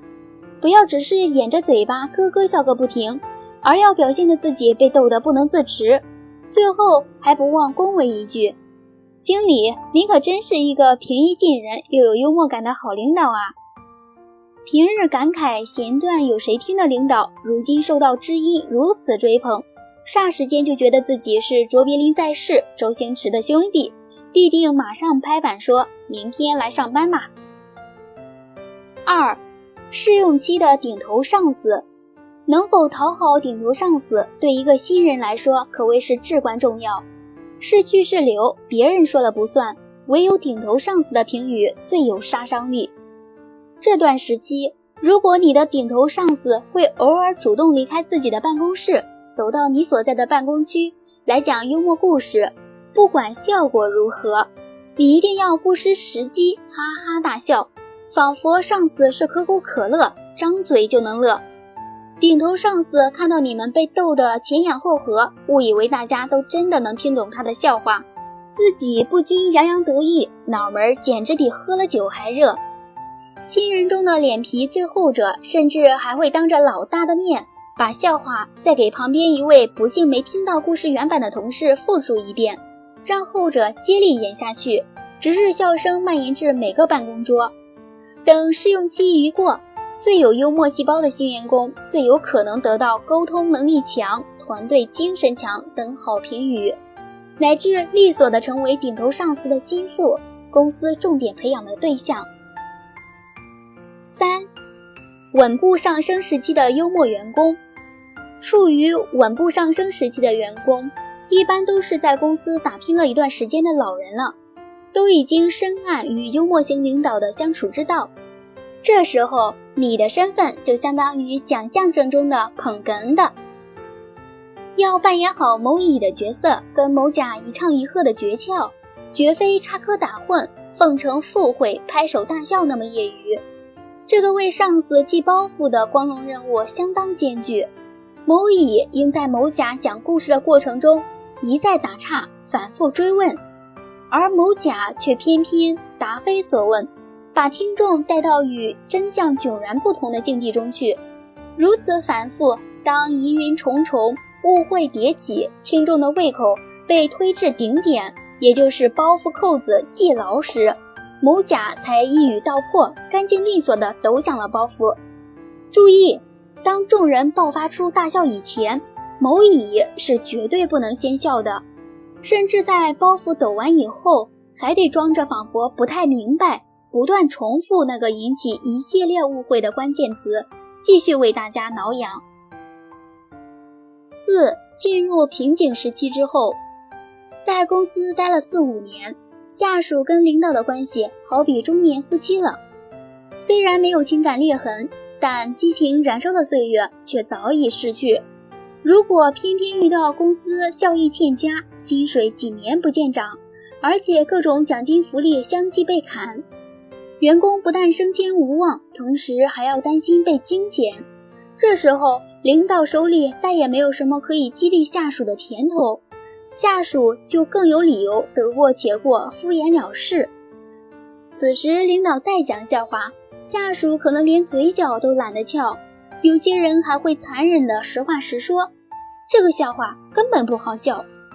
领导可能会以为下属们的幽默细胞死光了，其实是下属们从来都没有幽默细胞，昔日的大笑完全是出于奉承。5. 准备辞职时期。某次宴席酒酣耳热之际，领导兴致一到又开讲了，结果一位优秀员工打断说，这个笑话是老段子了，1年前我就听过，今天让我来讲个新段子。众人心领神会，听罢新段子，齐声嘎嘎开怀狂笑，把失宠的领导冷落在一边，尴尬的干笑。此时常到坐冷板凳滋味的老大也许能猜到，在座诸位也许早就做好跳槽的准备了，只差没有正式递交辞呈而已。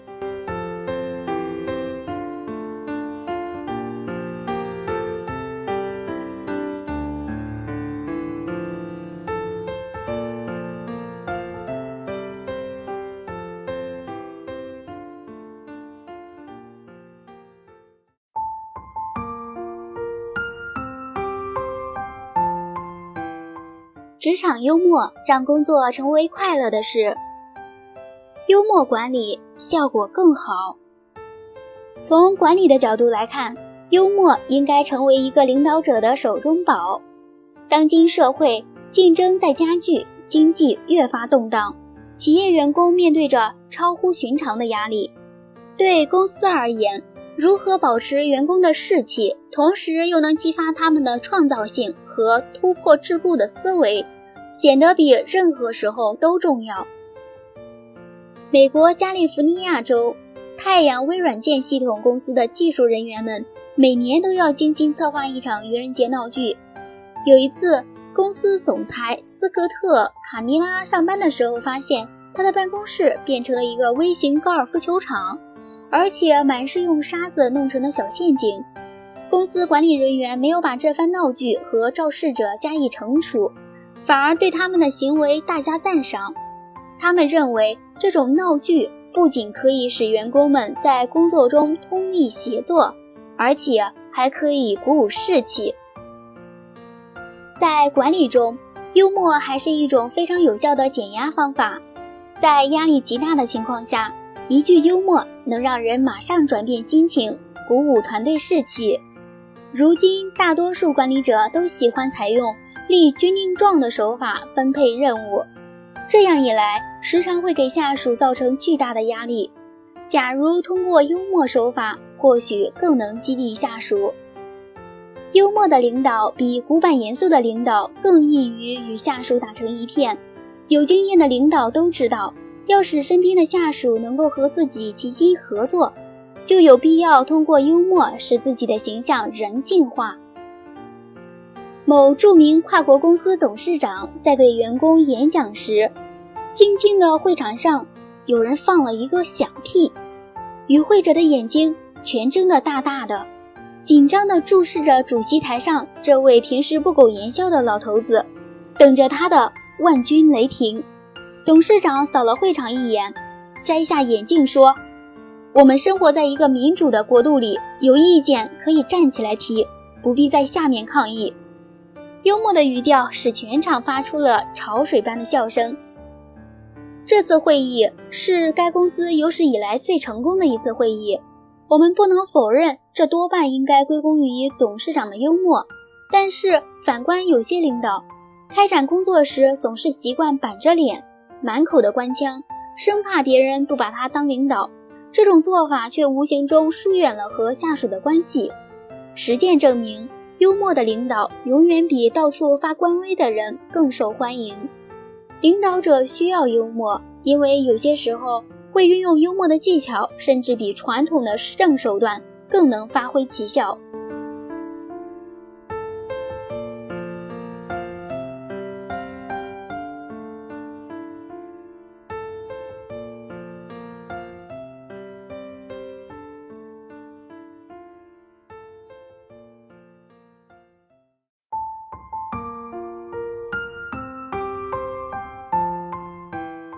职场幽默让工作成为快乐的事。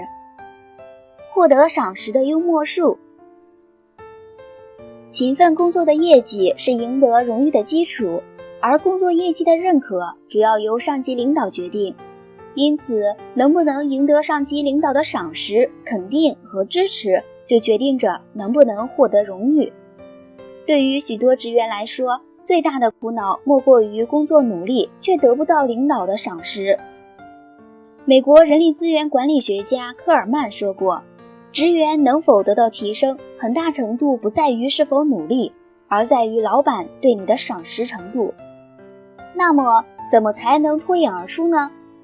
对上述问题很苦恼的人，或是想要有一番作为的人，可以试试在领导面前化严肃为幽默的交流方法，或许会有收获。某公司开始实施销售业绩倍增计划时，主管召集下属，严厉地训话：各位，现在是我们加油的时候了。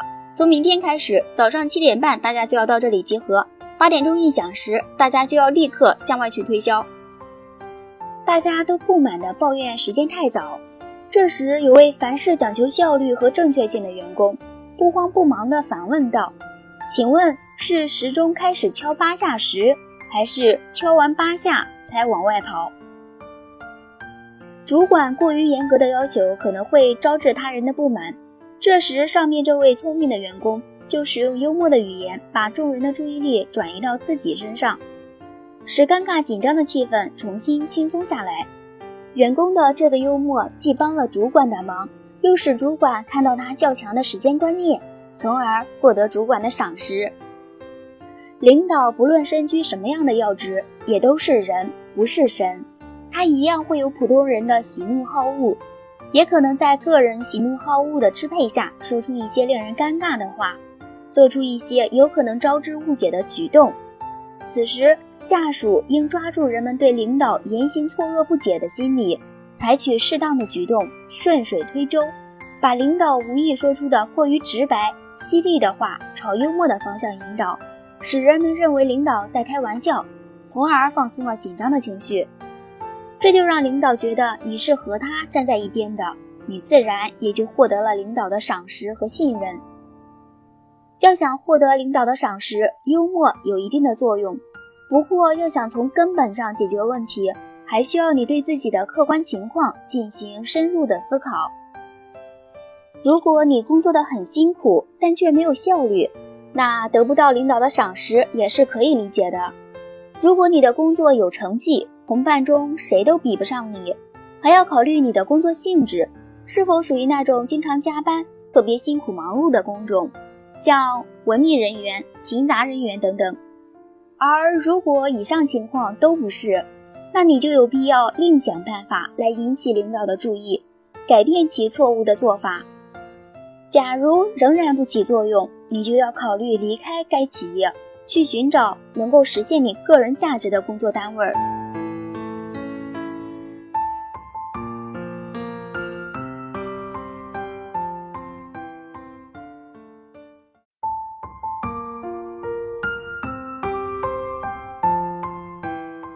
职场幽默让工作成为快乐的事。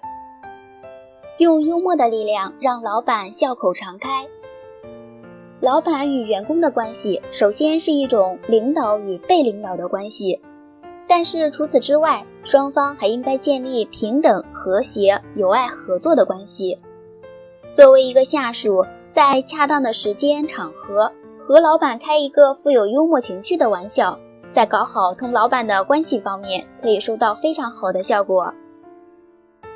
在个人关系上，还需要主动与老板保持合适的距离，距离太远了不好，距离太近了也可能会很糟。工作太累的时候难免会偷懒，这时候如果被老板看见了，你该怎么办呢？有一个建筑工人在工地上搬运东西，每次只搬运一点。工头以严厉的口吻对他说：“你想你是在做什么？你看看别人搬那样重的东西。”工人说：“如果他们要懒到不像我搬这么多回，我也拿他们没办法。”工头被他逗笑了。工人以幽默的口气为他的偷懒行为辩解，老板即使会批评他，也会比较随和，责罚也会比较轻。假如你对于装疯卖傻的演技颇有心得，无妨也在对你颇有微词的老板面前，以若无其事的态度告诉他下面的小笑话，且看他的反应又如何呢？幸好我已经娶老婆了。当然，你的老板无法了解你这一句话的意思，必定会一副茫茫然的样子，莫名其妙地看着你。就在这个时候，你可以像自言自语一样对自己说：“所以我现在习惯别人对我的唠叨了。”如果你能够微笑着说的话，你的老板也必会露出会心的一笑。而就在你表现出沉着的大家风范，且老板又似乎对你放松敌意时，就正好有机会使他改变对你以往的错误观念，让你的老板笑口常开，你的工作就能进行得更加顺利。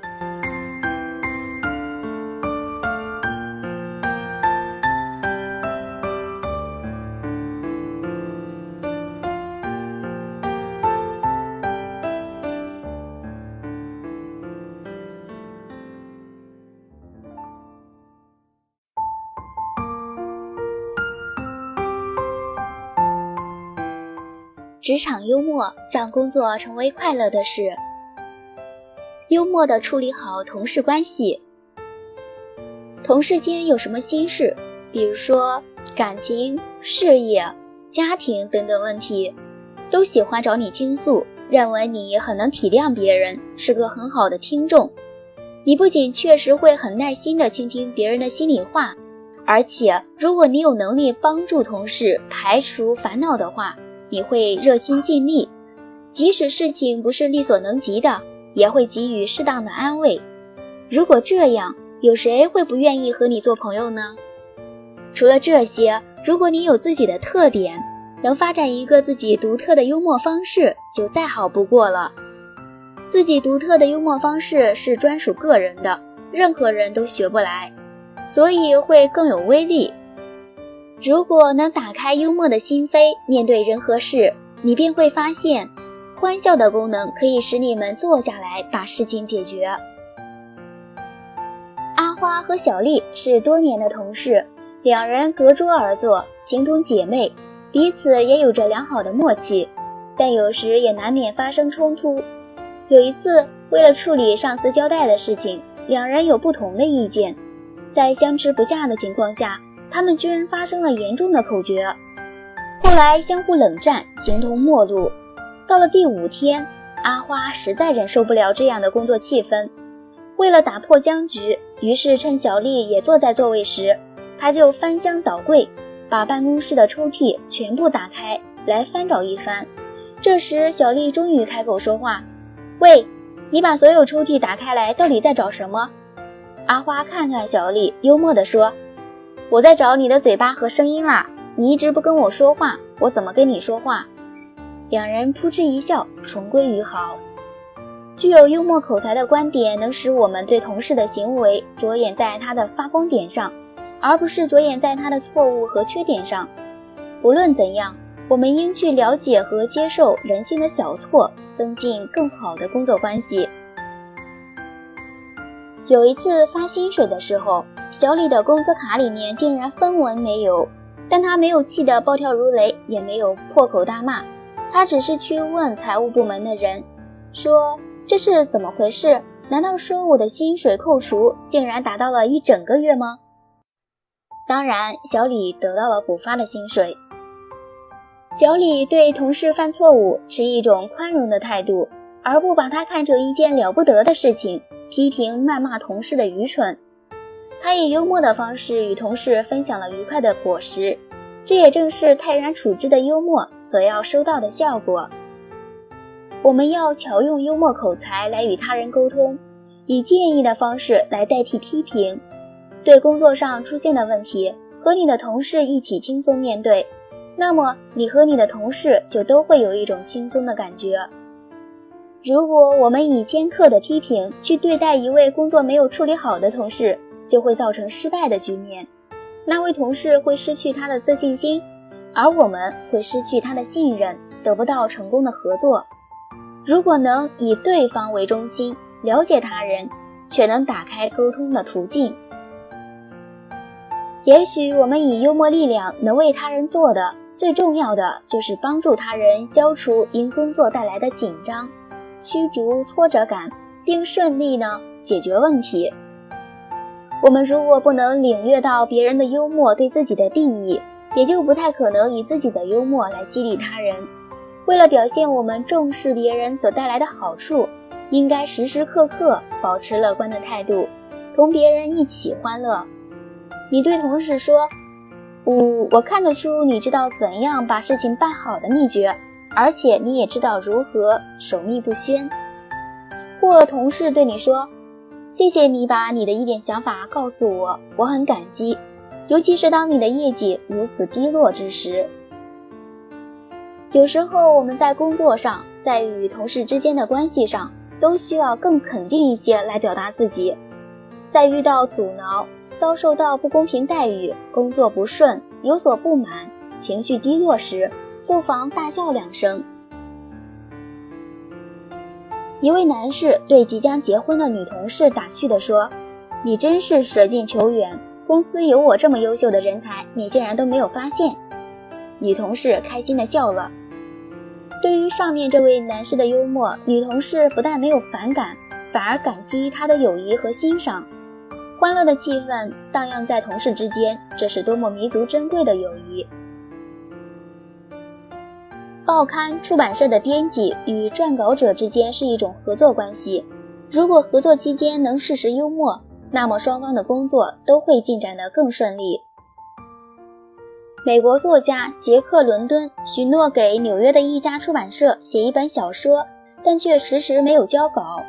出版社编辑一再催促均无结果后，便往杰克·伦敦住的旅馆打了个最后通牒式的电话。亲爱的杰克·伦敦，如果24小时内我还拿不到小说的话，我会跑到你的屋里来，一拳揍到你的鼻梁上，然后一脚把你踢到楼下去。我可从来都是会履行诺言的。杰克·伦敦回答说，亲爱的迪克，如果我写书也能手脚并用的话，我也一定能履行自己的诺言，按时将书交到你的手里。编辑与作家之间的玩笑说明了他们亲密无间的合作关系，而作家为自己不能交稿所做的辩解更是巧妙。因为合作关系不是领导与被领导的关系，处理事情应该平等协商，相互提意见，表示不同看法也应客气委婉些，不能伤了和气。以幽默语言来表达是比较高明的办法。歌唱家迪诺·帕蒂拉举行独唱音乐会，那位钢琴伴奏自顾自弹得很起劲，以致琴声经常盖住歌声。帕蒂拉虽然几次向他暗示，可他全然不加理会。演唱会结束以后，帕蒂拉与自己的合作伙伴钢琴家亲切握手，并谦虚地说，先生，今天我很荣幸能参加您的钢琴独奏会。歌唱家用幽默语言表达出了对合作伙伴的不满，又照顾了对方的面子，是一种巧妙而得体的化解冲突的方法。幽默力量使得给予和获得的双方都能认识到共同的问题，让彼此站在对方立场来看问题。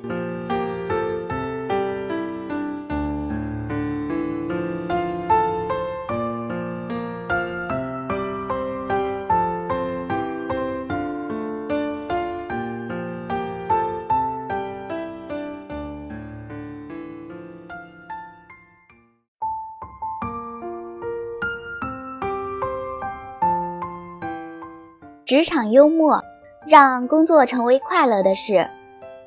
幽默让错误变得无足轻重。生活中，错误总是难以避免，就连冬奥会开幕式这等重大场合都是如此。2010年2月3日，温哥华冬奥会隆重开幕。在万众瞩目的点火仪式上，发生了令人目瞪口呆的一幕。4根预设的欢迎柱只升起了3根，虽然全世界的目光都聚焦到余下的那根，可遗憾的是，它终究千呼万唤没出来。如此重大的赛会出现如此重大的失误，冬奥会组委会的颜面可谓扫地，成了全世界的笑柄。3月1日，温哥华冬奥会闭幕式如期举行，令人不敢相信的是，火炬台竟然仍以残缺的状态搭建着。开幕式上失误的一面被复制到了全世界观众的面前。紧接着，一个装扮成电工的小丑蹦跳着来到没有竖起的欢迎柱前，表情诙谐的左拍拍右看看，他找到了故障原因，并努力将欢迎柱缓缓地拉起。然后小丑欢快地请出火炬手，点燃了奥运火炬，奥运圣火熊熊燃烧。看到这儿，全场都沸腾了。第二天，专业媒体用幽默而伟大这个词组高度赞扬加拿大人的举动。加拿大人用一种自嘲的方式轻松挽救了此前的巨大失误，不仅无损于他们的形象，反而使他们的失误变得无足轻重，甚至有些可爱起来。幽默就是有着如此巨大的作用。如果你在职场中不小心犯了错，不妨学学加拿大人。加拿大人的经历告诉我们，犯了错误并不可怕，只要我们能够将错误给予轻松诙谐的诠释，不仅可以让你全身而退，因此功成名就也未可知。幽默就像是一颗糖衣炮弹，当你犯下什么小错误的时候，赶紧打出这颗炮弹，保管大家在大笑之余忘记你的小错误，反而将你的幽默风趣、健谈乐观铭记于心。一年的复活节，迪克负责组织了一个公司聚会。正当大家兴高采烈地等着火鸡时，迪克大叫一声：“鸡来了！”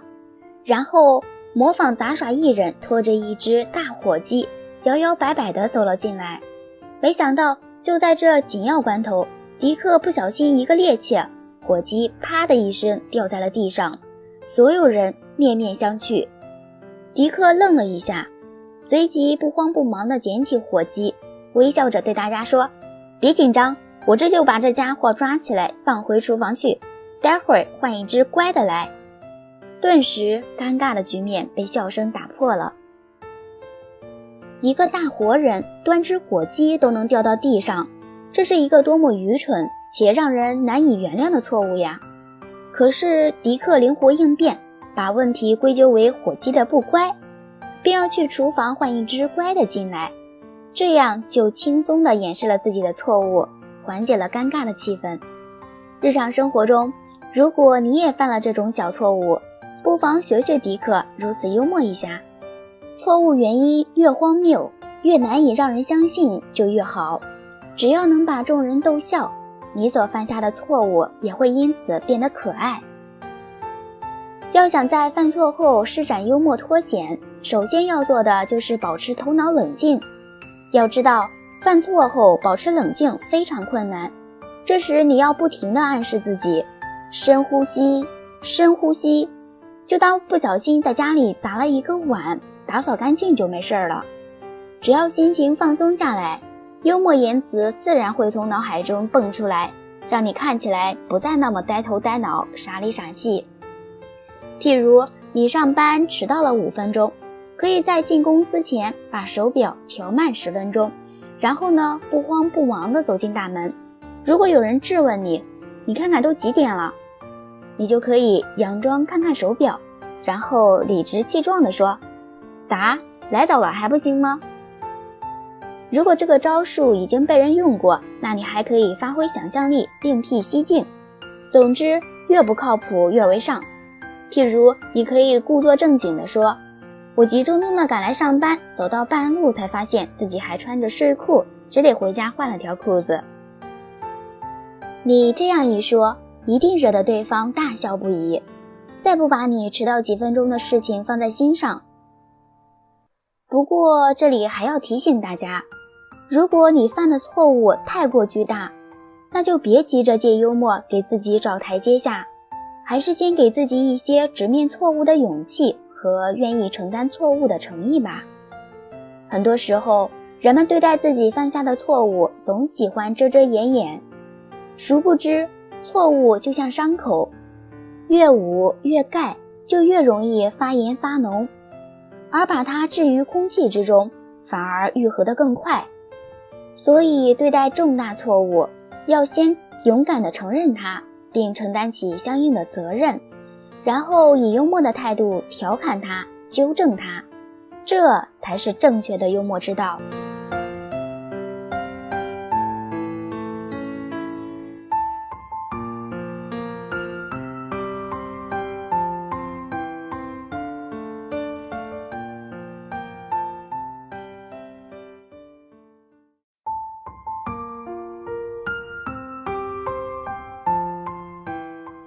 社交幽默让沟通更顺畅，让紧张的气氛在幽默中缓和。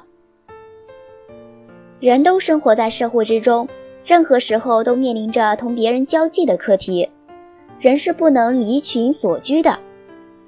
为了顺利进行交际，适当的使用幽默就显得非常必要。任何人的交际都不可能是一帆风顺的，遇到在紧张的气氛中进行交际时，就需要用幽默的方法进行调节，使气氛变得轻松和谐。这时我们不仅要制造出笑声，更需要与别人一起笑，正确的对待别人的笑。有个瞎子和众人坐在一起，众人看见了可笑的事，就一起大笑了起来。那个瞎子也跟着大家一起笑，众人就奇怪地问他，你看见了什么而发笑？瞎子说，你们所笑的一定不会错。众人笑的一定不会错，所以不要吝惜你的笑声，跟着大家一起笑吧。在人际交往中，如果不能正确地对待别人的笑，就会给自己带来烦恼。正确的态度应该是，当我们遇到别人发笑时，要像舞台上的小丑一样，对自己有充分的信心，不要怕别人嘲笑、讪笑和大笑。有了这种心境，才能保持内心的安定，避免不必要的烦恼。在遇到交际气氛沉闷的时候，不妨说上一段荒谬的故事。荒谬的故事也能因其趣味性而增进个人的幽默感，从而活跃交际的气氛。比如你可以讲这样一个故事。有一个瞎子，两只眼睛虽看不见东西，但能用鼻子闻出文章的气味。有个秀才听说了，就拿了一本《三国志》让瞎子闻。瞎子说：“这是《三国志》。”秀才问：“你是怎么知道的？”瞎子回答：“我闻着有些刀兵气。”秀才又拿出一本《西厢记》让瞎子闻。瞎子说：“这是一本《西厢记》。”秀才又问：“你是怎么知道的？”瞎子回答：“我闻着有些脂粉气。”秀才觉得很奇怪，就把自己的文章让瞎子闻。瞎子说：“这是你自己的大作。”秀才佩服地说：“你是怎么知道的呀？”瞎子说：“我闻着有些臭气。”在交际中，任何人都难于避免无意中犯下的错误，这就需要我们用幽默的态度去宽容别人。比如在公共汽车上被人踩到脚是很常见的事情，如果你遇到这种情况时，火冒三丈，就有可能爆发一场无休止的战争。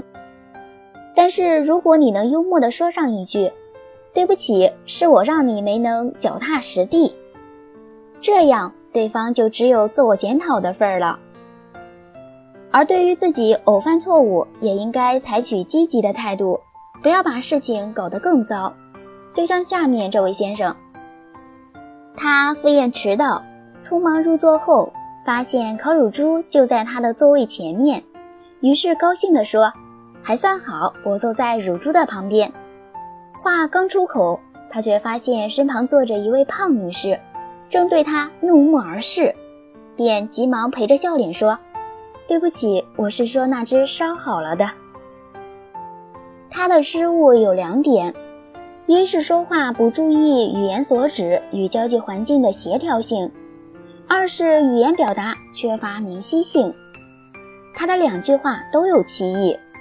如果说前一句可以做2可解释的话，那后一句就是明确说对方是没有烧好的乳猪了。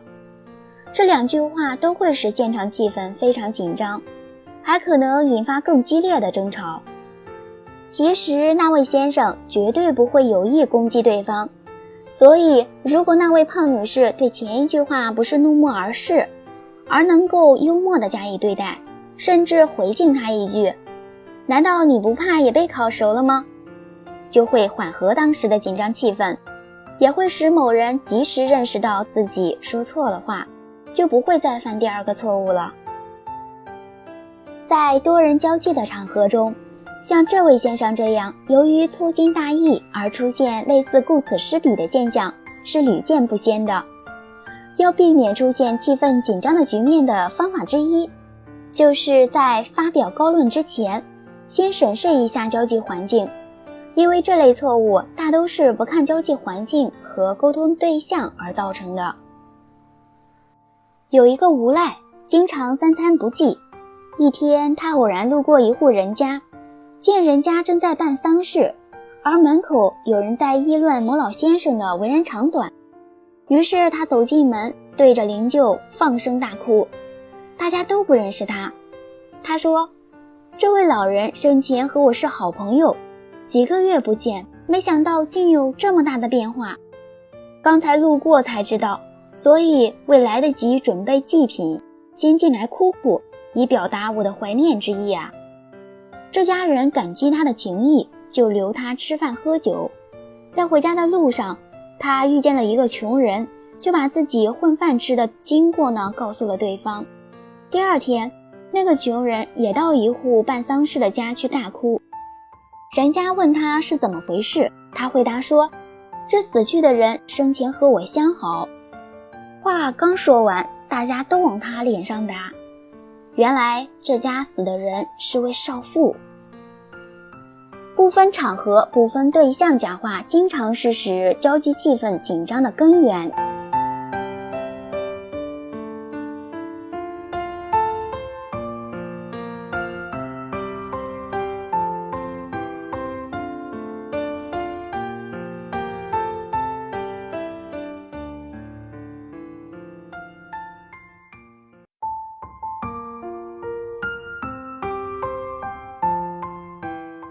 社交幽默让沟通更顺畅。因为幽默在社交场中游刃有余。从社交礼仪来看，幽默会使人产生不计瑕疵的温馨，并留下较为深刻的印象。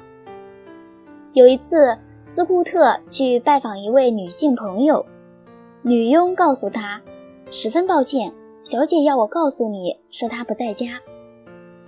斯库特说道，没关系，你就告诉他我并没有来过。经过这样的幽默处理，斯库特以善意的话语表达了自己的心情，并对女主人避而不见的做法进行讽刺。在社交场中，我们常常会去参加一些宴会活动，而宴会中又常常是生面孔多于熟面孔，往往会使人相当窘迫。但这也是我们练习幽默交际的最佳场所。你是否了解那些善于交际的人和自己有哪些方面的差异呢？与社交水平一般的人相比，他们不仅仅是更加不怕与陌生人交流，也不仅仅是他们脸皮够厚，他们之所以能在社交场中显得轻松自如，更重要的是他们大都掌握了多种社交技巧。幽默就是其中很重要的技巧之一。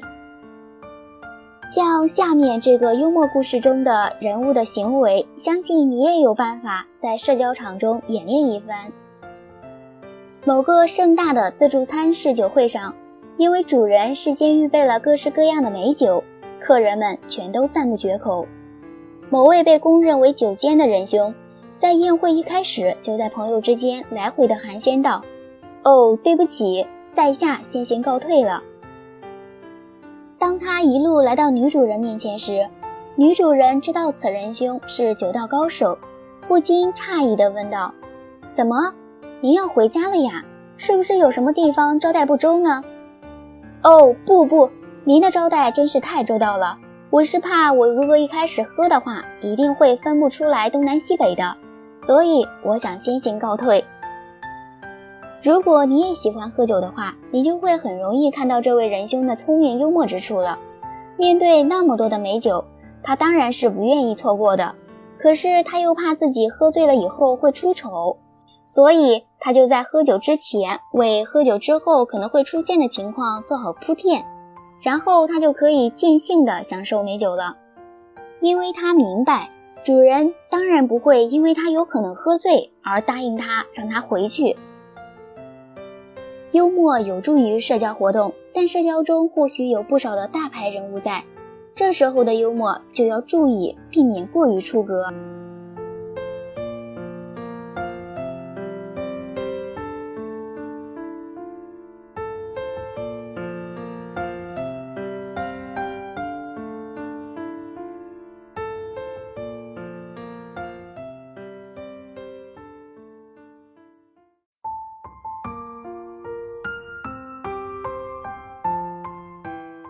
社交幽默让沟通更顺畅。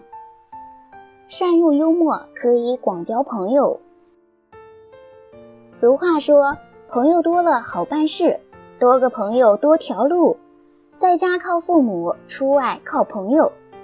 能够多交一些朋友，常常与朋友交谈聊天，就会心胸开阔，信息灵通，心情愉悦，还能取长补短，互相安慰。大家都知道朋友的重要性，但是在茫茫人海中，要找到志同道合的朋友就不是那么容易了。其实知音难觅，就难在交朋友的方式上，而幽默交友不失为一种有效的交朋友的方法。陌生的朋友见面，如果幽默一点，气氛就会变得活跃，交流就会更顺畅。著名画家张大千与京剧艺术家梅兰芳可谓是志同道合的知音，他们都非常敬重对方。在一次宴会中，张大千向梅兰芳敬酒，并出其不意地说：“梅先生，您是君子，我是小人，我先敬您一杯。”众人都是一愣，梅兰芳也不解其意，忙问：“先生何出此言呀？”张大千朗声叫道：“您是君子，动口；我是小人，动手。”张大千机智幽默，一语双关，引来满堂的喝彩。梅兰芳更是乐不可支，把酒一饮而尽。很多人都有广交朋友的心，但是总苦于没有行之有效的方法。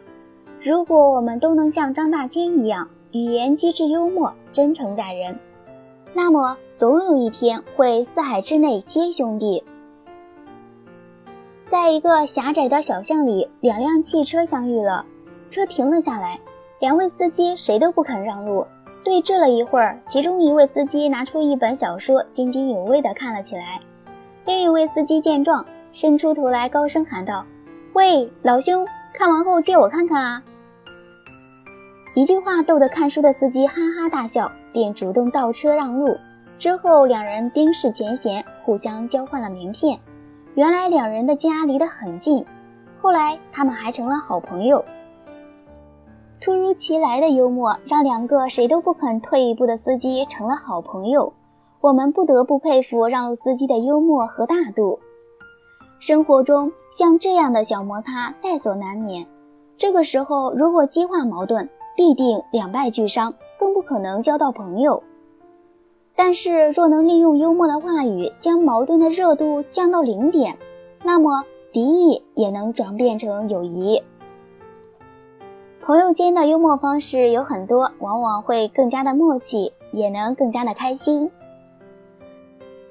法国作家小仲马的一个朋友剧本上演了，朋友邀请小仲马同去观看。小仲马坐在最前排，但总是回头数1个、2个、3个。你在看什么？朋友问。我在替你数打瞌睡的人，小仲马风趣地说。后来小仲马的茶花女公演了，这位朋友也被邀请观看。这次轮到朋友回头找打瞌睡的人，好不容易找到一个，朋友说：“今晚也有打瞌睡的人呀。”小仲马看了看打瞌睡的人，说：“你不认识这个人吗？他是上一次看你戏睡着的，至今还没醒呢。”小仲马和朋友之间的幽默是建立在一种真诚的友谊基础上的，没有虚伪的客套，这样的幽默更能增进朋友间的友谊。可见幽默在交朋友的过程中固然重要，但是一切幽默要本着真诚的出发点，才能够让人感受到你的友好。掌握了幽默的交友技巧，你再也不会苦于没有知心朋友，陌生人将会成为你的新朋友，新朋友将会成为你的老朋友。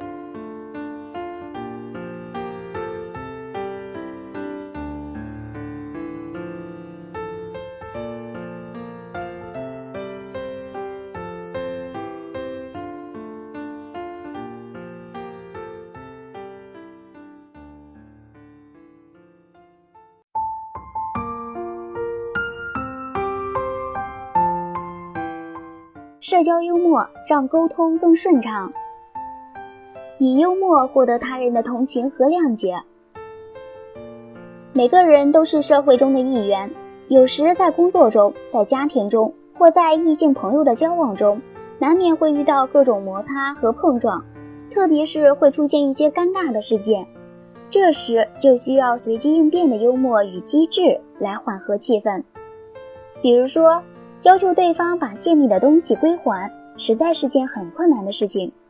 如果太直截了当，就很容易伤了对方的感情。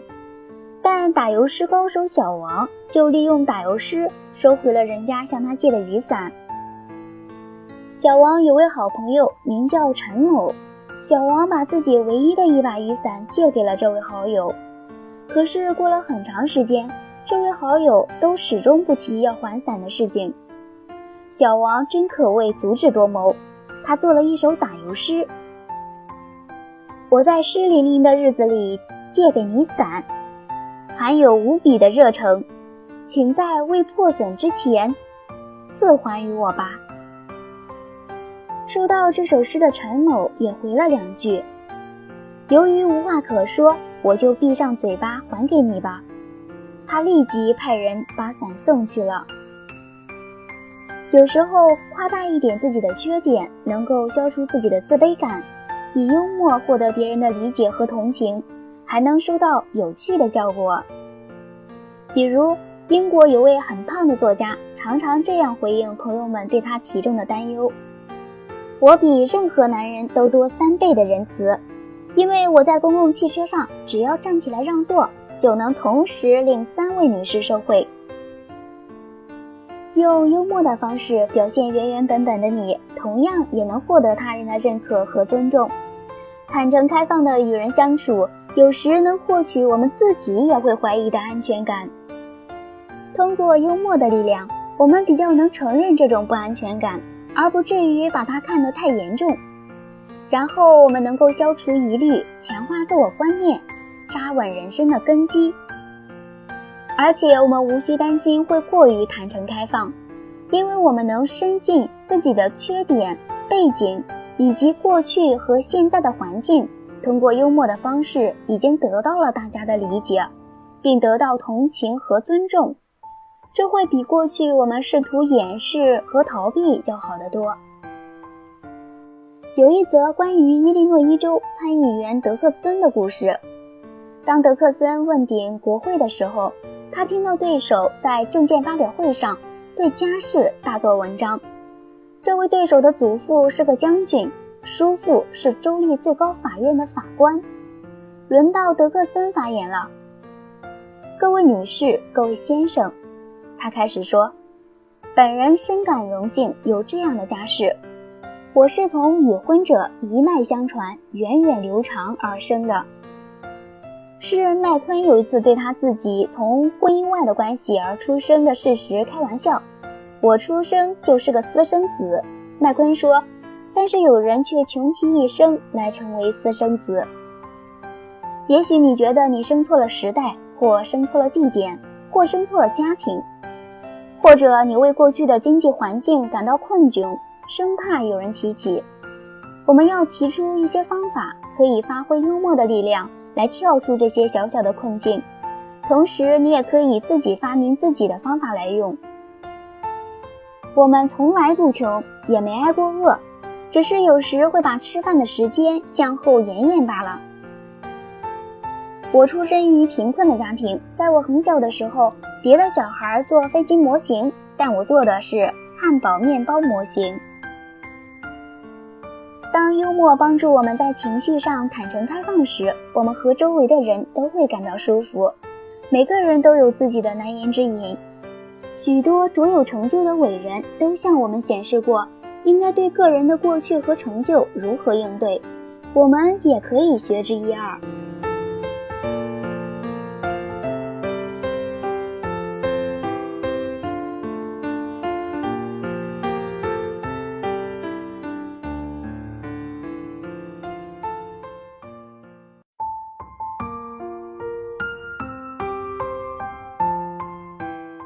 社交幽默让沟通更顺畅。幽默的寒暄能够拉近心理距离。寒暄是人们日常交流中的一项重要内容，因为经常见面的熟人不可能总有很多话要说，也没有多余的时间一见面就站在路边没完没了的聊。而一旦遇见了熟人，如果因为嫌麻烦而不打招呼，也过于不近人情，更无法缓冲熟人相遇时所产生的下意识的紧张情绪。但是过于一般的寒暄常常使人觉得生活乏味。为了增添生活乐趣，维护良好的人际关系，我们可以试着在寒暄的时候打破常规，注入幽默元素。下面是一个典型的幽默寒暄故事。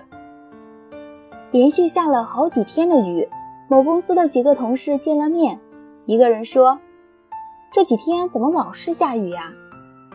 一个老实的同事按常规作答：是呀，已经6天了。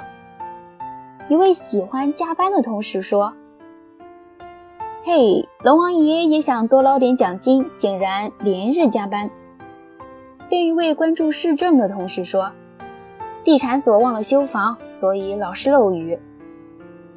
还有一位喜爱文学的同事更加幽默：嘘，小声点，千万别打扰了玉皇大帝读长篇悲剧。加入了幽默成分的寒暄的确与众不同，既活泼又风趣，一下子就拉近了人与人之间的距离。许多有幽默感的老年人喜欢晚辈和他们开一些善意的玩笑，所以当你刚出门就遇见老年邻居时，你就可以幽默地和他们寒暄一番，这样很容易就能和他们搞好关系。一般情况下，他们还会逢人就会夸你会说话呢。一个大热天，小王赶早趁天气凉爽去公司上班。他刚出家门，就看见邻居刘大妈在树荫下练腰腿。他走过去，神秘地对刘大妈说：大妈，这么早练功，不穿毛衣小心着凉啊。一下子逗得刘大妈哈哈大笑，笑着骂道：你这个鬼丫头，再不走你上班可要迟到了，现在都9点多了。小王一听，赶紧看表，才8点。看到刘大妈在那里得意地笑，才知道自己上了当。以后每次刘大妈见到小王，都非常主动地和小王打招呼，逢人就夸小王聪明伶俐，还张罗着给小王介绍对象呢。很多时候，新近发生的大事件也会成为人们寒暄中的话题，因为大事件是大家都关注的，人们可以从中找到共同语言，可以避免在寒暄中话不投机而导致的尴尬。下面就是一个利用大事件在寒暄中制造幽默的例子。前些年，由于厄尔尼诺现象的影响，气候反常，快到夏天的时候，人们都还穿着厚衣服。很多熟人见面后的第一句话就是：气候太反常了，都过了农历4月了，天气还这么冷。可是有一个幽默的汽车司机就不那么说，他见到同事李师傅的时候说：李师傅，这不又快立秋了，毛衣又穿上了。他见到邻居张大爷的时候，也会故意幽默地问：张大爷，你老也没经历过这么长的冬天吧？到这时候了还这么冷。恰好张大爷也是一个幽默人，他笑着说：是啊，大概老天爷最近心情不太好，老是板着一副冷面孔。现在人们的生活水平提高了，人们都喜欢以夸别人富有作为寒暄中的话题，尤其在农村，这种看似俗气的寒暄更是常常发生。其实在寒暄中逗乐似的夸别人富有，也会收到很好的幽默效果。李大娘午饭后恰好遇到大刘，大刘常规的寒暄道：大娘，您吃过午饭了吗？李大娘既然被称作大娘，自然年纪不小了，可是她整天乐呵呵的，好像比大刘还年轻。她回答说：呵，还没吃呢。你中午吃什么好东西啦？也不请大娘我去吃，瞧，现在还满嘴都是油呢。李大娘幽默地夸赞大刘的生活过得好，她对大刘的假责怪显得很亲热愉快，很自然的就拉近了她与大刘的距离，也成功地塑造了自己平易近人和蔼可亲的长辈形象。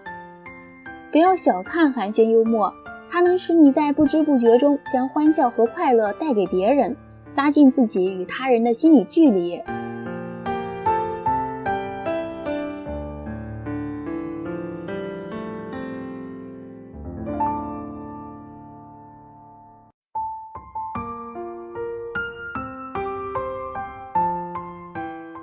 用幽默的语言化解人际的冰霜。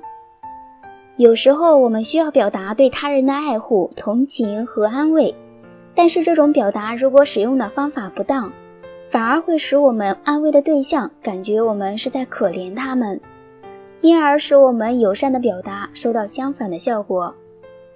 这种时候，我们不妨运用幽默的方法，看看效果如何。一个酷爱打保龄球的人说：我的医生说我不宜打保龄球。他的朋友听了说，哦，那他一定是跟你较量过。对朋友的仁爱之情和安慰之意，通过幽默的手法委婉曲折地表达出来，既不会对朋友自信心造成伤害，又很好地达到了自己的目的。在个性迥异或一时闹了别扭的亲情手足之间，貌似嘲笑的幽默关怀总是来得更有效，每每快捷地弥补着差异与裂痕，缩短双方的距离。有一对夫妇吵得很凶，吵到后来，丈夫觉得后悔，就把妻子带到了窗前，去看一幅不常见的景象。2匹马正拖着一车干草往山上爬。为什么我们不能像那马一样，共同拉上人生的山顶？我们不能像2匹马一起拉，妻子回答说，因为我们2个人之中有一个是驴子。丈夫调整了情绪，改变着妻子尖刻妙语的原意，使它成为温情的表达。是的，我赞成，让咱们一起笑，别吵了。幽默语言能化解人际关系的冰霜，增进人际关系的和谐，避免可能发生的冲突。幽默能帮助我们认识到，与社会和人生的重大问题相比，我们的某些矛盾显得微不足道，人与人之间的矛盾大多可以调节。如果我们能够轻松地看待那些日常小事，就可以免除许多不必要的争论和烦恼，使自己心情舒畅，还能以此开导他人，调解争端。某大公司的董事长和财税局长有矛盾，双方很难心平气和地坐在一起。可是一个重要的会议又必须把他们都请来，他们不得不来参加会议，但双方像陌生人一样视而不见。这时会议主持人为了缓和他们之间的矛盾，决定对他们进行劝导。他向人们介绍这位董事长的时候说，下一位演讲的先生不用我介绍，大家都认识他，他就是我市上至市长下至最普通的老百姓都认识的某某某董事长。但也有一个例外，就是我市鼎鼎有名的税务师财税局长某某某，他们2人谁也不认识谁。看起来董事长真需要一个好的税务师为你把关，财税局长也要和董事长亲近亲近，多了解企业情况，为企业当好参谋。听众爆发出一阵大笑，董事长和财税局长也都笑了。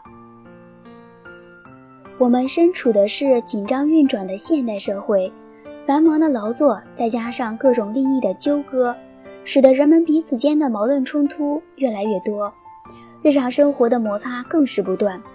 如何松弛紧张情绪，避免无谓的争吵，让自己摆脱处事的烦恼？如何使我们的生活质量更高？如何使我们在和谐、欢乐、轻松、愉快的环境中更好地学习、工作、生活？确实需要我们认真的思考。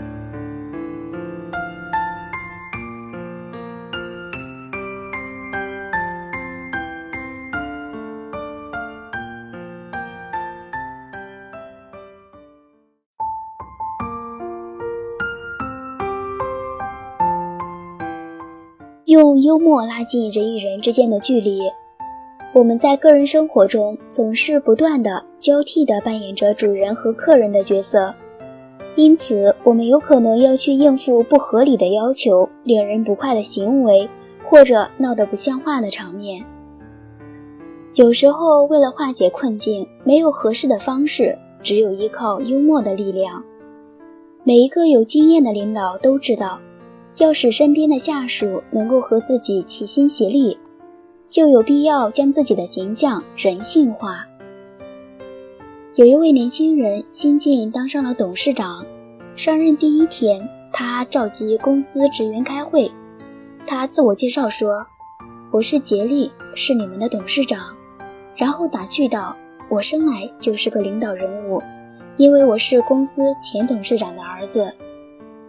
参加会议的人都笑了，他自己也笑了起来。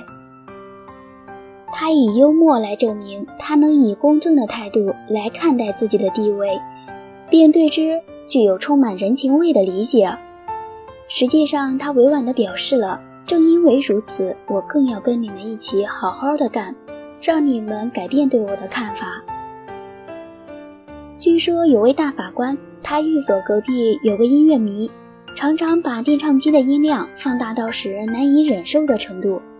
这位法官无法休息，便拿着一把斧子来到邻居门口。他说：“我来修修你的电唱机。”音乐迷吓了一跳，急忙表示抱歉。法官说：“该抱歉的是我，你可别到法庭去告我。瞧，我把凶器都带来了。”说完，两人像朋友一样笑开了。这位法官并不是想把邻居的电唱机砸坏，他是恰当地表达了对邻居的不满。请注意，是对音响，而不是对人。他的行为似乎是对音乐迷说：“我们是朋友，我希望和你好好相处。至于唱机是唱机，可以修理一下。”当然，所谓修理，只是把唱机的声音开低些罢了。幽默作家班奇利在一篇文章中谦虚地谈到，他花了15年时间才发现自己没有写作的才能。结果一位读者来信对他说：“你现在改行还来得及。”班奇利回信说：“亲爱的，来不及了，我已经无法放弃写作了，因为我太有名了。”班奇利的这封信后来被刊登在报纸上，人们为之笑了很长时间。事实上，班奇利的幽默作品闻名遐迩，但他没有指责那位缺乏幽默感的读者，他以令人愉悦的迂回的方式回答了问题，既保护了读者可爱的自尊心，也保护了自己的荣誉。如果你对自己幽默的手法没有足够的自信，不妨学学孩子式的幽默。即使在50岁以后，我们也经常为孩子们由天真而产生的幽默所感动。他们是真正以坦诚待人，不会隐瞒任何事实。当他们毫不掩饰地道出心里想的或事实真相时，人们一下子就会喜欢上他们，跟他们在一起会感到与其他任何人在一起都无法感到的轻松和愉快。有一次，里卡克在家里请几位朋友吃饭，朋友来了，他妻子要他的小女儿向客人说几句欢迎的话，他不愿意，说：“我不知道要说些什么话。”这时，一位来做客的朋友建议：“你听到妈妈说什么，你就说什么好了。”小女孩点点头，说：“老天，我为什么要花钱请客？我们的钱都流到哪儿去了？”里卡克的朋友们大笑了起来，连他妻子也不好意思地笑了。这就是孩子式的幽默。女儿把母亲的想法以极纯真的方式说了出来，使大人们也不得不认真地检讨一下自己的想法，同时也减轻了我们对金钱的忧虑。里卡克从中得到了一些启示。为了取得理想的效果，幽默时要特别注意以下2点：一是幽默必须真实而自然；二是敢笑自己的人才有权利开别人的玩笑。笑自己的观念、遭遇、缺点乃至失误，有时候还要笑笑自己的狼狈处境。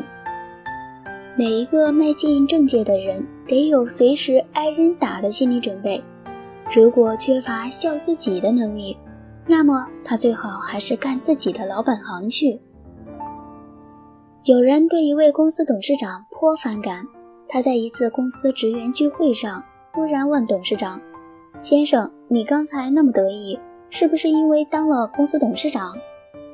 这位董事长立刻回答说：“是的，我得意是因为我当了董事长，这样我就可以实现从前的梦想，亲一亲董事长夫人的芳容。”董事长敏捷地接过对方取笑自己的画饼，让他对准自己，于是他获得了一片笑声，连那位发难的人都忍不住笑了。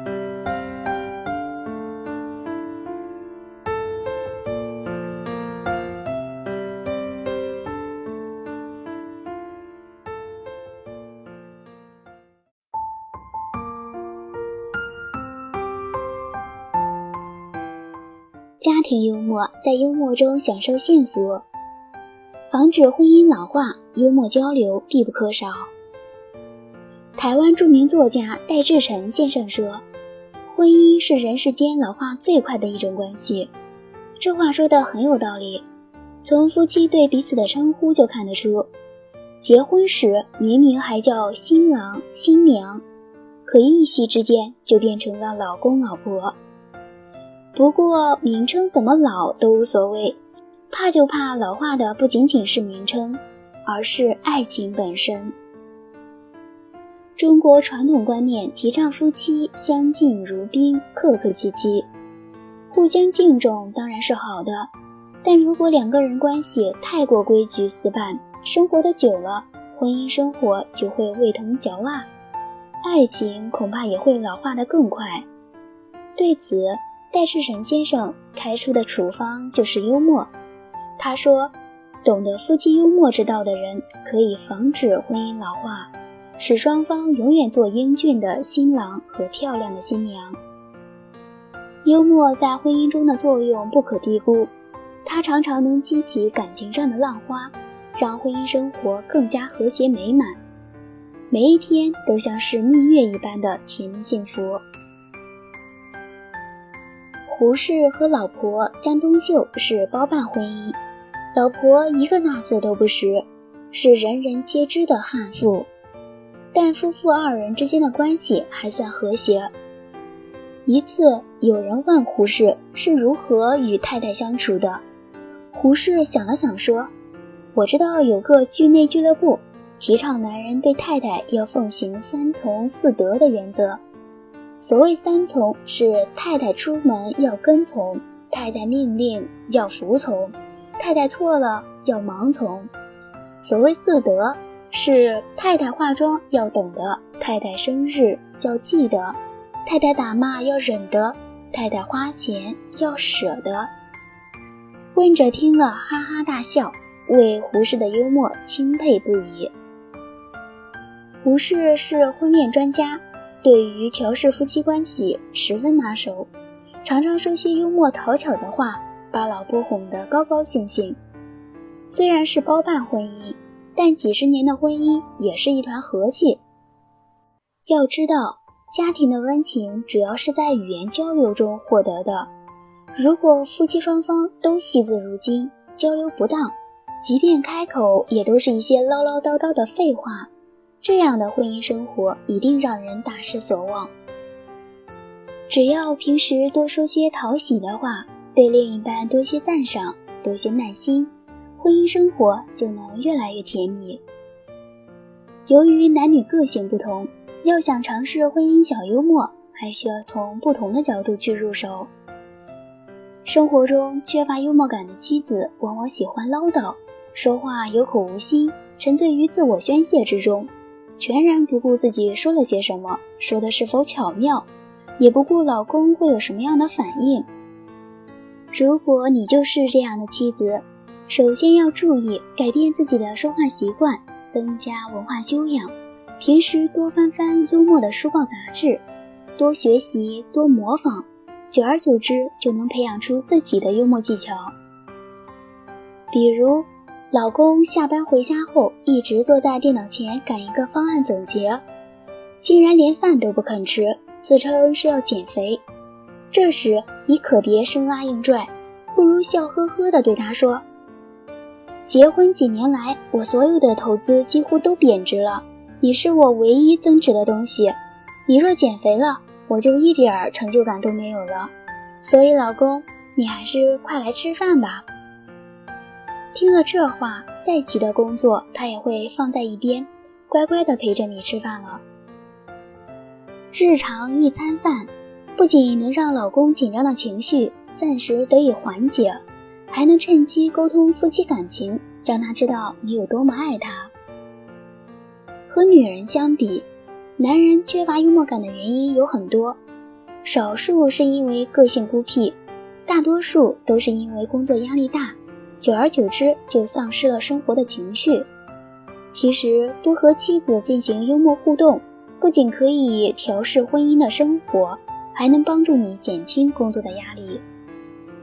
打个比方，公司老板要求你加班，晚上你又得挑灯夜战，你得打个电话通知老婆，告诉她晚上不能回家吃饭了。你是垂头丧气，连声咒骂着告知老婆这一消息，还是幽默逗趣的趁机甜言蜜语一下呢？当然是后者更佳。你可以嬉笑着对老婆说：喂，请问是女超人吗？无敌铁金刚向您请假，他今天不能回花果山吃摘桃了。这样一个小小的幽默，让妻子听起来温馨甜蜜，也给挑灯夜战的你增添了几许奋斗的动力。朋友们，请记住吧，幽默是快乐的催化剂，使朋友、同事、顾客、亲人们发出笑声的人，就是在弹奏无比美妙的音乐。学会了运用幽默的力量，你就会拥有一个美好幸福的人生。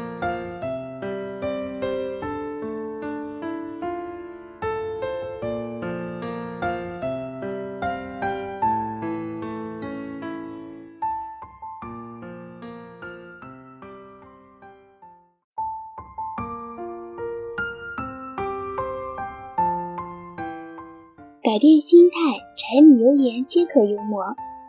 一个男人和一个女人从相识相爱到一起走入婚姻，从陌生走到婚姻的这一过程，往往是二人一生中最为甜蜜和充满激情的时期。一对情人走进婚姻以后，由于不同的成长环境和生活背景，由于社会日渐风行的自我思维方式，由于锅碗瓢盆、柴米油盐等家庭琐事，往往会造成婚后生活日渐平实乏味，和恋爱时的浪漫激情形成鲜明的反差。其实那些都只是表面的现象，其内在的根源在于夫妻双方的心态都发生了变化，因为双方之间过于熟悉而使得生活没有了新鲜的味道。如果夫妻双方能改变心态，用心观察生活，那么生活中的柴米油盐皆可成为幽默的素材，给夫妻生活增添新鲜的味道。家庭生活离不开厨房，而厨房里的许多事物都可以引发幽默。下面就是与厨房有关的3则幽默故事。1. 去厨房。丈夫说：结婚纪念日我们去哪呢？妻子说：去我没去过的地方。丈夫说：那就去厨房吧。2. 鸡汤。丈夫想杀鸡吃，可是不直接说，便对妻子说：玛丽，小白母鸡有些忧愁，是不是因为没有用它来熬汤？3. 面板。有一个男人懒得出奇，有一天妻子要切面条，叫他到邻居家借个面板，他说：不用借了，就在我脊背上切吧。妻子在他背上切完面条，问道：痛不痛？他回答说：痛，我也懒得吱声。家庭里一些不经常发生的特殊事情也能引发幽默。在家庭里，男人往往喜欢看体育节目，下面就是一位先生利用足球来制造幽默的例子。有一对年轻夫妇，因家里只有一台彩电，男的爱看球赛，女的爱看电视连续剧，这样就摆不平了。最后当然是丈夫让步，不过这位丈夫还算有心计，平日一有机会，他就向妻子灌输点体育知识，谈谈球赛趣闻，久而久之，妻子的兴趣果然被他挑动了，有时也跟他一道收看体育比赛的节目，那真是妇唱妇随了。到了4年一届的世界杯足球赛时，妻子的眼睛已经被精彩的比赛吸引了，这时他才煞有介事地对妻子说：看你这高兴劲儿，我想起了一句老话。什么话？知足常乐。怎么会想到这句话呢？知足常乐嘛，就是知道足球以后就会常常乐了呗。多么富有情趣的调侃，这样的生活才是风情万种，阳光无限啊。当然，夫妻间的幽默还可借助生活中的其他事物。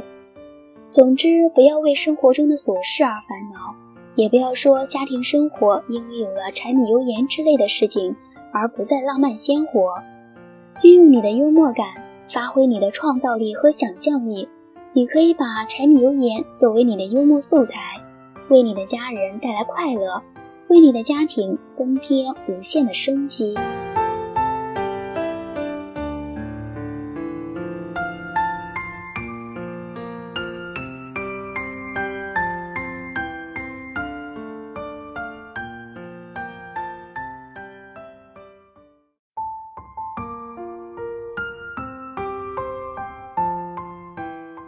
用幽默来化解矛盾，关系更密切。幽默是打破夫妻之间僵局的最佳方式。如果你说，你看，世界上的冷战都结束了，我们家的冷战是不是也可以松动一下？瞧你的脸拉那么长干什么？天有阴晴，月有圆缺，半月都过去了，月儿也该圆了吧？女人不是月亮吗？对方听了大多都会多云转晴的。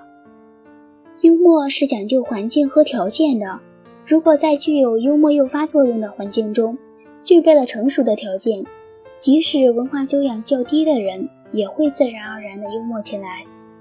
家庭是一个很好的诱发幽默的环境，因为家庭中充满了善意和爱。当然，有时候家庭成员之间，尤其是夫妻之间，也会发生矛盾。当夫妻之间发生矛盾时，我们也可以用幽默来消除紧张，缓和矛盾。两口子吵架，妻子闹着要同丈夫离婚，他们去县法院的路上，要经过一条不深但很宽的小河。到了河边，丈夫很快脱掉鞋子走入水中，妻子站在岸边，瞧着冰冷的河水，正愁着怎么过去。丈夫回过头温和地说，我背你过去吧。丈夫背着妻子过了河，他们没走多远，妻子说，算了，咱们回去吧。丈夫诧异地问，为什么？妻子不好意思地低着头说，离婚回来的时候，谁背我过河呢？幽默和温和的言语一样，在夫妻之间发生矛盾的时候，幽默所表达的是一种委婉的妥协，既不损及自己的颜面，又能同爱人友好的和解。夫妻之间貌似嘲笑的关怀幽默，总是能够迅速地弥补双方之间的个性差异与感情裂痕，拉近双方的心理距离。下面就是一个这样的故事。丈夫看见失业的妻子一点儿也不着急找新工作，于是对她说，你怎么一点都不懂得废物利用？妻子回答说，因为很懂得，所以才嫁给了你。丈夫本想教训妻子一顿，却被妻子幽默地驳回。丈夫自然会反思自己没有能耐，还要妻子跑出去赚钱的不对。记住，在婚姻和家庭生活中，某些特殊的时刻，对方折损人的话语可能会造成不可磨灭的伤痕。在这种时候，我们要像上面故事中的妻子一样，尽量运用幽默去做妥当的化解。夫妻俩吵得很凶，老婆气得直说，我真后悔嫁给你，早知如此，我就嫁给魔鬼了。不行，你不能这样做，你难道不懂得近亲结婚是法律所不允许的吗？面对盛怒的妻子，丈夫幽默地把她比作了魔鬼，从而让妻子在笑声中冷静了下来。妻子往往喜欢故意刁难丈夫一下，这时丈夫也需要灵机一动的幽默，不然就会陷入窘境。看看下面这个例子。妻子问丈夫，如果我和你妈同时落水，你该先救谁？这真是一个让人不知如何回答的问题。而聪明的丈夫灵机一动，当然是先救未来的妈妈。丈夫一箭双雕，八面玲珑，而到底谁是未来的妈妈？女人都可以。如果你真的有这么一位机灵、又好出难题的妻子，那你就得练成灵视而顿悟的丈夫了。恩格斯说过，幽默是具有智慧、教养和道德上的优越感的表现。在家庭成员的交流中，寓庄于谐地去表达一个严肃的内容，甚至用来进行善意的批评，每每使另一方在轻松的感觉中备受启迪。当夫妻间发生矛盾时，双方都应该撇开愤怒，抛弃争吵，试试在那一刻能直达人心灵深处的幽默的力量。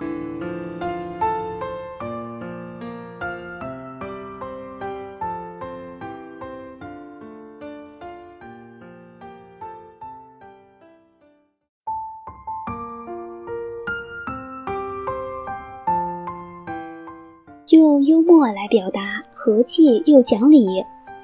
角色的对调可以激发我们以新的方式来发挥幽默的力量。生活中，我们对亲人会有各种各样的看法，有时候则是不好的。当我们对亲人有不好的看法时，如果直言不讳，言辞激烈，那么难免会伤害对方。如果能将话语制成糖衣炮弹，对有缺点的一方进行善意的揶揄和有节制的讽劝，以幽默的方式送给对方，那么既达到了批评对方的目的，又增加了趣味的成分，即使对方心甘情愿地改正错误，也不会伤害你们之间的感情。可以想象，其收效肯定要比直言不讳的强。请看下面这位丈夫是怎样巧妙地借机批评他的妻子对母亲不孝顺的。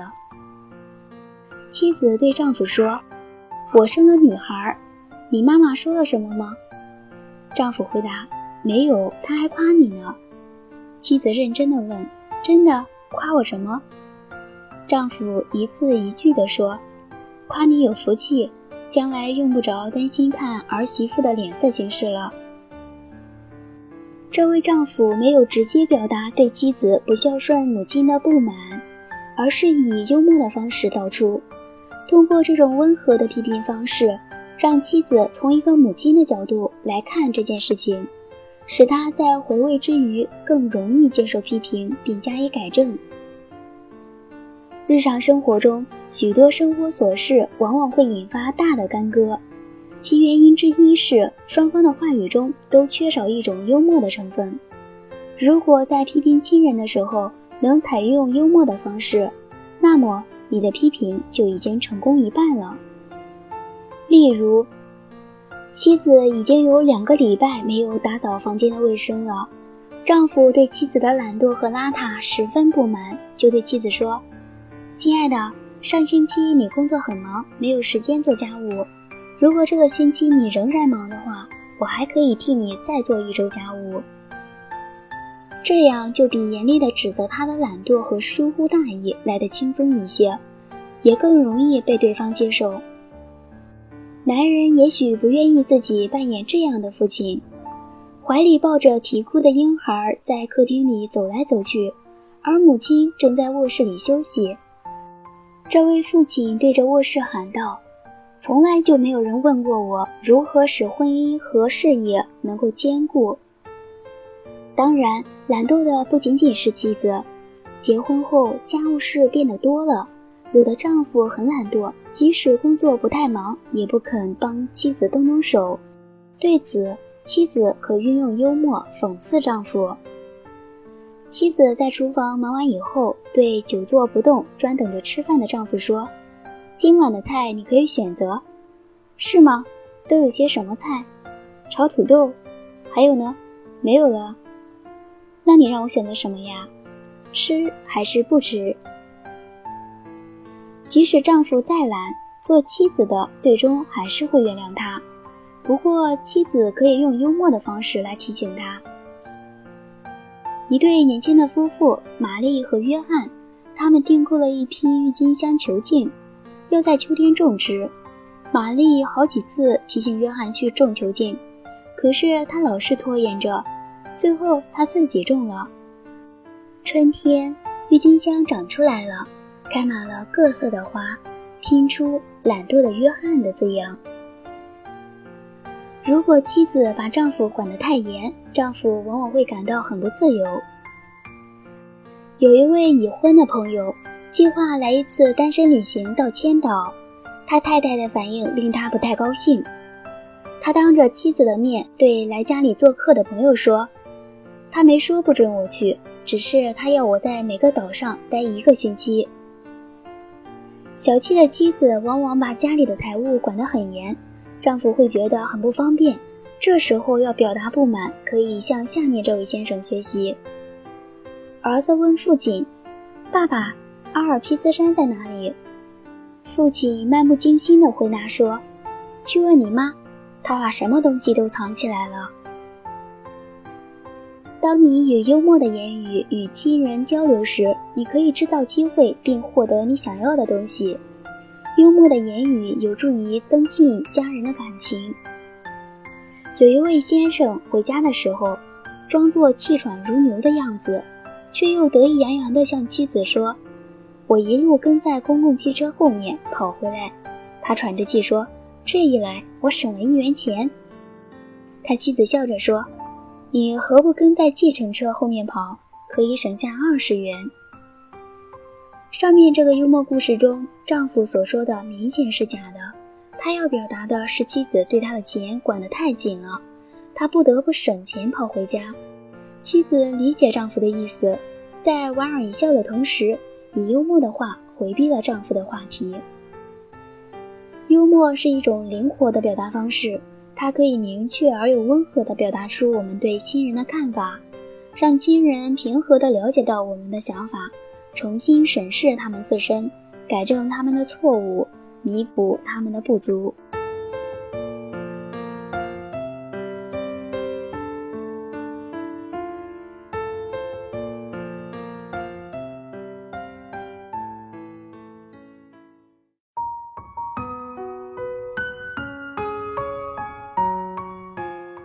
夫妻之间妙语免争端。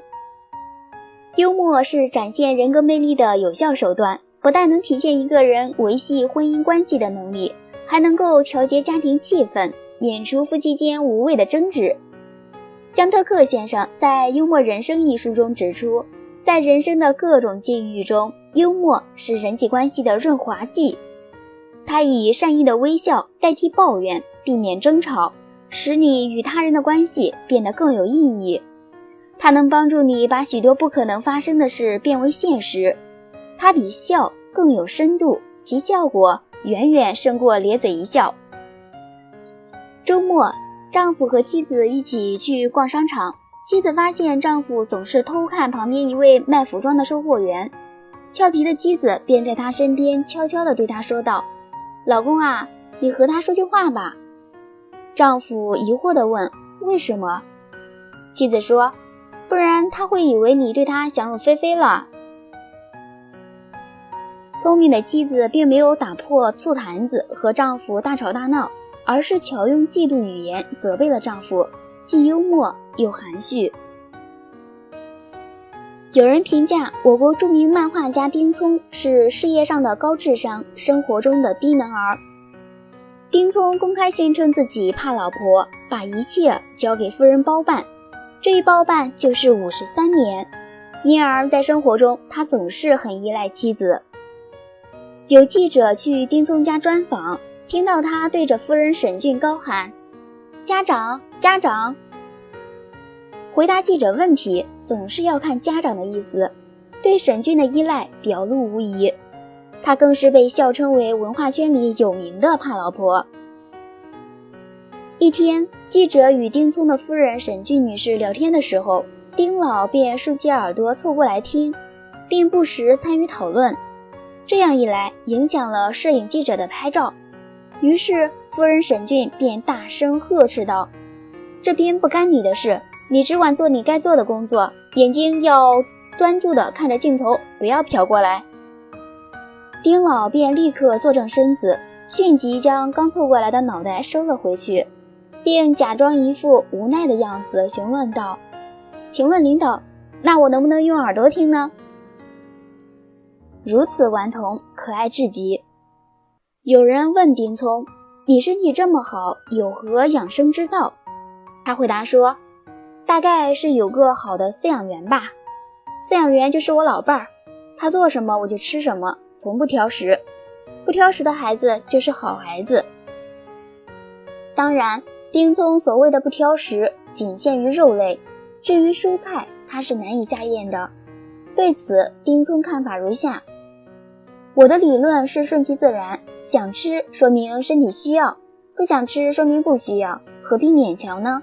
所以我是想吃什么吃什么，当然还是要在老伴的管辖之下。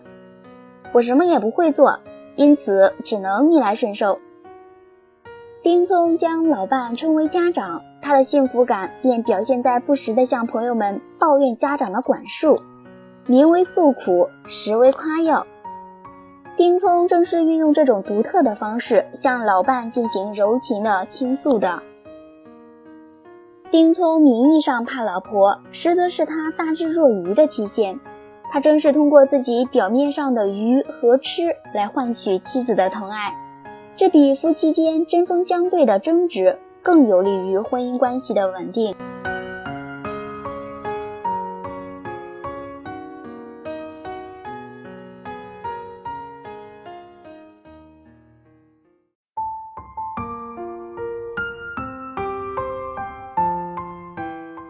夫妻宫节，幽默回击也充满爱。夫妻从恋爱到婚姻，就是一个从浪漫到现实的过程。我们都知道，理想是美好的，现实是残酷的。面对柴米油盐的生活，夫妻自然会有许多磕磕碰碰的事情，对对方的不满自然就滋生了，并且夫妻之间的不满积累到一定程度，就会用讽刺来使对方知道自己身上的缺点，使用幽默来还击，按照对方的逻辑去理解或做出推论，将对方侮辱性的话语巧妙地反弹回去，以使对方警醒。当然，幽默的讽刺一般不会来得太直接，以和风细雨似的比较多，这种软刀子常常让人无法发作。如果不能及时反驳，就只能吃哑巴亏。如果反驳的方式过于激烈，又容易伤和气，把小事呢扩大化，得不偿失。这种情况下，最好的办法就是使用幽默还击。妻子说，男人都是胆小鬼。丈夫说，不见得吧，否则我怎么会与你结婚？妻子拐弯抹角地讽刺丈夫不够优秀，面对妻子的变相指责，丈夫不露声色地进行了反击，从另一个方面为自己解了围，相信这个话题就会到此为止了。每个人都有自尊心，面对对方的讥讽，如果气急败坏、生气，以致大吵大闹，都只会把自己变成一个小丑，在对方的面前笨拙地表演着，而且正中了对方的下怀。相反，如果用幽默的反击回敬对方，则可以借力打力，转移一部分讥讽的力量，同时让对方也感受到这股力量。下面的妻子抓住了丈夫话中的矛盾，巧妙的回敬让丈夫无话可说，心里只能赞叹妻子的机智和幽默。你说当时向你求婚的人多得数不清？丈夫生气地责问妻子。是呀，有很多。他答道。那么你怎么不和第一个向你求婚的笨蛋结婚呢？对呀，我正是这么做的。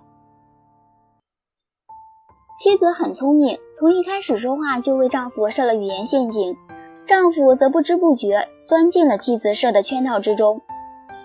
在使用这类反击意味的幽默时，方式灵活多样，并无定式。面对这些诘问，有些只需要实话实说，有些却需要巧妙撒谎，有时需要适当的夸大，有时需要故意装傻，误解其意。但不论怎样，你的回答最好幽默婉转，避免太过直接而引起不必要的难堪。最好能借此传达爱意，使你的话语情意绵绵。另外，还应掌握好一个分寸，一般是对方的攻击有多少分量，反击就有多少分量。这个分量只能适当减轻，但最好不要加重，否则可能会因为反击分量过重而引起新一轮的争吵。事实上，来自于家庭生活之内的讥讽也会让我们揪心不已，这种揪心一点也不比那些家庭之外的讥讽轻松。比如有的妻子是个醋坛子，经常会在大庭广众之下突然发飙，让丈夫下不来台。对如此精简的情况，丈夫们可以学学下面的乔峰，看他是如何幽默地化解妻子的讥讽的。乔峰陪妻子逛街，实在累了，于是就坐在长椅上休息。妻子这时候看到一个穿着时尚的漂亮女孩坐在不远的地方搔首弄姿，妻子对乔峰叫道：“快看，那个女孩和你崇拜的偶像一模一样。”但乔峰没有理会她，继续闭目养神。难道你真的一点都不感兴趣？妻子诧异地问道。乔峰若无其事地说：“当然了，要是他长得像我的偶像，你是绝对不会让我看的。”乔峰面对妻子的嘲讽，冷静而又幽默的回敬，既批评了妻子平时小气的心理，又表达出自己浓浓的爱意。可见幽默既能够让嘲讽变得毫无杀伤力，又能给夫妻生活增添很多情趣。下面这对市长夫妻也是如此。一次闲聊，丈夫问妻子：“你说为什么女人既美丽又愚蠢呢？”妻子回答说：“其实道理很简单，我们美丽，你们才会爱我们；我们愚蠢，我们才会爱你们。”对于丈夫不怀好意的质问，妻子临危不乱，并没有按照常规的方法来正面的反驳，而是炮制了丈夫的办法，来个后发制人，让丈夫掉进了自己预设的陷阱之中。这样的夫妻充满了幽默，生活也必定是其乐融融，让人羡慕不已的。可见用幽默回击讥讽，不仅能够让自己全身而退，而且可以增进夫妻之间的感情。幽默是家庭矛盾的净化剂，是家庭生活的润滑剂，是感情寒冷期的一件棉袄，是治疗爱人讥讽的一味良药。夫妻之间用幽默来互相讥讽，讥讽里也有爱的芳香。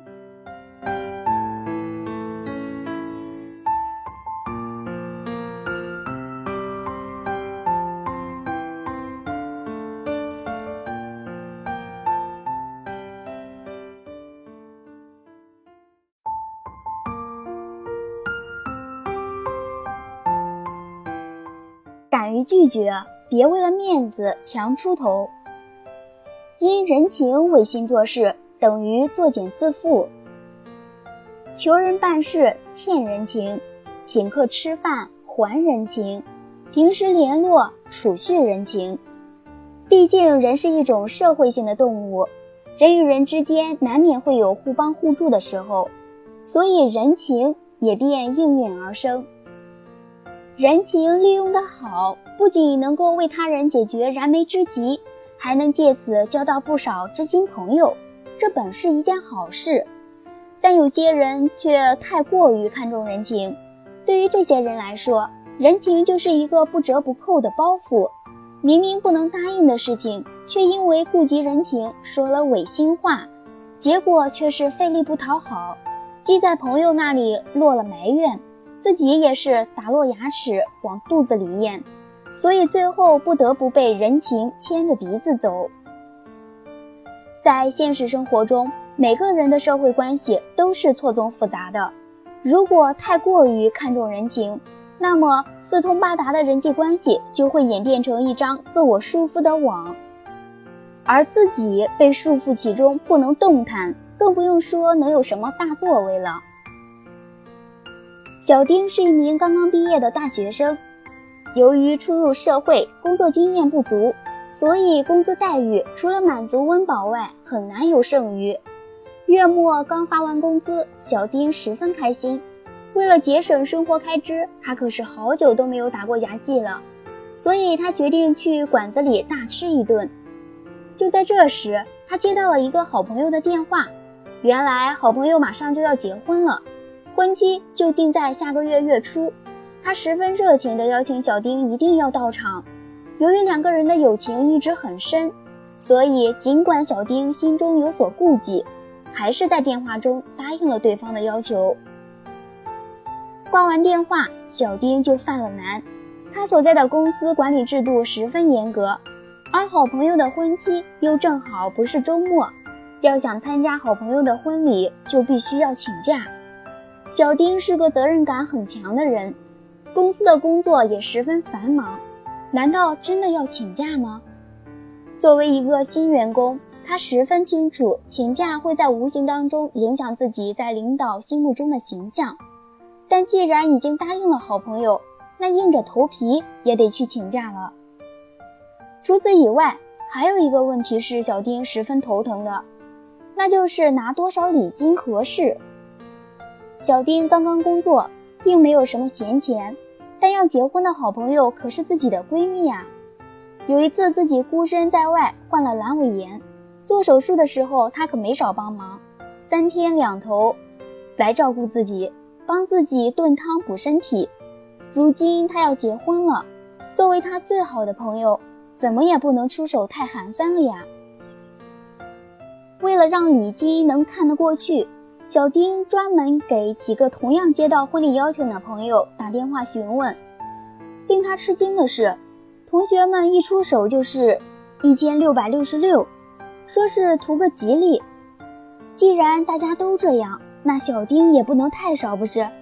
于是便忍痛把工资的一半装进了礼金红包。在喜庆的氛围中，婚礼很快落幕。小丁在人情上是好看了，但他接下来的3周的生活却不得不陷入困境。在这个繁华的大都市，吃穿住行的消费不用多说，而小丁剩下的那部分工资实在是捉襟见肘。很快又到交房租的时候了，这可怎么办呢？陷入经济困境的他不得不向父母求助。在接下来的这几个月里，几乎每月都有人情世故上的事。同事过生日啦，表嫂生小孩啦，同学结婚了，老人生病啦。小丁对人情看得很重，甚至把人情摆到了第一位，所以不论事情的大小，他都不敢轻易错过，而且买的东西少了也不好看。可怜他的钱包，就是为了这些乱七八糟的人情，他已经连续几个月入不敷出了，如果没有父母的支援，只怕要睡大街了。故事中，小丁烦恼的根源并非需要送礼金的朋友太多，也不是收入低，而是因为他已经被人情绑架了。为了人情，哪怕再不愿意，也要违心的送上礼金，这无异于作茧自缚，又怎么能不苦恼呢？人情往来本是无可厚非的，但一定要量力而行。如果动不动就把人情摆到第一位，那么势必会被其所累，甚至为此陷入一个无法自我救赎的怪圈。人情是人们面子观的集中体现，仔细看看自己的周围，如今已经有多少人被人情绑架？为了人情，为了面子，哪怕只是孩子升学，也要大摆宴席，甚至不惜大摆排场。因为在这些人看来，只有场面够大，才能脸上有光。为了人情，哪怕心中不愿意，但还是不得不参加。哪怕多么不情愿拿高额的礼金，但为了人情，也只能花钱买个面子。这又是何苦呢？这不是作茧自缚，又是什么呢？当人情已经演变成一种负担，一种束缚我们的牢笼时，不妨试着打破它。人生在世，需要背负的东西太多，能轻装前进是最好不过的，所以能丢掉的人情就丢掉吧，不做性情中人也没有什么不对。与其为了人情说违心话，不如丢掉人情，做一个诚实人。唯有冲破人情的束缚，才能破茧成蝶，舞出属于自己的人生精彩。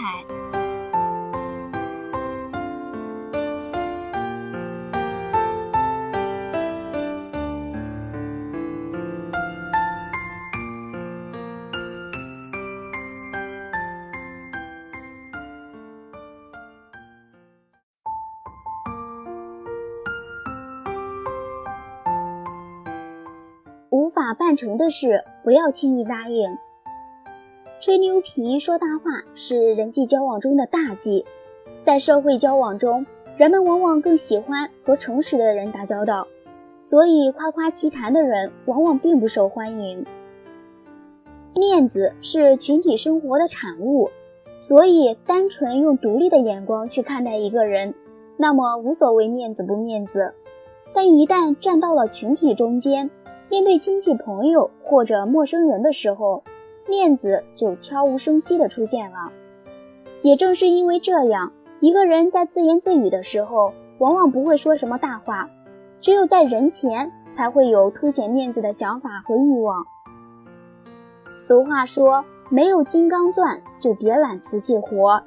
当朋友们的请求超出自己的能力范围时，一定要实话实说，千万不可因为贪图一时的面子而满口答应，否则很有可能会失信于人。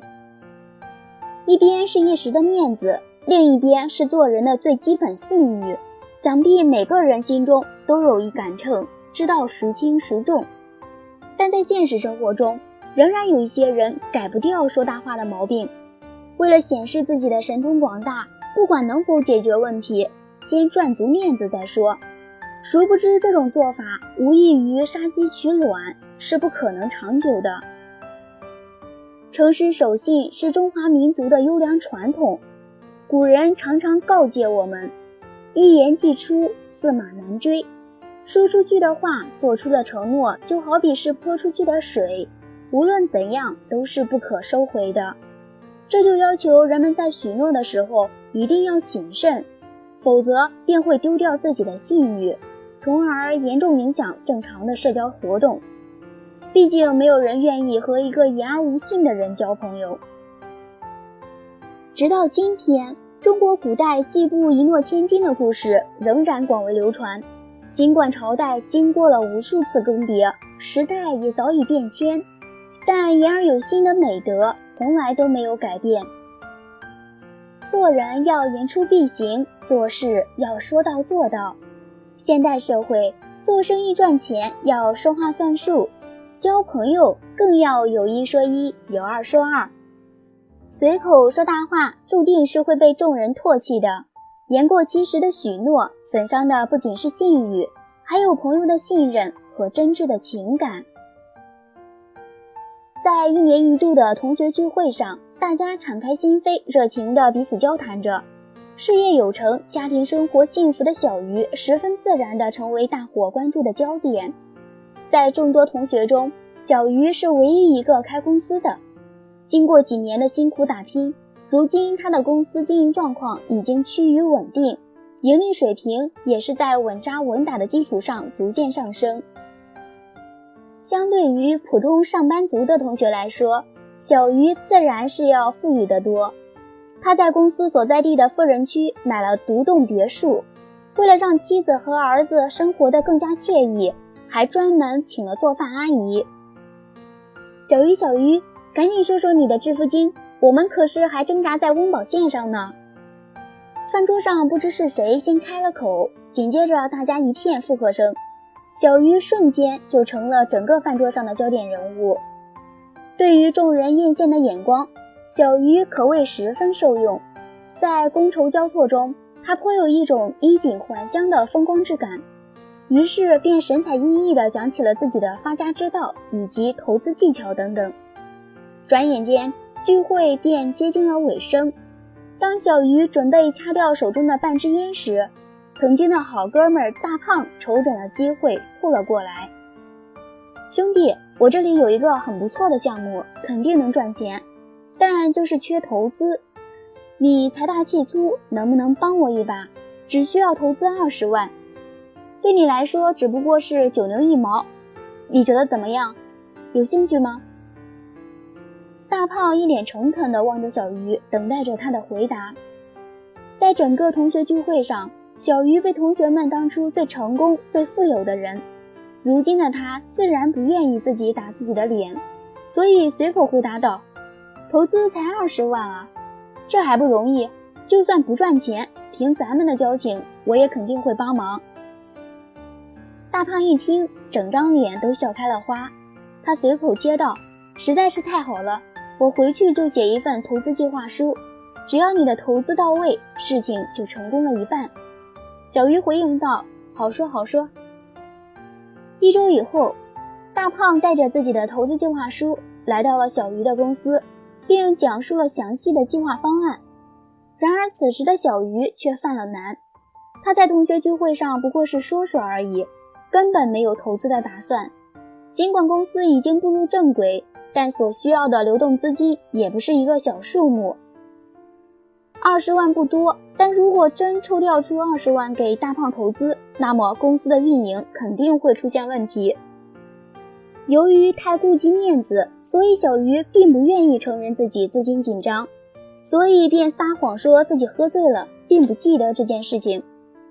结果可想而知，虽然大胖嘴上没说什么，但心里却已经有了看法。既然做不到，当初就不要说，说了到临头反倒又不承认了，这实在不是君子所为。在大胖看来，小鱼只会开空头支票，根本不是一个言而有信的人。从此两人的关系也越来越疏远，越来越冷漠。一个人的能力再强，也有做不到的事情，所以千万不要轻易许诺。刘墉曾经说过，不要在必输的时候逞英雄，也不必在无理的环境下讲道理，否则你就永远没有讲道理的机会了。其实信义也是如此，一旦我们失信于人，那么要想再得到对方的信任就十分困难了。所以无论如何都不要因为贪图一时的风光而开出空头支票，否则只能伤了别人，害了自己。在与人交往的过程中，如果真能为对方雪中送炭，解燃眉之急，这固然是好事，但办事说话一定要量力而行，切不可红唇白牙说大话。尤其是在许诺的时候，一定要注意掌握好分寸，不要把话说得太满。有时候并不是全力以赴就能事事顺利，因为很多客观因素是无法改变的。在正常情况下能做到的事情，放到特定环境中，很有可能就会演变成一件无法完成的任务。所以许诺不可过于草率。若逞一时之勇，怎得万世英名？然而在现实生活中，却有不少人对如此深刻的道理置若罔闻。有些事明知做不到，但为了一时的面子，为了脸上有光，他们丝毫不顾及是否会因此失信，反倒是大包大揽，以至于最后不仅丢了面子，还丢了朋友与做人的尊严。倘若做不到，就不要为了逞强而许诺，只要我们向朋友说清，肯定能够赢得对方的理解。毕竟绝大多数人都是通情达理的。那么社会交往中的面子难道就不要了吗？面子要不要，关键是要看事情的面子价值和长远利益。逞一时的口舌之快，许诺的那一刻虽然面子十足，但这样的面子就像肥皂泡，阳光下五光十色，十分漂亮，但迟早都会破碎，到时候岂不是更没面子？有里子的面子才是真面子，所以先做一个言而有信的人吧。只有在这个基础上追求面子，才不会徒劳无功，毫无意义。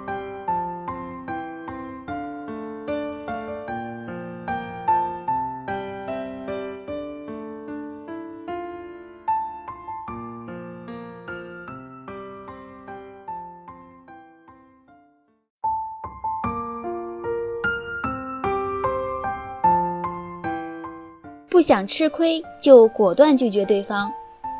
吃亏一词在词典中的解释为遭受不公正待遇。在人际关系的范畴中，吃亏是指被动接受本身不愿意接受的事物。其实日常生活中偶尔吃些小亏也是正常之事，只是当我们自己吃亏过多时，就应该考虑是不是因为自己太想做好人，才会使自己习惯性的接受吃亏。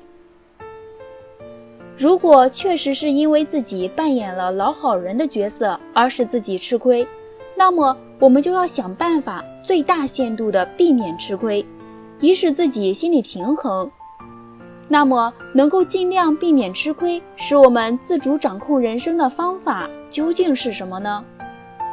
没错，就是拒绝。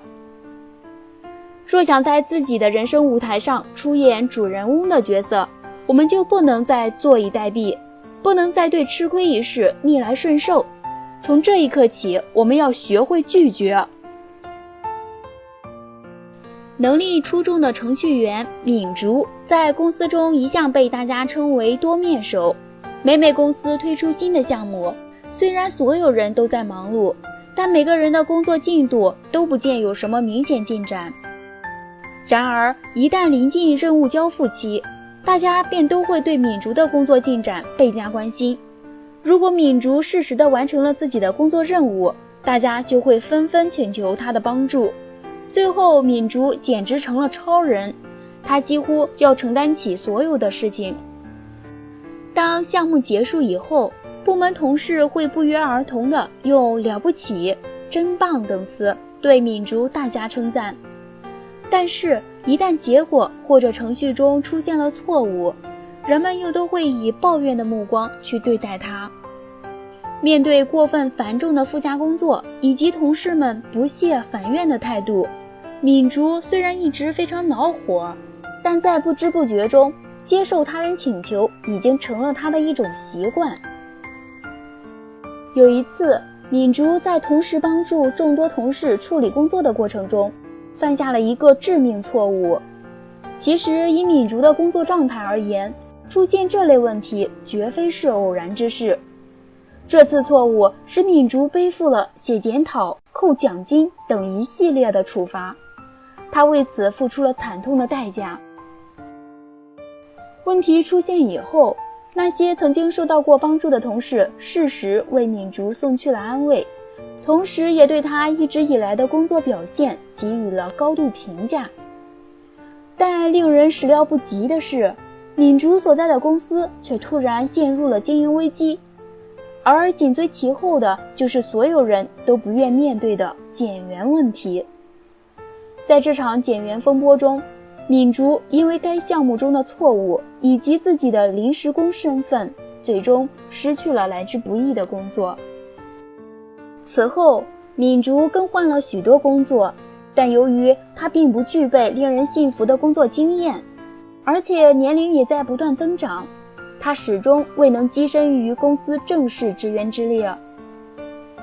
其实与他人相比，敏竹在能力方面，在工作态度方面都具有很大的优势，但她失去的反而更多。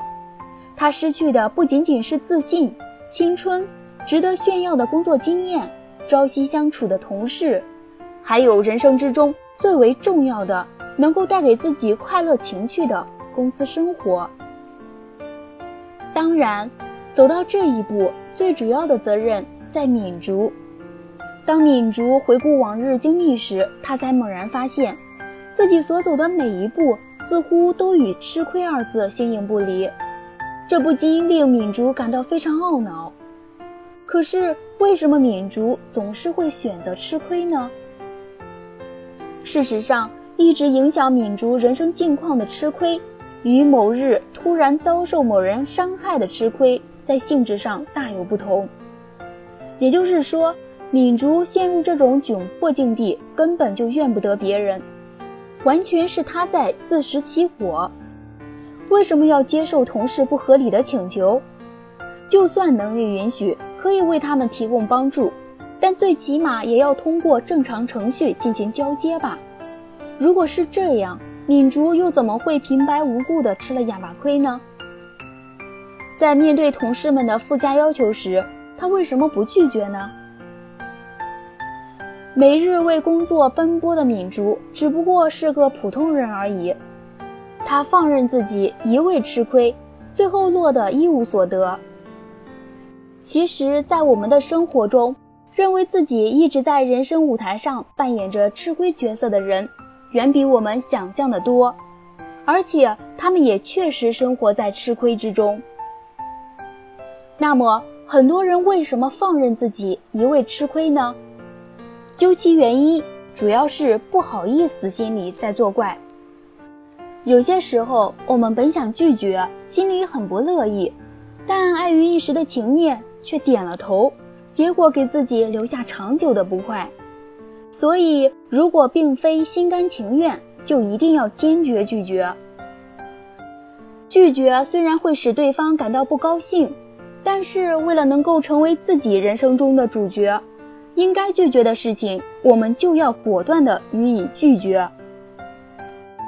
当然，我们也不可不分状况地一味回绝对方，我们应以熟练的拒绝技巧为基础，准确判断当前状况是否适合做出拒绝，要在对方能够接受的情况下，合理维护自身利益。因为只有当我们感觉自己完全可以自主选择时，人生才会变得更为轻松，才能够挖掘出一切潜力。人际关系中同样如此，如果我们不善于拒绝他人的请求，就会感到自己的人生正被他人所牵制，丝毫不受自身的控制。因此，我们要培养无论任何情况下都能合理做出拒绝的自信心。拒绝别人的时候，首先要注意拒绝的原则。拒绝的原则可以分为3类。第一，要拒绝请求的具体内容。第二，拒绝不针对人，而是针对请求。第三，不能由他人代替，必须由我亲自拒绝。我们只要时刻铭记这3种拒绝原则，在处理人际关系时，就绝对不会因为拒绝而产生不必要的误会或矛盾。其次，拒绝别人后不要心怀愧疚，因为如果拒绝得当，对方即使被予以拒绝，也不会感到不高兴。正因如此，有些人在受到拒绝的情况下，依然会心情自然。反之，有些人尽管得到了应允，但心情却会显得黯然低落。当然，如果理应拒绝的事项，自然就要果断决绝。但与此同时，对于对方的心情、价值及重要性，我们必须加以肯定。这样，即使是遭到拒绝，对方也不会感到生气或是忧郁。只要我们能够做到上面这2点，在以后的人际关系之中，就会充满只要我愿意就可以随时拒绝的自信，也就是无论在任何情况下都敢坦然拒绝别人的自信。相信只要我们能够掌握有效的拒绝技巧，困扰已久的生活压力便一定会随之得到缓解，而我们的人生也会变得更加愉悦，更加幸福。事实上，要做到这一点并不困难，只要我们有恒心，肯付出，愿学习，就一定会拥有一个健康的人际关系。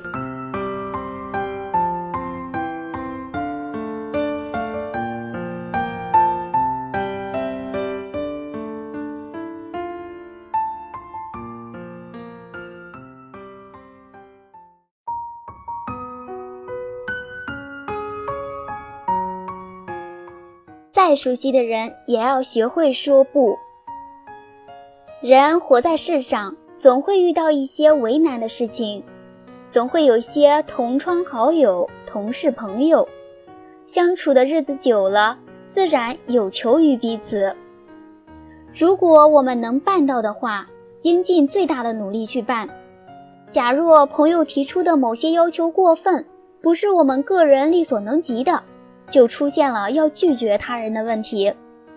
特别是亲戚朋友的一些要求确实不近人情，没有人情味，因此处理这类问题时，我们往往感到很棘手，不知道该如何开口拒绝。明知道一些事情办不成，可又怕伤害了朋友之间的友谊，所以当需要做不的决定时，我们往往就会变得犹豫不决。当需要大声地说不时，却沉默不语。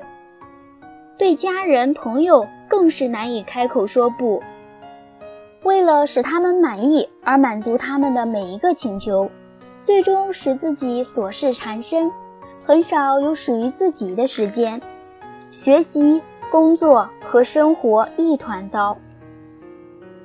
很多人都抱怨生活中有太多的尴尬和无奈，造成这种尴尬和无奈的原因，很多就是因为我们不太会拒绝别人，不习惯说那个最难念的字不。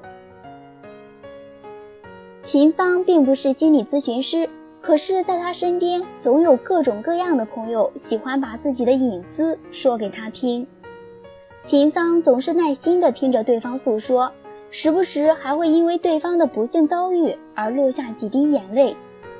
长期处于各种负面情绪困扰的秦桑终于承受不住这份压力了。朋友之间的聊天不外乎最近都有些什么活动和见闻之类的话题，而秦桑却成了公认的被倾诉者。一旦哪位好朋友在感情上遭遇了挫折，他们都会把秦桑约出来，整整一个下午都哭诉自己的不幸。其实他们都知道，秦桑并不能帮他们解决所有的问题，只是他们需要倾诉，需要把负面情绪释放出来。如果说聊天的内容正常一点也就罢了，可是每随着话题的深入，秦桑就会逐渐发现一些自己没有办法控制的事情。就在前几天，小李还在向他说怀疑自己的老公在外面有外遇，而红红整天都向秦桑抱怨公司的待遇不好，董卿则是哭哭啼啼地告诉秦桑她又和男朋友分手了。秦桑从早晨一睁眼就开始被别人这些杂七杂八的事情困扰着，以至于自己在工作的时候都无法把心思用在正常事务之上。每次聊天结束之后，秦桑的朋友们全都像是获得了新生一般，他们的痛苦和委屈确实得到了发泄。而对于秦桑来说，本来好好的一个周末下午，却被无缘无故的笼上了一层阴云。有时候秦桑也不得不感叹，知心姐姐可真不容易当啊。而她还没有意识到，自己其实已经处于一种危机状态之中了。随着时间的流逝，姐妹们曾经对秦桑说过的话，对她产生了潜移默化的影响。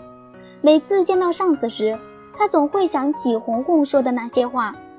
见到董卿的前男友，秦桑的心中则会事先竖起一条警戒线。最近，秦桑不但在工作上频繁失误，而且连家庭关系都开始变得紧张。直到有一天，秦桑才恍然大悟，原来自己的正常生活已经被完全打乱了。秦桑并没有察觉到，自己在倾听别人的诉说时，诸多的负面消极情绪逐渐渗透到了自己的生活之中。到头来，自己不但无法帮朋友们解决实际问题，还让自身陷进了悲观情绪的影响之中。此时的秦桑已经成了他人无节制倾诉的对象。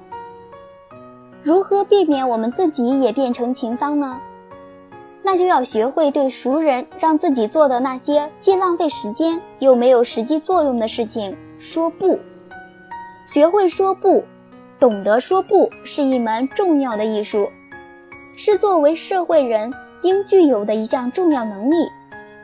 我们需要学会用不的智慧保护自己，用不的力量说服别人，用不的方法正确决策，用不的秘诀改变人生。有人或许说，朋友之间有人遇到困难，我们理应伸出援手予以帮助。帮朋友的忙本无可厚非，但是要分清楚帮什么忙。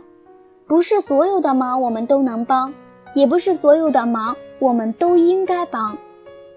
要让朋友明白，你有自己的事情，有自己的主意，有自己的坚持。不要因为朋友恳求的眼神、鼓动的语气，就放弃自己的初衷，就改变了自己的意见。勉强的答应别人，可能会让你琐事缠身，焦头烂额，甚至是精疲力尽，烦恼懊悔。所以不要在需要说不的时候就犹豫不决，就沉默不语，就理亏脸红。一定要说的理直气壮，坦坦荡荡，自信飞扬。坦诚交友，进退有度，有自己心里的原则和底线，明确自己的思想和立场。其实当你的能力有限，无法帮助别人时，千万不要勉强，你应该毫不犹豫地学会说不，学会拒绝。说不，不是不近人情，不是自私冷酷，只要你真诚地道出你的苦衷，你的原则，必能获得朋友的谅解，得到对方的尊重。因此从现在起，请学着对别人说不吧，大声地说出来，我不喜欢，我不想，我不。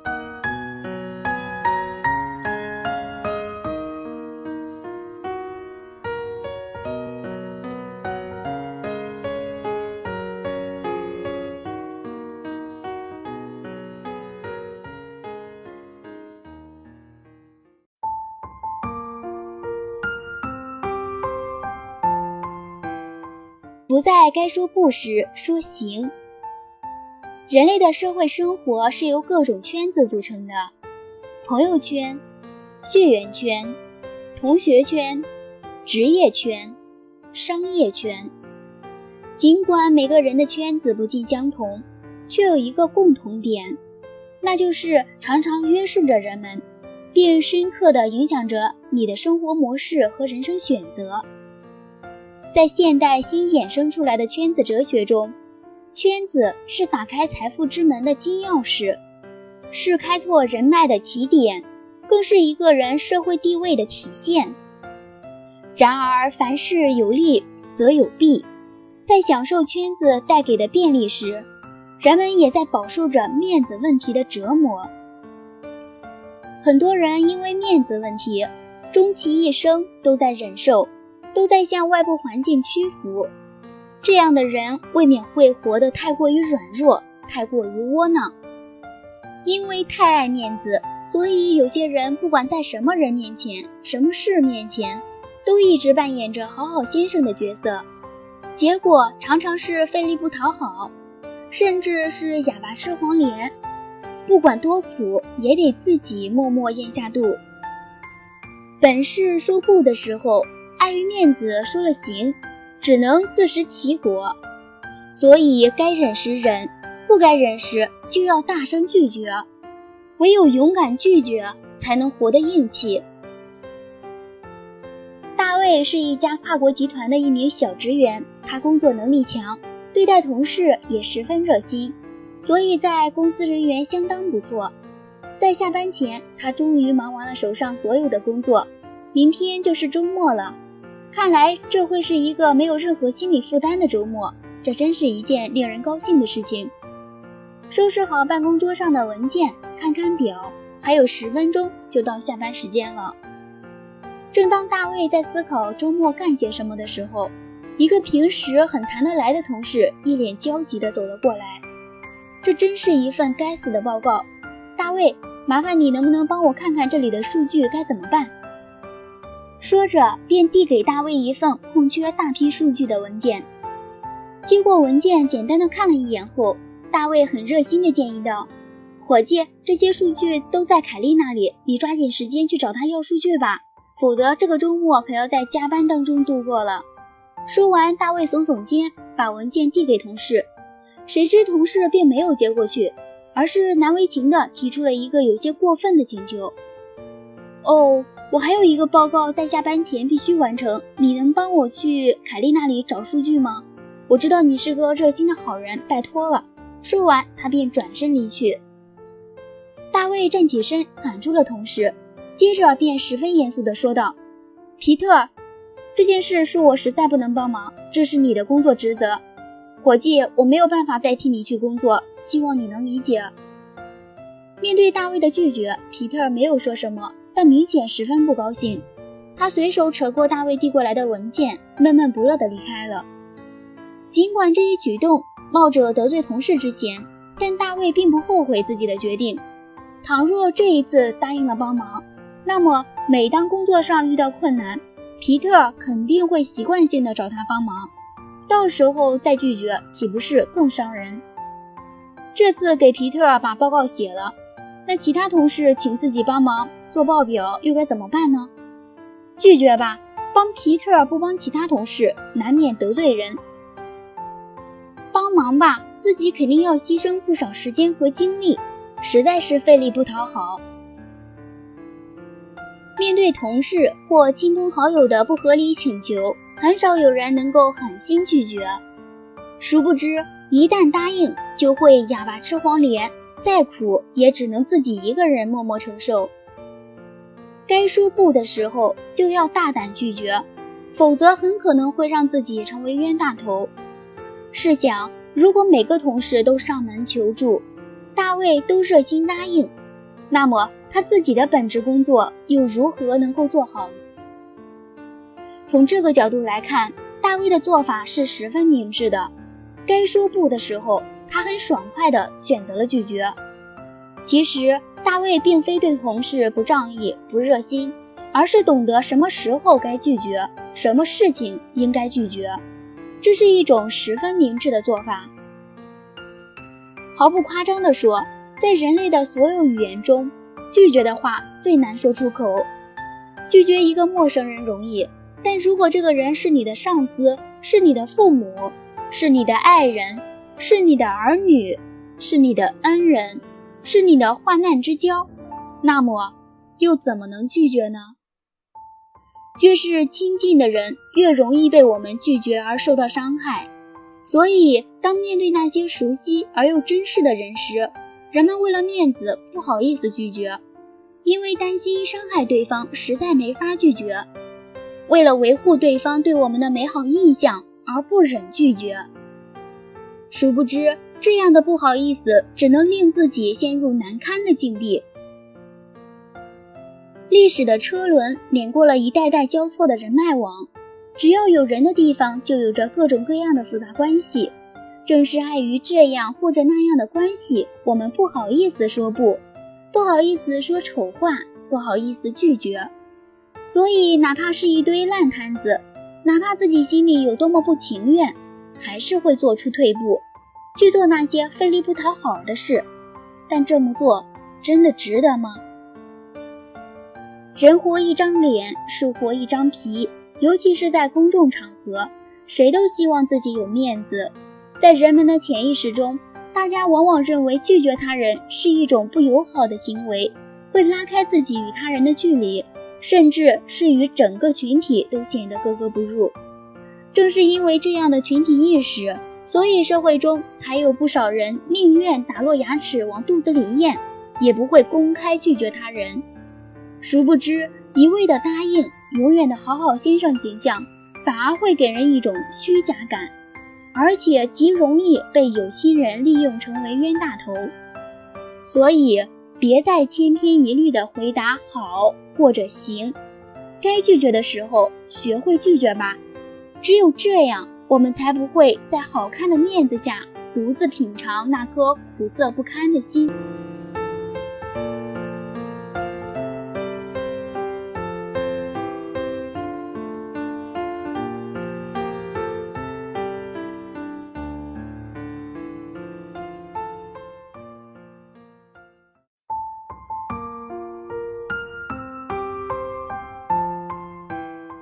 为了面子往前跳，跳入的必是陷阱。弱肉强食不仅仅是自然世界的法则，更是人类社会的残酷定律。如果说食物是人们诱捕野兽的饵，那么面子就是误导我们闯入陷阱的兽夹。为了面子，一个人明明只有8两，为了让他人高看一眼，打肿脸充胖子，甚至不惜为此撒谎。殊不知，现在你所有的一切都需要日后买单，没有什么是可以逃脱因果的。今天的自吹自擂，很可能让你陷入虚荣与嫉妒的深渊，你自己的本性与快乐，迟早也都会被其吞噬掉。面子就好比是上帝鱼钩上的一块诱人的饵料，一旦咬上，便会陷入万劫不复。在在社会交往活动中，面子永远是一个不可忽视的陷阱。面子在人们的面前挖出了各种各样的陷阱，让人勒紧裤腰带也要摆排场。殊不知，外表好看的同时，内里却是怎样的悲凉。面子再好，终究不过是一个金丝鸟笼，被它困住的人看似华丽，其背后却是以失去自我为代价。所以千万别为了面子往前跳，因为跳入的必然是陷阱。人人都爱面子，你有面子，那么我就要比你更有面子。谁有面子就跟谁争面子，而且卯足了劲要在面子的争夺大赛中获胜，否则就是满脸无光。实际上这种观念是十分偏激的，抱着这种观念生活，我们就会不自觉地脱离生活的本真，成为面子的傀儡。林月是一位年轻的妈妈，为了更好地照顾孩子成长，她放弃了自己的工作，成了一个名副其实的全职家庭主妇。林月与丈夫育有一女，如今孩子已经9岁了，俨然已经出落成了一个小美女。女儿乖巧懂事，在学习上也十分用功，几乎每次考试都是班级里的前几名，这可让身为母亲的林月欣慰不少。每天林月都会准时来到女儿就读的学校门口接孩子放学，时间一长便认识了不少前来接孩子放学的家长。你家女儿这次考试又是前3名吧？哎，真羡慕你，生了一个这么聪明的孩子。我家女儿要有她一半的聪明，我也不用又是请家教，又是督促她写作业了。林月听得最多的就是与此类似的夸奖，每当这时候，她都觉得十分受用，哪怕有什么不高兴的事，也会立马抛到九霄云外。这可是她最有面子、最值得骄傲的时候。一个平常的周末，林月应一位女性朋友邀请，一块喝咖啡。在典雅的咖啡厅里，两个已为人母的女人很自然地说起了孩子的教育问题。女孩子一定要多学些音乐、舞蹈，好好培养一下气质。所以我专门给孩子报了2个兴趣班，一个钢琴班，一个芭蕾舞蹈班。他去学了一阵子了，现在看起来已经有模有样了。听着朋友的叙述，林月表面上没说什么，但心里却极为不自在，仿佛只有自家女儿是最优秀的，一旦被别人超过，就有一种羞愧感。喝完咖啡后，林月陪同朋友去接上芭蕾舞班的孩子。站在芭蕾舞教室的门口，林月放眼望去，里边全是8、9岁的小女孩，她们穿着统一的舞蹈服装，在老师的指导下仔细认真地学着。每一个孩子看起来都很有艺术范儿和贵族气质。如果自己的女儿也来学，一定比这些小朋友优秀得多，到时候岂不是比朋友更有面子？就是抱着这种争面子的想法，林月一回到家就开始四处搜寻离家较近的艺术班。为了把女儿培养成一个有涵养、有气质的贵族千金，她不仅给孩子报了钢琴班和芭蕾舞班，还报了书法、绘画班。她根本就没有想到自己的女儿才9岁，只是一个喜爱玩耍的孩子而已。每天在学校的学习任务就已经十分繁重，如今再加上这些兴趣班，原本可以休息的周末也被排满了。从始至终，他考虑的都是自己在其他家长面前是否有面子，根本就没有考虑过女儿是否喜欢这些东西。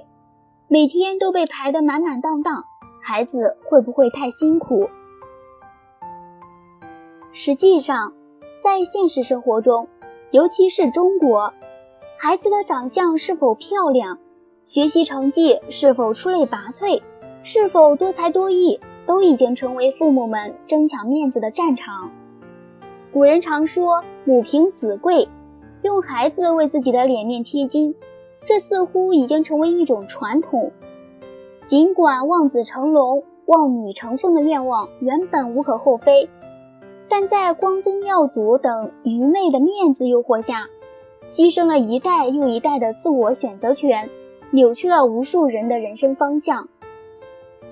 在这种面子陷阱的思维模式中，孩子们似乎所有的学习都是为了老师，为了父母，唯独不是为了自己。盲目的报班、请家教，哪怕请客送礼，也要把孩子塞进贵族学校、省重点等等，这些实际上都是争抢面子的表现。殊不知，在这场面子的争夺赛中，不管你是否能够获胜，你都将是一个彻头彻尾的失败者，因为牺牲掉的是孩子的自主性与独立性。为了面子往前跳，表面上跳进的是时髦，是潮流，实际上则是一个华丽的陷阱而已。金刚怒目，不如菩萨低眉。与其为了争面子大打出手，反倒不如万事以和为贵。说到底，人是一种社会性动物，不管我们个人的能力如何出众，总有一些无法独自完成的事情，总有求人的时候。所以千万不要为了一时的面子，一时的义气，就得罪了本不应该得罪的人，这对人们的社交和日常的生活工作都是十分不利的。实际上，人与人之间的交往就像是一场击剑比赛，贸然向前，要么会刺伤对方，要么会让自己陷入危险的境地。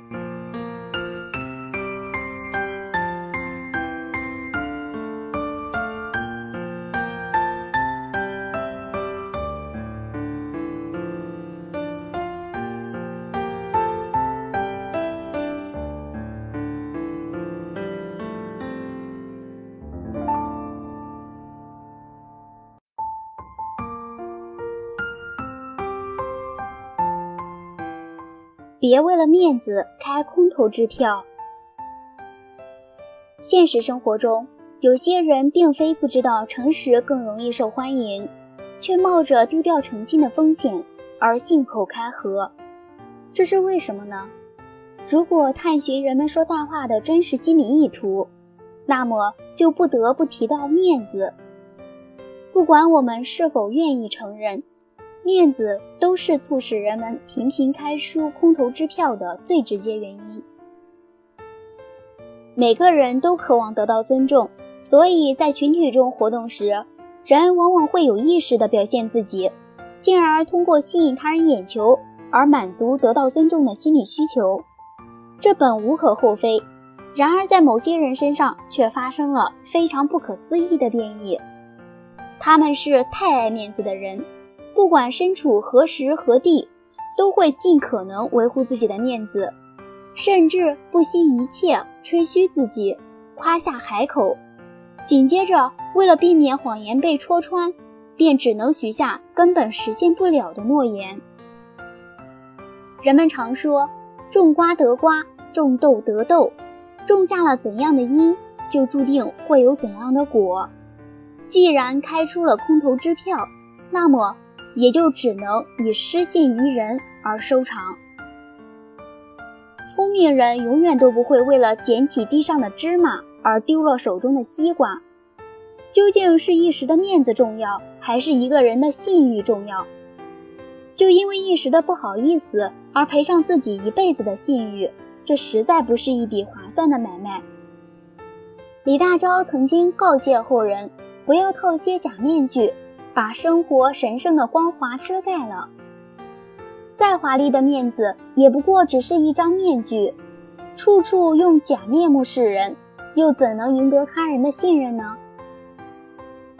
可惜的是，为了面子而撒谎并没有引起人们的重视，在他们看来，完全不撒谎的人是不存在的，说谎似乎成了一件无伤大雅的事情，几乎大家都不会对小谎大惊小怪。殊不知，谎言的背后则是藏在人们心中的魔鬼。尽管贝拉已经40岁，但她从未走进婚姻的殿堂，除了工作，她没有孩子需要照顾，也没有宠物需要照顾。父母早早就进入了天堂，除了每天泡吧以外，实在是再也找不出其他爱好。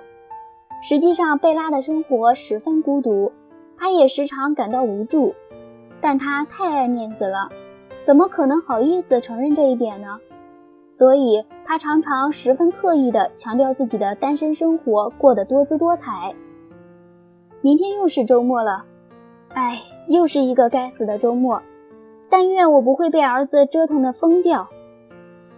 眼看就要下班了，和贝拉一个办公室的女同事抱怨着，紧接着她随口问道：哦，亲爱的贝拉，你不知道单身究竟有多好，快点说说，你周末是不是有什么有趣的活动呢？实际上，贝拉还没想周末的问题。通常来说，她都是一个人宅在家，看2天的肥皂剧，有时候遇到好看的杂志和小说，也能消磨掉一些时间。贝拉当然不好意思在同事面前承认自己的生活单调无趣，为了面子，她假装眉飞色舞地说道：你猜的可真准，我准备去森林公园徒步旅行呢。这真是个好主意，我都整整1年没去过森林公园了。你多拍点照片回来好吗？也好让我一饱眼福。贝拉听到同事的请求，又没办法拒绝，只好答应道：没问题，我的摄影技术真的不错呢，到时候一定送你照片。周末悄无声息地来了，贝拉早晨一起床就迷上了一个有趣的电视节目，所以早就把答应同事的事情抛到了脑后。2天的时间转眼就过去了。嗨，贝拉，周末玩得很愉快吧？此时贝拉才突然想起来自己亲口许下的承诺，如果直接承认自己看了2天肥皂剧，根本就没有去森林公园，那岂不是正好被同事看穿自己的单身生活确实无趣？但实在是不好意思让别人知道，所以贝拉只能继续说假话。啊，看我这脑子，我照了很多照片，准备让你高兴一下，谁知道今天早晨竟然忘了拿，明天一定拿给你。晚上回到家，贝拉着急万分，自己可是亲口说明天把照片带过去的，可自己根本就没去森林公园，又哪里来的照片呢？这可怎么办才好？思来想去，贝拉终于想到了一个好办法，那就是从网上找照片。不一会儿，他就从网上找到了不少美图，紧接着他便将这些美图用彩色打印机打印出来，一叠厚厚的漂亮照片就这样诞生了。第2天，贝拉把装有照片的大信封递给了同事，看到照片的同事实在是高兴坏了。可是当他拿出信封里的漂亮照片一一欣赏时，一句话却不禁脱口而出：贝拉，现在不是夏季吗？怎么你还拍到了有雪的照片？说着便一脸疑惑地看着贝拉，贝拉脸上红一阵儿白一阵儿，恨不得找个地缝钻进去。此时他才明白，不好意思承认单身孤独无趣的代价究竟是什么。你没去森林公园？同事试探性地问。贝拉的沉默无疑就是最好的答案。此时同事才突然发现，原来贝拉之前的话根本就是空头支票。俗话说，好事不出门，坏事传千里。没过多久，这件事就传遍了整个办公室，同事们也不再像以前那样信任贝拉了，因为大家都认为她是个喜欢扯谎说大话的人，实在是不值得信任。故事中贝拉的遭遇就十分具有代表性。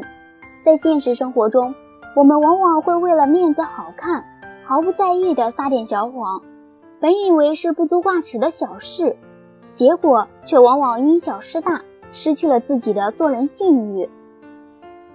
在英国流行着这样一句话，说谎的人很少能发现自己负担多大的重荷，因为他不知道为了说一句谎言，不得不另外再发明20句。要想人不知，除非己莫为。不管是弥天大谎，还是人们自欺欺人的小谎，只要是谎言，就总有被戳穿的一天。谎言撒得遍天下，只是为了面子，可这样的面子又能支撑多久呢？当谎言被戳穿的时候，曾经的面子也只会变成他人眼中的笑柄。所以千万别因为面子，因为不好意思而开出空头支票。由撒谎而赢得的面子是最荒唐的，再好听的夸夸其谈也变不成事实，包装的再华丽的面子也只不过是一只纸老虎，既经不住时间的考验，也瞒不过大众的眼睛。空口许诺就好比是给自己挖了一个隐形的陷阱，尽管此时的你看起来风光无限，但迟早都会在自己挖好的陷阱里狼狈不堪。以损失信誉为代价而得来的面子根本不是真面子，因为谎言终将被戳穿，赢来的面子也终会以颜面扫地而收场。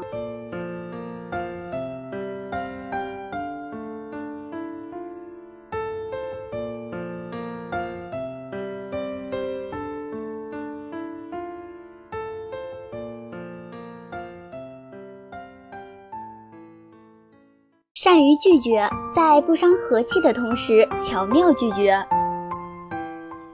拒绝要懂技巧，不要伤害对方的面子。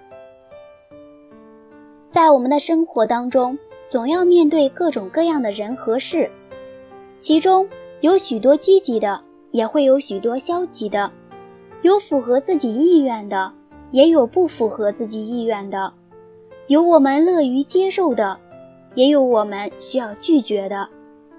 比如有人需要我们帮忙，但我们却出于某方面原因而不能帮他时，就需要拒绝他。而直截了当拒绝的话很难说出口，但是有时候我们必须拒绝对方，就必须要掌握拒绝的技巧。掌握了一定的技巧，我们才能轻松愉快地说出不字，才能使对方高高兴兴地接受不字。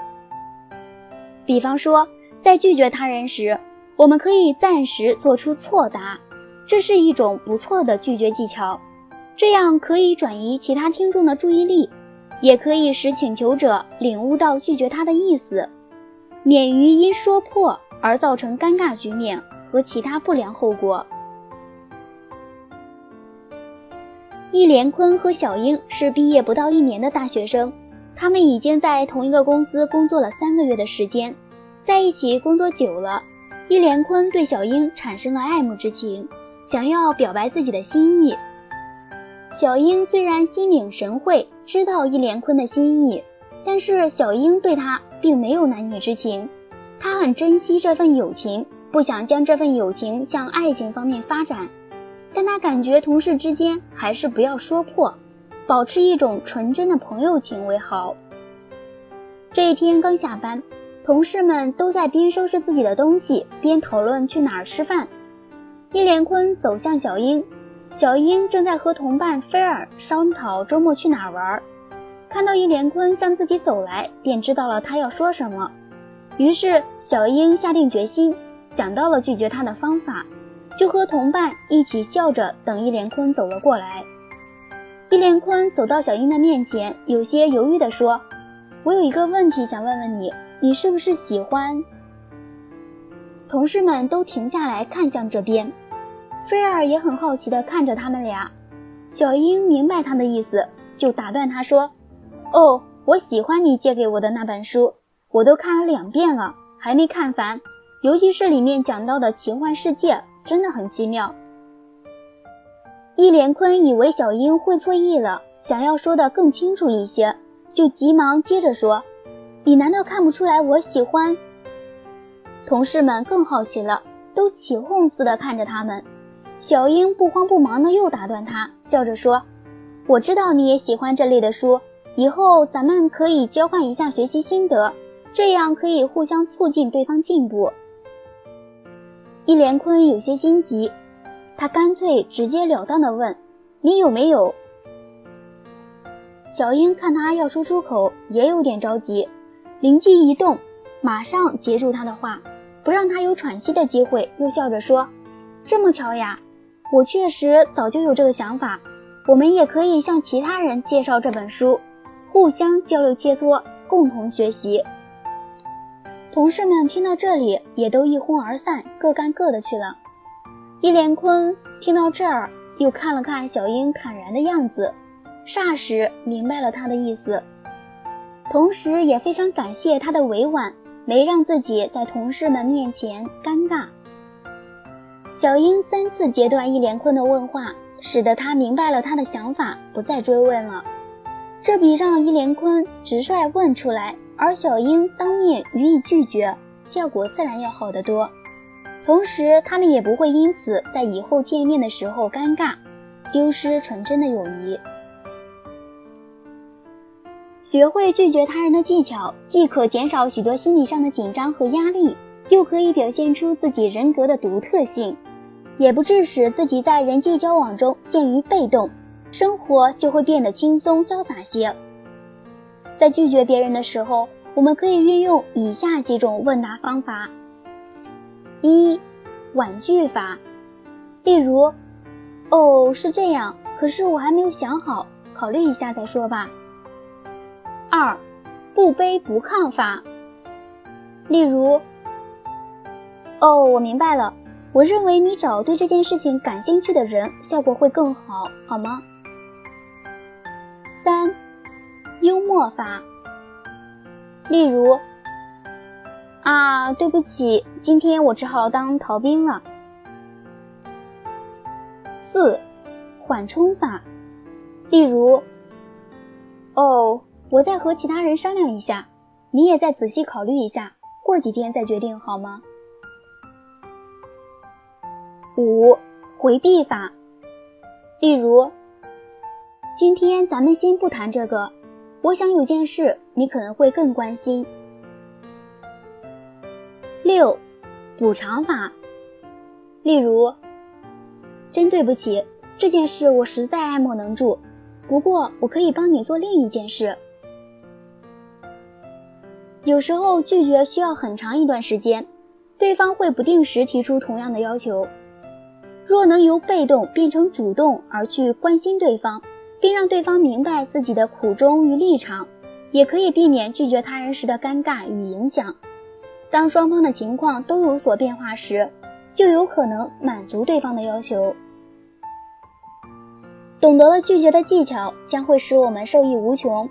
有技巧的拒绝，不但不会给我们带来负面影响，反而能得到他人的敬佩与尊重。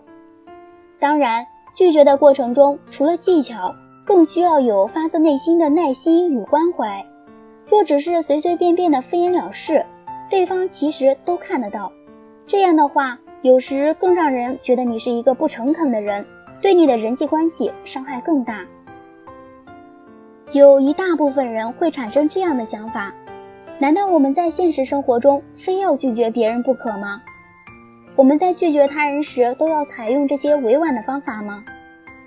其实在现实生活中，关于拒绝他人，我们还要注意以下问题。第一，在日常生活中，我们就应该真诚地对待朋友和同学，积极地帮助他们。每个人都应该明白一个简单的道理，平时帮人拒人才不难。第二，如果是由于自己能力或客观的原因，我们应当坦诚相对，说明自己的实际情况，同时要积极帮对方想办法。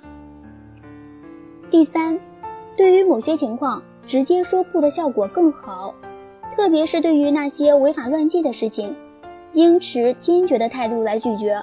对于那些可能引起误解的事情，也应该明确自己的态度，否则会当断不断，反受其乱。拒绝他人是生活中的一种艺术和技巧，学会并灵活运用它，会使我们生活的从容不迫，也会使我们有一个良好的社会关系。要懂得在适当的时候用适当的方法说不。拒绝别人不一定是件坏事。如果我们没有时间，没有能力帮助别人，那么拒绝别人的请求是正确的选择。当我们拒绝他人时，要让对方心服口服地接受自己的说法，而不要让对方产生被轻视或受到伤害的感觉。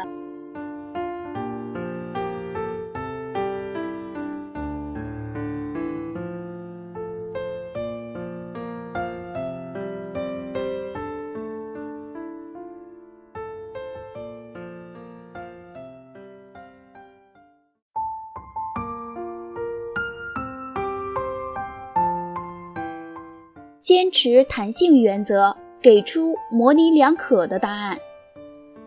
模棱两可的回答或者敷衍的回答是一种有弹性的沟通方法，也是一种最常见的处事技巧。敷衍的回答是在不便明言回绝的情况下，模棱两可的答复他人。敷衍是一种艺术，运用好了，不但不会失信于他人，还会取得良好的效果。所谓不食言，就是说到且一定做到。在许多时候，人们对说出的话、做出的决定，过不了多久就会后悔，乃至忘却，不再履行。然而，无论你有多么后悔，也要遵守自己做过的承诺。违背诺言只会让自己更加被动，不仅赔了损失，还要赔上信誉。所以，不能轻易对别人食言。有人说，信用既是无形的力量，也是无形的财富。这话一点也不夸张，毕竟谁都不愿食言。所以很多情况下，为了不食言，我们无法拒绝别人。虽然这时候拒绝是对别人的一种尊重，是为事情找到更好的解决方法的最佳途径，可是为了不失信、不食言，只能用模棱两可这种有弹性的回答来回应对方。如果对方比较聪明，能够明白我们这种模棱两可的回答背后的信息，可能会自动放弃。事实上，许多人在请求别人帮忙的时候，都是抱着莫大希望而来。给别人模棱两可的回答，不要决绝地拒绝别人，不要让人认为你是一个失信于别人的人，使自己陷入被动的局面。人处在一个复杂的社会背景中，互相制约的因素有很多，为什么不选择一个盾牌挡一挡呢？食言本身就是一件令人十分难堪的事，我们完全可以选择态度不是那么坚决，甚至有些模糊不清、模棱两可的回答来回复对方，这样他们能够理解我们的做法，从而不会对我们抱太高的期望。避开实际性的问题，故意用模棱两可的语言做出具有弹性的回答，既无懈可击，又避免了自己的信誉和诚信度受损。这样做既能让对方明白你的立场，也能充分保留自己的面子。林素和米民在同一个公司上班，两个人在公司是同事，私下里关系也不错，是旁人羡慕的一对好朋友。一天，米民因为家中有事，必须请几天假，而不巧这时他正准备和一位大客户签约，对手公司也在不断争取这位大客户，此时正是关键时刻，自己却无法翻身。米民想来想去，想到了同事兼好友林素，于是开口请他帮忙去跟这位客户签约。对方是自己的朋友，且自己也没有什么要紧事儿，林素就答应了米民的要求。可谁知当天医院打来电话，告知林素父亲生病住院了，林素没有其他的亲人，只能自己去照顾。可是自己一边要忙工作，一边还要照顾生病的父亲，帮朋友去签约，实在是分身乏术。可是想到几天后的签约，而自己又答应了米民，林素一下子不知道该怎么办。他不得不拒绝米民，但是又不想让米民太伤心，于是便在脑海中反复思考着该怎样拒绝他。最后他对米民说，这件事比较困难，这几天我比较忙，过2天再看看吧。对于做事一向急性子的米民来说，见林素答应后又说了一句这样模棱两可的话，以为他在犹豫，就想也许林素需要考虑一下，于是并没有催促。过了1天，米民又问到这个问题，林素回答说，我也不太确定，你别抱太大希望，可能我去不了。米民听林素这样说，明白林素可能真的没有时间，确实有事儿去不了，就把这件事情托给了别人，便急急忙忙赶回家去了。林素这边见米民交代好了别人，自己也就放心地处理工作家庭的双重压力了。几天之后，李明高高兴兴地回来上班，发现与那位大客户的合约已经签好了。林素父亲的病渐渐好转，也已经出院。两位好朋友的关系并没有因为这件事受到任何影响。如果林素断然拒绝米明，两个人的友情可能会遭受波折。如果林素沉默不语，会让米明觉得林素已经答应了他的请求，就不会再找别人帮忙，那么事情就会变得更加糟糕。否定或拒绝他人时，可以运用一些模棱两可的语言，对于对方的要求似乎有肯定的因素，却又仿佛有未能肯定的理由，让对方感到得到某些方面某种程度的理解，从而不容易引起对方的反感和愤怒，同时让对方意识到他的要求并未得到你的许诺，从而达到含蓄拒绝的目的。当你面对别人的请求时，如果不能确定自己是否可以把对方请托的事情办好，或根本不想接受请托，可以用下面这些听起来模棱两可的回答。你说的事情我会考虑的。这件事情比较困难，我不确定这事能够办成。我帮你问问看，如果不行，我也没有办法。也许可以吧，我不确定。最近我比较忙，过2天再看看。这件事等我回来再说好吗？如果你对情况把握不准，就应该把话说得灵活一些，最好用弹性的语气，给自己留下回旋的余地，使之有伸缩的余地。多使用尽力而为、尽最大的努力、尽可能等有较大灵活性的字眼，这种承诺能给自己留下一定的回旋余地。为了不食言而给对方模棱两可的回答，可使对方明白我们的苦衷，相信我们不是没有信誉的人。如果生硬的否定或拒绝，对方则会产生不满，甚至仇恨、仇视你。把话说得委婉模糊一些，这样做既不伤人，又不会使自己失信于对方，彼此还能和和气气，何乐而不为呢？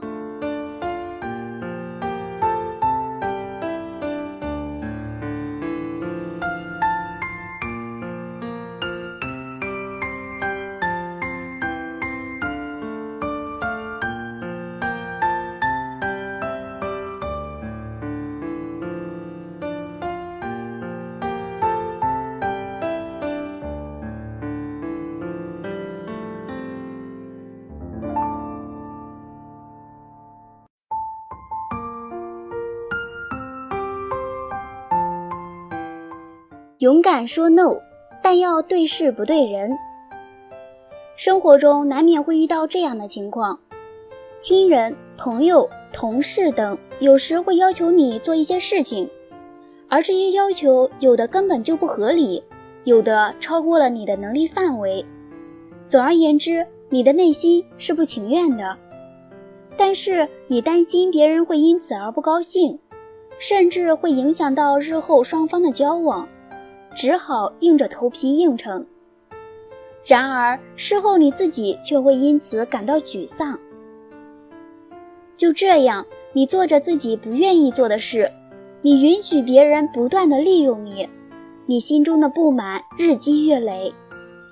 有一天，你终于失去了耐心，把积累的怨气一并爆发，可想而知，结果将会非常糟糕。由此可见，我们必须要学会拒绝，我们要能够勇敢地对别人说 no， 只有这样才能提高我们的工作效率和生活质量。要知道，想做个有求必应的老好人并不容易，人们的要求永无止境，往往是合理的、背理的并存。如果当面你不好意思说 no， 轻易承诺了自己无法履行的诺言，将会带给自己更大的困扰。因此，该拒绝时就一定要拒绝，并且一定要对事不对人，既让对方知道你拒绝他的是请求，而不是他本身。拒绝之后，最好可以为对方指出处理其请求的其他可行办法。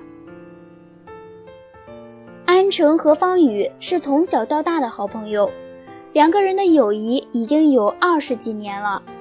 如今两人都已经参加了工作，虽然不在一个单位上上班，但平时两人还是经常带着各自的女友在一起聚聚。有一天，安成气呼呼地来到方宇的单位，找方宇帮他一件事，为他的未婚妻报仇。方宇以为出了什么大事，急忙请假和安成走出公司。出来后，方宇向安成问清了缘由，原来安成的未婚妻被公司的车间主任欺负了。安成非常恼怒，发誓要为未婚妻报仇，而且还买了一把锋利的弹簧刀，想要对付那个车间主任。但考虑到那个车间主任人高马大，自己一个人对付不了他，于是就想到请方宇帮忙，两个人一起对付他。方宇听后心中很明白，尽管那个车间主任不是好东西，确实应该教训教训他，但如果感情用事刺伤了他，那是犯罪的。因此方宇决定拒绝安成，并且也决定阻止安成，不能让他一时冲动铸成大错。于是他问安成，你爱你的未婚妻吗？爱，当然爱，如果不爱我才不管这事呢。安成回答说，这就好，爱一个人不容易，真正爱上一个人是不管他遇上多么大的不幸，都会永远爱他，相反在他遇到不幸时还要帮他解脱出来。但是你这样感情用事并不是爱他，这是在伤害他，使他更伤心，他也不会为此而感谢你，相反会恨你。坏人总是要受到惩处的，这是要靠法律的。安成听到方宇这样说非常生气，他冲方宇喊道，我还是不是你的朋友？你怎么不帮我，反而袒护那个主任？他给你什么好处了吗？你对我是不是有意见呀？方宇听了安成的话，走到安成的面前，真诚地说，我拒绝和你一起去找那个车间主任，不是对你有意见，我只是认为这件事不能像你说的那样做，并不是针对你个人。车间主任的行为是犯法的。这样吧，我的同事有一个是做律师的好友，我帮你和你的未婚妻运用法律的手段来惩处车间主任，我相信法律会给你们一个满意的答复的。安成听了方宇的一番话，打消了要报仇的想法，最终运用法律惩处了那位车间主任。而安成非常感谢这次方宇对他的帮助，两个人的友谊也更加稳固了。在上面这个例子中，方宇并没有为了朋友之情而感情用事，而是对事不对人，让安成由报仇转而运用法律手段来解决问题。安成从道理中明白了自己的糊涂用事，最后问题也圆满地解决了。方宇也由此拒绝了安成报仇的请求。假设方宇不这样做，为了朋友义气，而是满口答应帮助安成去报仇，结果肯定不堪设想。对事不对人，强调以事为中心，的确，解决的是问题，应该以事为中心。问题要解决到什么程度，什么时候解决，什么标准，谁来做，大家如何做配合等等，这就是对事。针对事件，围绕事情本身解决问题。那么什么是不对人呢？不对人就是不针对人。虽然事情是人做出来的，但是人是很复杂的，带有一定的主观性。这种主观性很难说谁的想法一定是对的，或谁的想法一定是错的。更为重要和关键的是，人的本性都是趋利避害的，人都是爱面子的，都是有情绪的，保护自己是人的第一反应，即使用不恰当的方式。所以在拒绝别人的时候，拒绝者要尽可能地创造一个对事不对人的环境，把事情和人情分开，人是人，事是事。在这样的环境下，拒绝者不会因为人情而回避一些难以处理的事情。同时要让被拒绝者明白，你所拒绝的一切是针对事而不是人。如果能形成这样对事不对人的环境，被拒绝者会有更大的勇气承担拒绝者的任何决定，因为他知道这是为了更好的解决问题，而不是在为难他。这样拒绝者也会变得很简单，在回答被拒绝者请求的时候，不必过分顾忌感情，不必在意面子，而只需把注意力放在事情上。要记住，无论你在什么时候，在任何的场合，对任何人、任何事，你都有权利说 no， 因为这样你才能顾及自己的情况，而以真实的态度面对对方。虽然在该说 no 的时候要勇敢地说 no， 但是一定要做到对事不对人，这才是真正有效的人际沟通。能和他人做有效的沟通，是你最有价值的资产。致力于有效的沟通，会使你的人际关系大为改观。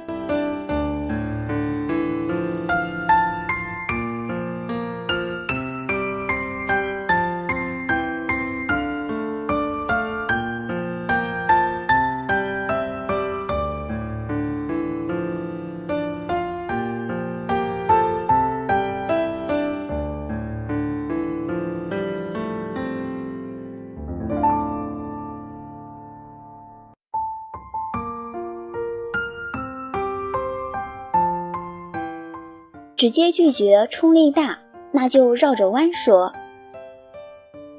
在拒绝他人时，关键要态度和蔼，不要在他人刚开口要求时就断然拒绝，不要对他人的请求迅速采取反驳的态度，或流露出不高兴的情绪，或者去藐视对方，坚持永不会妥协的态度等等，这些都是不妥当的方式。应该以和蔼可亲的态度诚恳应对。如果在社交场合你需要拒绝人时，不妨用下列方法试一试。1. 有意推脱，比如我转告他一声倒是可以，就是怕他误会了，还是你直接问他比较好。这件事情由我出面恐怕不太好吧。2. 尽量回避，比如哦，是这样呀，我没看清楚，我没注意，也不是太清楚。3. 故意拖延，比如今晚还有事，以后再说吧。4. 保持沉默，比如让我再考虑考虑吧。5. 另有选择，比如好是好，不过我更喜欢，我想那个会更好。6. 婉言拒绝，比如我很理解你的心情，但是这样做对你我都没有好处，你仔细想一想。拒绝时千万不要伤害对方的自尊心，特别是对你有过帮助的人来拜访你，要你帮他做事，为了情面的确是非常难以拒绝的。不过只要你能表示出尊重对方的意愿，讲出自己的难处，相信对方也会理解你、谅解你的。以诚恳的态度明确地说出自己不得不拒绝别人的理由，直到对方了解你爱莫能助，这是一种最成功的拒绝方法。池雪是某教育局的人事科长，经常处于矛盾的包围之中。作为中层干部，上级的话他不得不听，即使是违心的事也要办，下边的事又不敢答应，一应就是一大串，可谓是苦不堪言。在他极其苦恼时，他的一位好友提醒他，面对矛盾，何不采取回避锋芒的办法，这能使自己得到解脱。好友的一番话使池雪茅塞顿开，连叹自己以前太笨。掌握了这一处理矛盾的秘诀，在面对一些事情时，池雪坦然多了。有一次，局里的刘副局长让他想办法将其侄子安插到某中学去，这不符合政策，让池雪很为难，因为一旦出现问题，承担责任的是他，而非刘副局长。这时他想起了回避锋芒，不直接拒绝的退让之法，便小试牛刀。池雪对刘副局长说，好，我会尽心为您办这件事的，您让您的侄子把他的毕业证、档案材料呢给我送过来。当天下午，刘副局长的侄子就来了，但送来的只有档案材料，没有毕业证。因为他虽然读完了2年学制，但学业不精，自学考试才通过了7门，根本就没有毕业证。池雪就让他先回去等候通知。过了几天，刘副局长又过来问这件事情，池雪先说了他侄子的情况，随后说道，刘局长，你说话算数，您同那学校的校长谈谈，只要他们同意接收，我这就把您侄子的人事关系给开过去。刘副局长从池雪的话里显然已听出了弦外之音，只好说，那就先放放再说吧。池雪对刘副局长的要求没有采取直接拒绝的方法，而是回避锋芒，既拒绝了不合理的要求，又达到了保护自身的目的。池雪明白，官场上的矛盾、冲突、痛苦使大部分人都会处于战争状态。对于别人的一些要求，不能当场直接拒绝，一定要回避锋芒，委婉的回绝，这样既能使矛盾在迂回曲折中得到妥善解决，也能让自己的心灵自在祥和，还会发现事情原本可以这么简单。识时务者为俊杰，当你处于矛盾的漩涡中时，不妨暂退让一步，再伺机推脱。避免直接拒绝别人，可以对其先扬后抑，这是一种避免正面表述而采用间接拒绝他人的方法。先用肯定的口气去赞赏别人的一些想法和要求，然后再来表达拒绝其原因，这样不会直接伤害对方的感情和积极性，而且使对方容易接受，并为自己留下一条退路。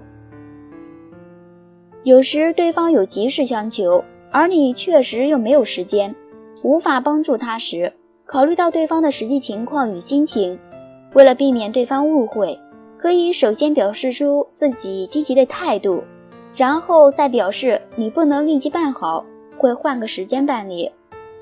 而对方是急事，要求必须立即办好，此时他就只能另找他人了。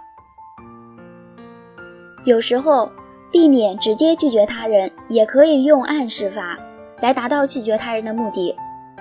有些人喜欢通过说出自己困难的方法来暗示他人，以投石问路。这时你也可以采用同样的方法来表示你的拒绝，因为对于他们来说，表达出不最好是通过他们容易接受的办法。当然，与此同时，你可以表示出深深的同情与理解，也可以为他出个主意，表达出你对他的关心和自己的无能为力，同时为其送上自己的良好祝愿。在拒绝别人时，应该做到6不和4要，使对方了解你拒绝的苦衷和歉意，保持说话态度诚恳，语言温和。不要立刻就拒绝，立刻拒绝会让人觉得你是一个冷漠无情的人，甚至觉得你对他有成见。不要轻易的拒绝，有时候轻易的拒绝别人会失去许多帮助别人和获得友谊的机会。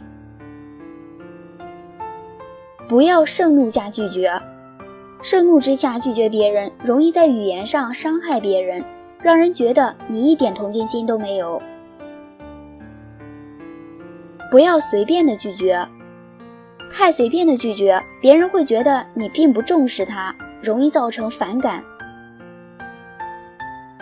不要无情的拒绝，无情的拒绝就是表情冷漠，语气严肃，毫无通融的余地，会令人很难堪，甚至反目成仇。不要傲慢的拒绝，一个盛气凌人、态度傲慢不恭的人，任谁也都不会喜欢亲近他，何况他有求于你，而你以傲慢的态度拒绝，别人更是不能接受。要婉转的拒绝。真正有不得已的苦衷时，如能委婉的说明，以婉转的态度拒绝，别人还是会感动于你的诚恳。要有笑容的拒绝，拒绝的时候要面带微笑，态度要庄重，让别人感受到你对他的尊重、礼貌。就算被你拒绝了，他也能够欣然接受。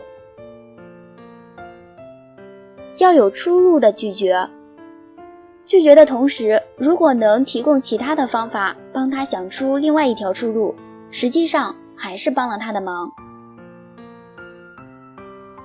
要有帮助的拒绝，也就是说，你虽然拒绝了，但却在其他方面给他一些帮助，这是一种慈悲而且有智慧的拒绝。同样是拒绝别人，不同的拒绝方式给人的感受是不同的。委婉的拒绝能让人接受和理解，而直接拒绝则使人恼怒和反感。所以，同样是拒绝，我们还是应该多注意方式，多讲究艺术。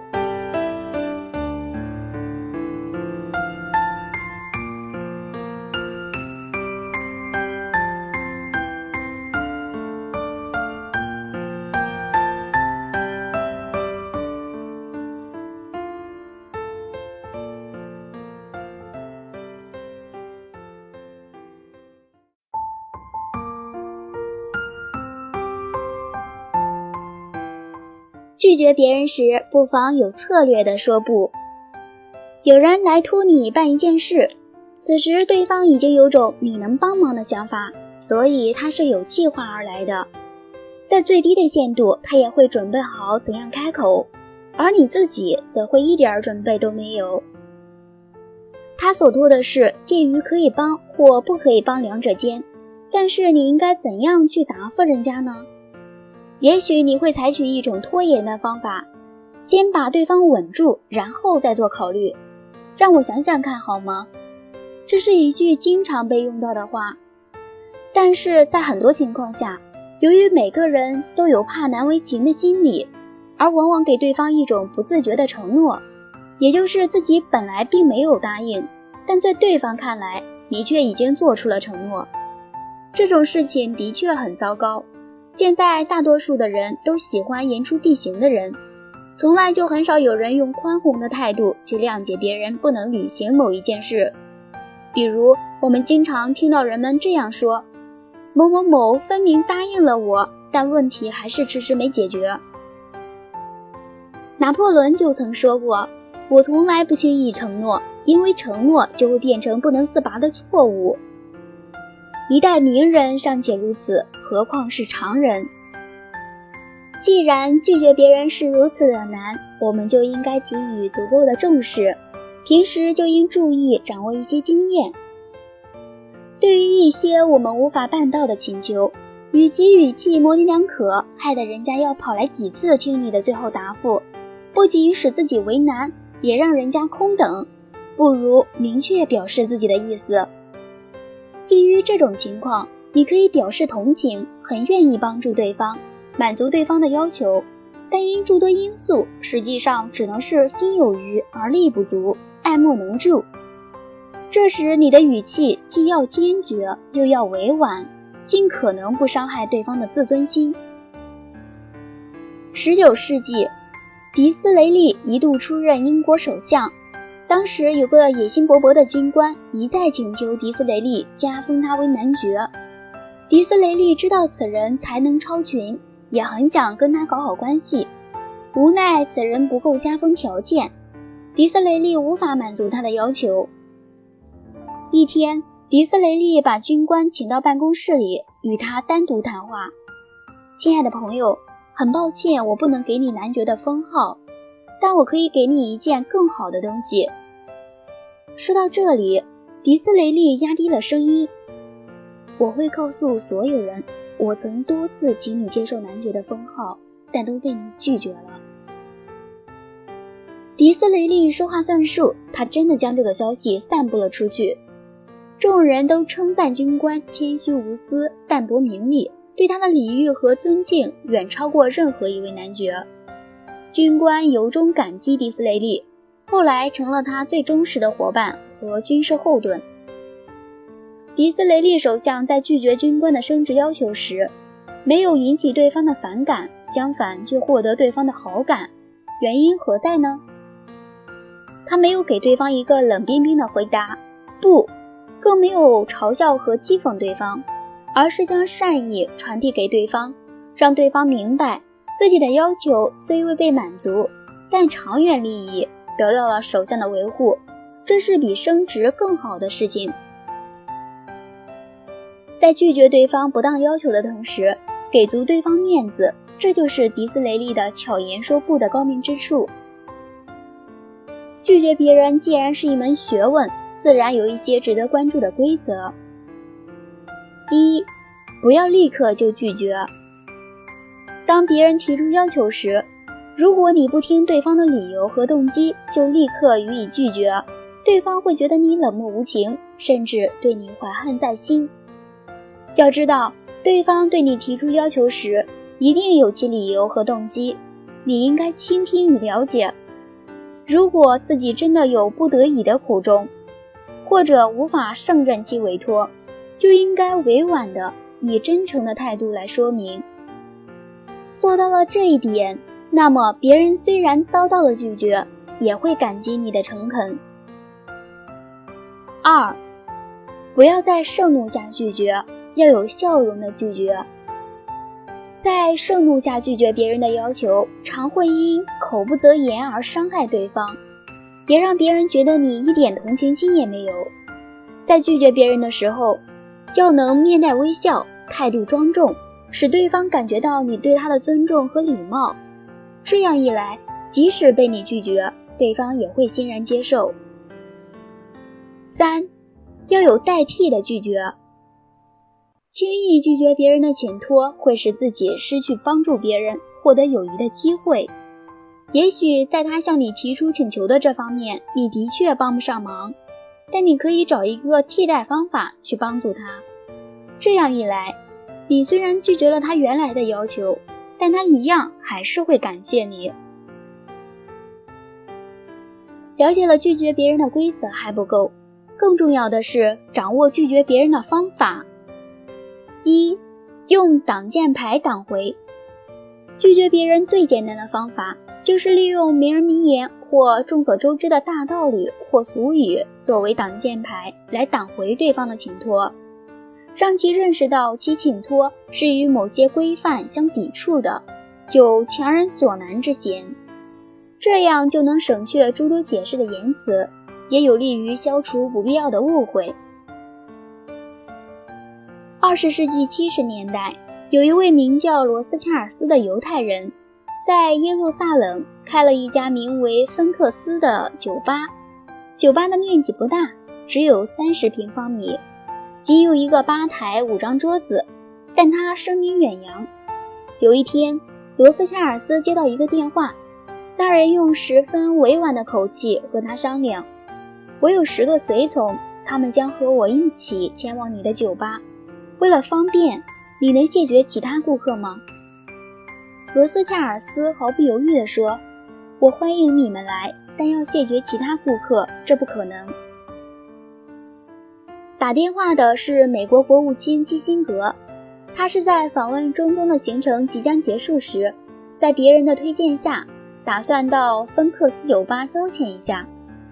基辛格只好坦言：我是出访中东的美国国务卿，我希望你能考虑一下我的要求。罗斯恰尔斯礼貌地回答：先生，您愿意光临本店，我深感荣幸，但是因您的缘故而将其他人拒之门外，我做不到。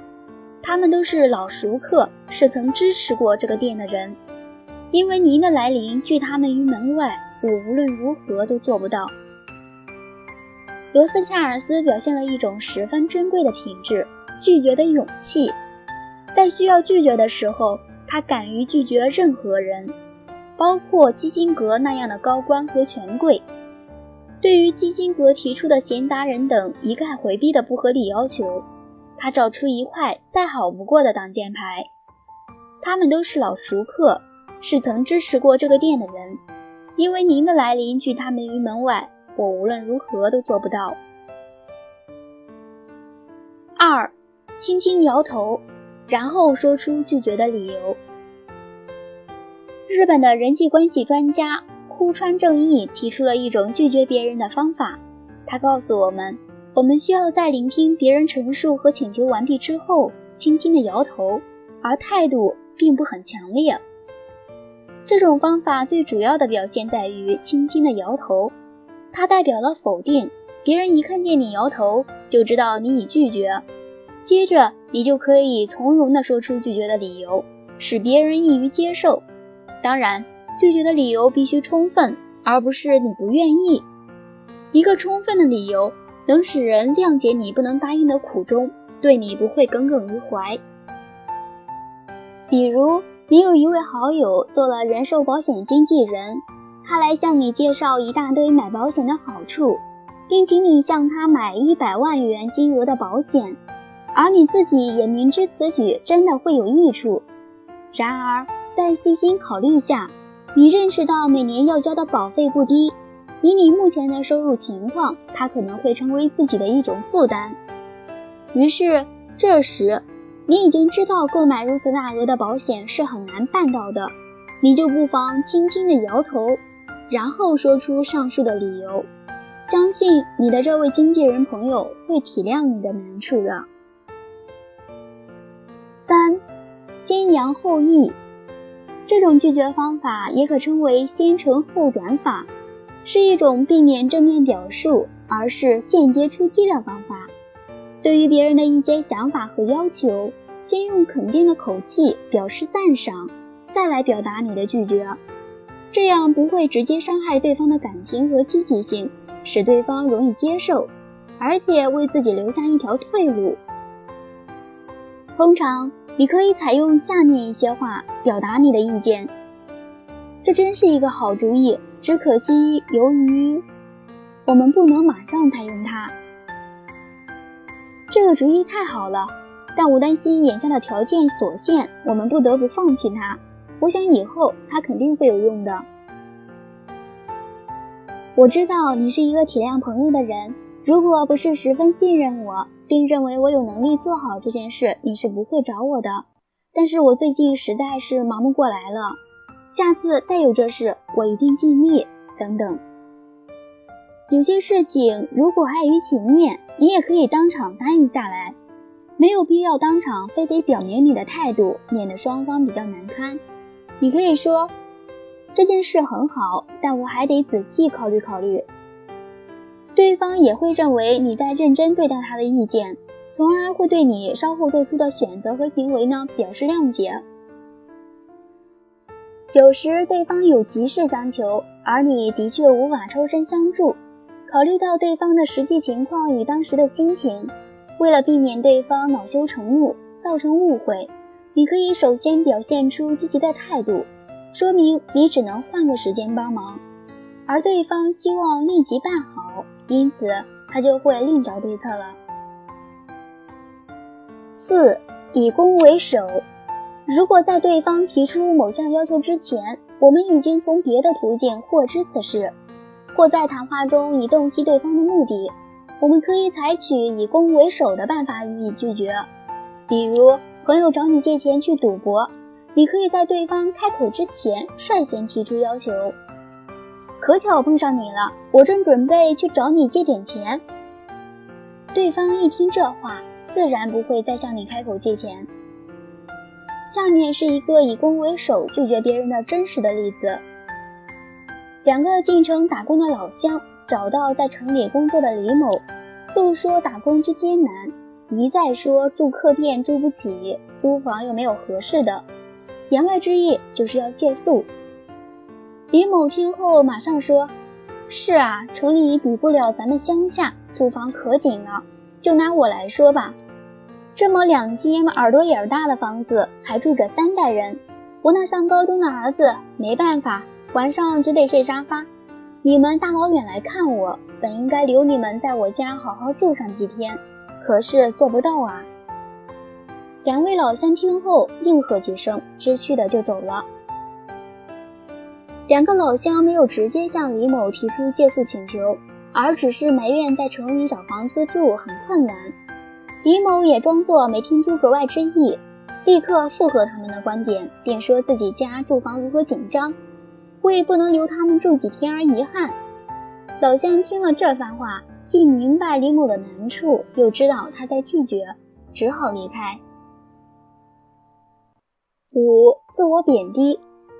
对于那些既没有什么实际意义，又浪费时间与精力的活动，这种拒绝方法可以使你在玩笑的气氛中全身而退。比如朋友邀你一起去玩电子游戏，你就可以说出来不怕你们笑话，我学了几年始终玩得不像样子，你们看了都会觉得可怜，为了不影响你们的兴致，我还是不去的好。6. 在敷衍中拒绝。在敷衍中拒绝也是一种常见的拒绝方法。敷衍是在不便明言回绝的情况下，含糊回避请托人。举一个在敷衍中拒绝的例子。庄子家贫，有一次向监河侯借粮，监河侯说：“好，等我收到地租，就借给你300斤。”监河侯的敷衍很有水平，不说不借，也不说马上借，而是说收到地租后再借。具体而言，在敷衍中拒绝又可以分为以下2种。一是推脱其词。在不便明言相拒的时候，推脱其词是一种比较有策略的办法。人处在一个大的社会背景中，互相制约的因素有很多，为什么不选择一个盾牌来挡一挡呢？比如有人托你办事儿，假如你是单位领导成员之一，你可以说，我们单位是集体领导制，办你的事儿需要大家讨论后决定，不过这件事儿恐怕很难通过，你最好别抱什么希望。如果你实在要坚持的话，待大家讨论后再说，我个人说了呀，也不算数。这就是推脱其词，把矛盾引向了另外的地方，意思是不是我不给你办，而是我办不了。对方听到这样的话，一般都要打退堂鼓，会说，那好吧，既然是这样，我也不难为你了，以后再说吧。2是答非所问。答非所问是装糊涂，给请托者以暗示，比如说，最近孩子功课怎么样？我明天必须去参加会议，等等。答非所问婉拒了对方，对方会从你的话语中感受到他得不到你的帮助，因此也就收回了自己的请求。总之，在现实人际交往中，只要遵循相关的拒绝规则，并结合具体情况灵活地运用拒绝方法，我们就能做到有策略地说不。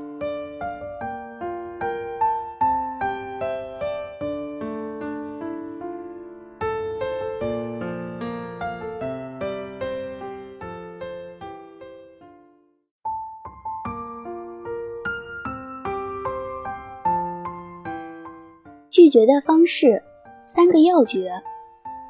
一般人在处理事情方面，最不懂的就是拒绝。不懂得拒绝，羞于拒绝，经常会让你吃不少闷亏。要怎么拒绝才能圆满，既不让你的权利受损，也不让人觉得你不通情达理。最厉害的拒绝术，甚至会让人在被你拒绝之后，还万分感谢你。如何让人在被你拒绝之后还对你心怀感激呢？他们使用的拒绝术就是先答应再说。卢文华接到老同学的电话，约他前往酒吧去喝酒聊天。他想，和老同学这么久没联系了，于是就欣然接受了这个邀约。到了晚上，他如期赴约了。老同学一看见卢文华，就拉着卢文华一直说当年，你知道小梅后来嫁给了谁了吗？她竟然嫁给了隔壁班的臭老头。哎，一朵鲜花呀。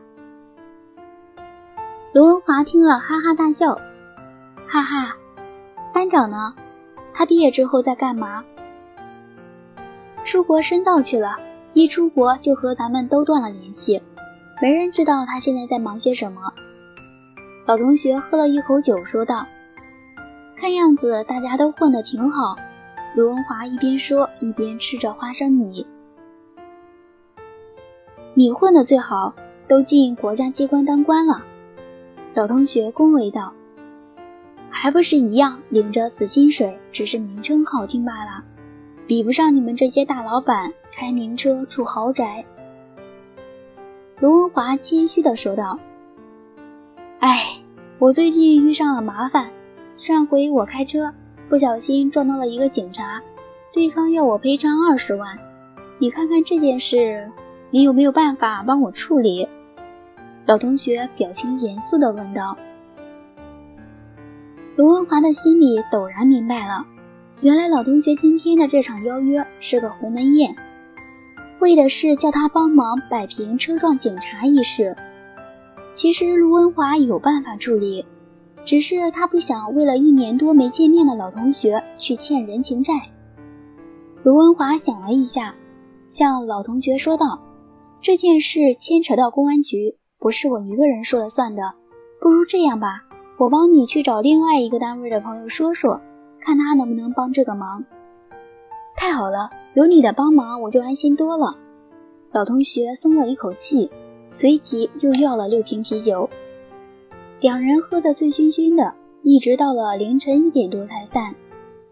3天之后，卢文华打了一通电话给老同学，他向老同学说道：你那件事情太麻烦了，我帮你去问过了，大家都不敢插手，我还因为这事被领导训了一顿。哎，不是我不帮忙，实在是帮不了。这样呀，没关系，辛苦你了。老同学在听完卢文华的回复之后，一颗心沉到了大海里，看样子他这20万是非赔不可了。其实卢文华根本没帮老同学问过这件事，他只是拖了3天之后才回绝。由于他没有立刻拒绝，便会让人产生他很有义气的错觉。回绝不需要当面，若是当面，因为人情压力无法拒绝，不如试着先答应了，事后再以能力不足来拒绝他。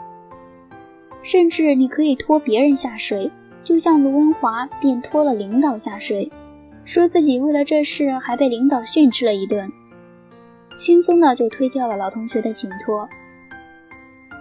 若是有人要求你当面予以回复，而你也没有拒绝的理由，那么该怎么拒绝呢？下面就来说一则借钱的实例。汪博是公司的主管，平常和下属的感情甚好。公司发年终奖金不久之后，便有一名基层员工老何前来找汪博借钱。老何是公司里面的老员工了，干了10几年，平常很憨厚，就是糊涂了一点，绝对不能把大事交给他办，否则10有8九都会出岔子。也是因为这一点，所以老何干了10几年还是一个基层员工，怎么也升不上去。他和汪博是同乡，所以两人平常接触颇多。这一天，老何来找汪博，他跟汪博说道：我儿子下个月要娶媳妇儿了，能不能先跟你借个5万元，我会慢慢还你。这笔钱要是凑不出来，我怕亲家那边会有变数，我儿子这个婚就结不成了。汪博心想，就是借给老何，老何不晓得什么时候才能还他钱，何况老何的工资不高，平常就是一个月光族，薪水常常会有入不敷出的情况，这一笔钱要是借给了他，恐怕3年5载才讨得回来。更重要的是，汪博是一个脸皮薄的人，他不善于跟别人讨钱，要是老何死皮赖脸的不还他钱，这5万元就等于是扔进了海里，全化成水了。汪主任，公司上个月才发了年终奖金，你手边应该有点闲钱吧？就借给我应应急吧，看在我们是同乡的份上，帮我这一次吧。老何说道。眼看是推辞不了了，汪博于是说道：老何，你不是不晓得，我之前刚买房子，贷款的压力也不小，况且我的钱都是先交给老婆掌管，一下子找我要拿出5万块钱是有困难的。不如这样吧，我借你1万元，其余的钱你再找别人去借借看。老何闻言不由得动怒了，他向汪博说道：“5万元对你而言不是大数字，你怎么连我这点忙都不愿意帮呢？”汪博一听，也表情严肃地说道：“老何，因为你是我同乡，所以我才借你钱的。我愿意借你钱，就是因为我看重你这个同乡。可是你反而怨我借的太少，你这不是把我的好心当成驴肝肺吗？”老何发现汪博生气了，自知理亏地说道：“我不是这个意思。好心要借你钱的人还被你埋怨，其他不借你钱的人，你反倒认为他们较好。哎，罢了。”汪博讲完，摇了摇头，转身离开，不愿再和老何纠缠下去。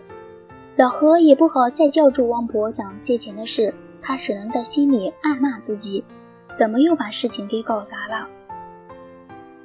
如果当下无法拒绝，又不能先答应再反悔，那么不妨自己设个底线，只答应自己力所能及的部分。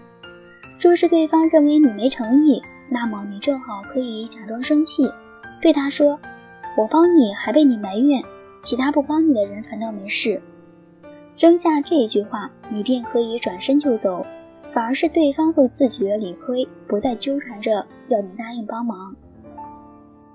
拒绝的3个要诀： 1.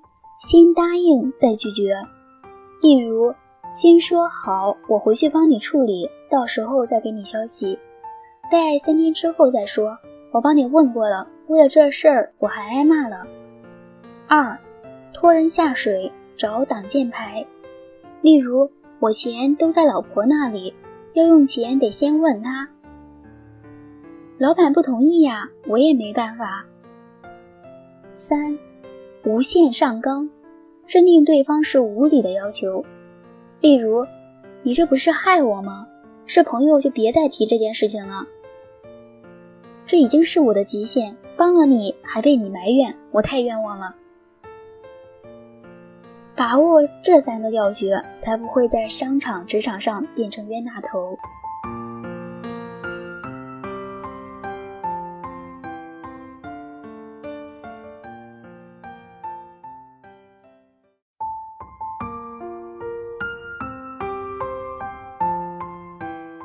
纵横职场，你可以说不。拒绝流言蜚语。有人的地方就有矛盾，有矛盾的地方就避不开流言。有人说，世上最可怕的不是能杀人的利刃，而是杀人不见血的流言。一代电影明星阮玲玉于1935年3月8日在上海新闸路沁园村的住宅里服安眠药自尽。如昙花般的阮玲玉就是受不了流言蜚语，对爱情与婚姻彻底绝望，才在舆论的巨大压力下选择了自杀，年仅25岁。所谓流言，就是指没有事实根据的言论。散布这些东西，除了能让舌头多运动几下过过嘴瘾，对你的人生和事业没有任何帮助，还有可能伤害到别人，损害自己在朋友、同事和上司心目中的形象，损人不利己。《战国策·秦策2》中记载了这样一个故事，有一个跟曾参同名的人杀了人，有好事之徒跑到曾参家里，对曾参的母亲说：“快跑吧，你家儿子杀人了。”曾参的母亲当然不相信，说：“我儿子不会杀人的。”仍然泰然自若地织着布。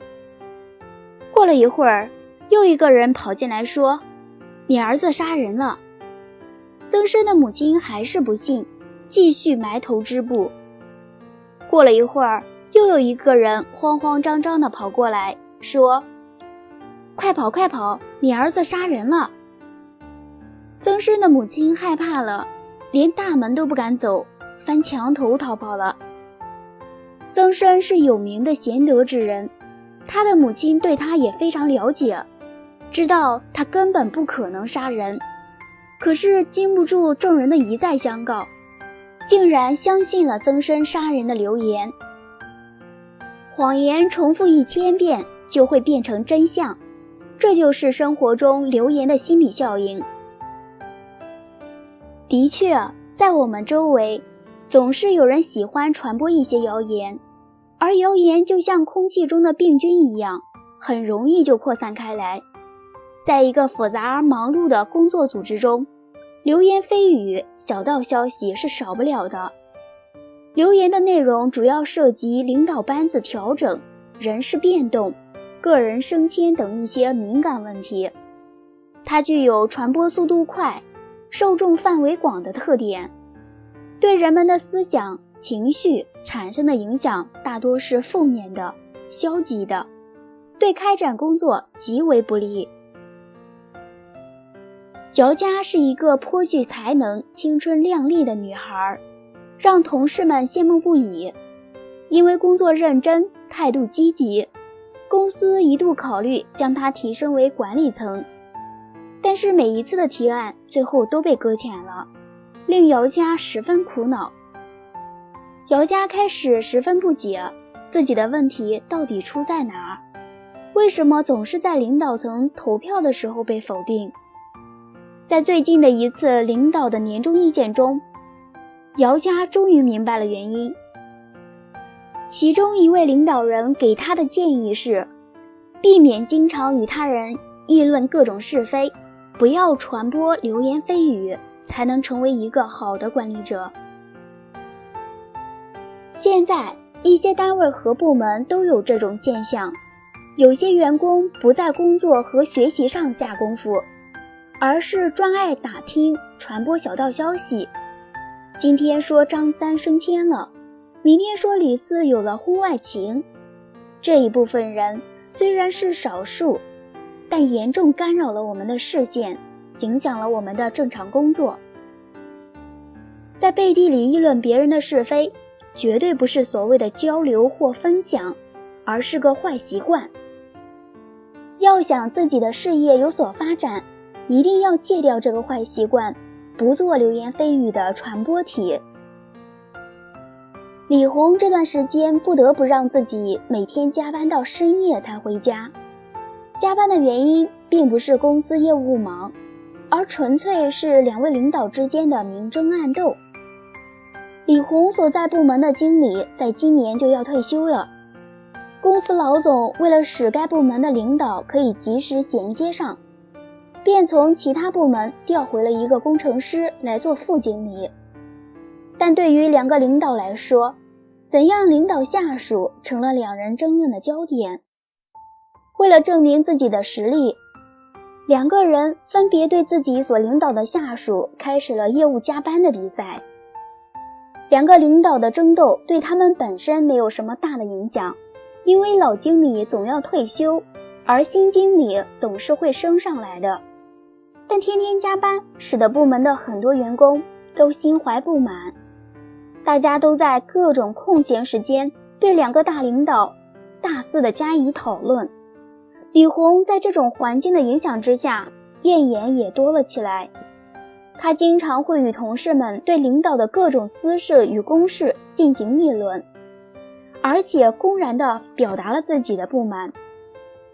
但几个月后的事情让李红始料未及，她和其他几名员工被发配到了全公司工作最苦最累的业务部中。他们几个人都是搞技术出身的，怎么可能会应付得了业务部里那些伶牙俐齿的小伙子与小姑娘呢？李红几个人对此非常不满，他们一起去找新上任的经理去论理，但对方的一个理由就将几个人打了回来。你们不是喜欢议论别人的是非吗？嘴巴厉害就要到需要嘴巴的地方去吧。另外，这个月的业绩达不到3万的话，就自动离职吧。李红他们当时就呆了，就算是老业务员，也不可能一个月做3万。他们知道这是新经理对他们当时传播他的小道消息进行的报复。李胡明白这个单位已经没有了自己的容身之所，他只好辞职重新找工作。闲言碎语往往与职场上的人际关系有着很大的关系，一旦自己成了流言传播中的一个小小的链条，就很可能会使自己陷入一种明争暗斗的危险之中。特别是传播关于上层领导的流言，更容易使自己陷入危险。所以做一个聪明的流言终结者，既不让流言把你打败，也不让有关别人的流言从你这里流出，这样的你才是聪明的你。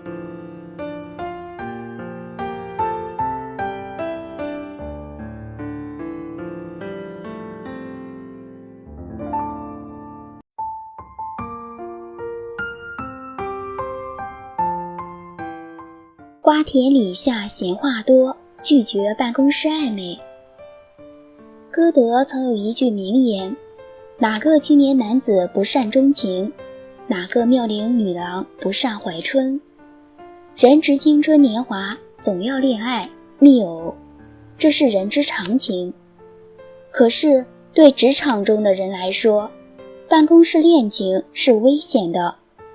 在办公室里谈情说爱，往往会遭遇人际危机，不仅不牢固，反而极其脆弱，后患无穷。俗话说，兔子不吃窝边草，可男女间的缘分就是这么防不胜防。如果一不留神被同一个战壕里工作的同事爱上了，你该怎么办呢？尤其是当他冒着危险向你表示我爱上了你的时候，你该如何应付呢？薛丽华已经进入大龄女青年的行列，有一位长辈给她介绍对象，让她去相亲。她虽极不情愿，却也架不住长辈的软磨硬泡，只好去了。到了茶楼的雅间，那位长辈和男子早已等候在此。薛丽华走进去，看到那位男子时，一下子便傻了眼，脱口叫道：王成，怎么是你？那男子也吃惊地问：怎么会是你？也太巧了吧。长辈见此情景，便问他们是不是早已认识。那男子说：何止是认识，我们是同一个办公室的同事。长辈听了大笑起来，说这就是缘分，便拉薛丽华到桌前坐下。可是薛丽华坐下后却一脸尴尬，不知说什么好。王成更是结结巴巴，老半天说不出一句完整的话来，看样子比薛丽华更尴尬。他们的尴尬并非仅仅因为遇到的是同事，更是因为王成曾追求过薛丽华，但薛丽华拒绝了他。薛丽华是个自尊心很强的人，此时他心里想的是，我拒绝了他的热烈追求，却跑来相亲，他一定会认为我假扮清高。那位长辈不明就里，不停地向王成夸薛丽华的温柔贤淑，向薛丽华夸王成的稳重敦厚。但是薛丽华心里明白，自己在办公室里的表现并不是什么温柔贤淑，而是争强好胜。而且为了拒绝他，自己还一度刻意装得泼辣刻薄。就这样尴尬地坐了好一会儿，两人除了客套话之外，几乎没说过其他的话。后来有位好友打电话找薛丽华，他便趁机找了个借口溜之大吉了。回公司之后，薛丽华见到王成，只觉得被他发现了自己的秘密，尴尬极了，所以处处躲着他。可是王成却一改往日的行事风格，隔三差五邀请薛丽华吃饭、泡酒吧、打保龄球和桌球。有时薛丽华并不想去，但看到他那诚恳的眼神，又想想自己曾经拒绝过他，所以不好意思再次拒绝。而王成每次出差都会为他带回一些别致的小礼物。这些当然逃不过外人的眼睛。时间久了，薛丽华便发现背后有人指指点点了，私下里议论他和王成的关系不简单。薛丽华一时间不知道该怎么办才好。爱情虽然是很美好的事，但有的时候被一个自己不中意的人单方面喜欢和追求，确实是令人困扰的。而这个时候，我们需要做的就是拒绝。拒绝2个字看起来是很冷漠的，人们都不喜欢被拒绝，善良的人也往往不忍心拒绝别人，尤其是拒绝一个爱你的人，这可能会让你觉得是一件很残忍的事。可是拒绝却常常是必要的，因为它不仅能让你免于烦扰，也能够使对方得到成长，让他从这段不现实的感情羁绊中解脱出来。1. 面对高傲自大者，直接拒绝最有利。一位道貌岸然的男士正对一位年轻貌美的女孩子进行猛烈攻势。喂，小姐，我能请你看电影吗？不，谢谢你的邀请，女孩子回答道。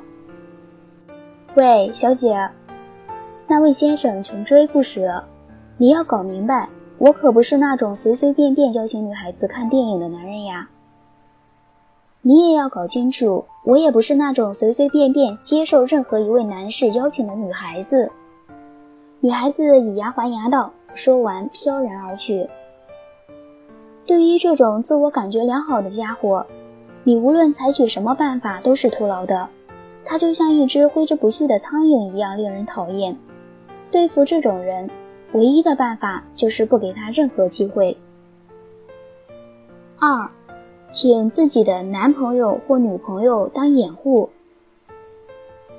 外贸公司的小王对刚来公司不久的丽娜颇有好感，想方设法献殷勤。一次，小王趁办公室没人，把一套高档内衣放到丽娜桌子上，因与她只是一般关系，直接回绝，怕对方难堪。丽娜略作思考，便微笑着说，这套内衣真漂亮，不过这种式样的，我男朋友给我买过好几件了，留着送给你女朋友吧。这么说，既暗示了自己已经名花有主，又提醒对方注意分寸。小王听了，自我解嘲的一笑，没关系，没关系。3. 要给对方留面子，切不能伤人自尊。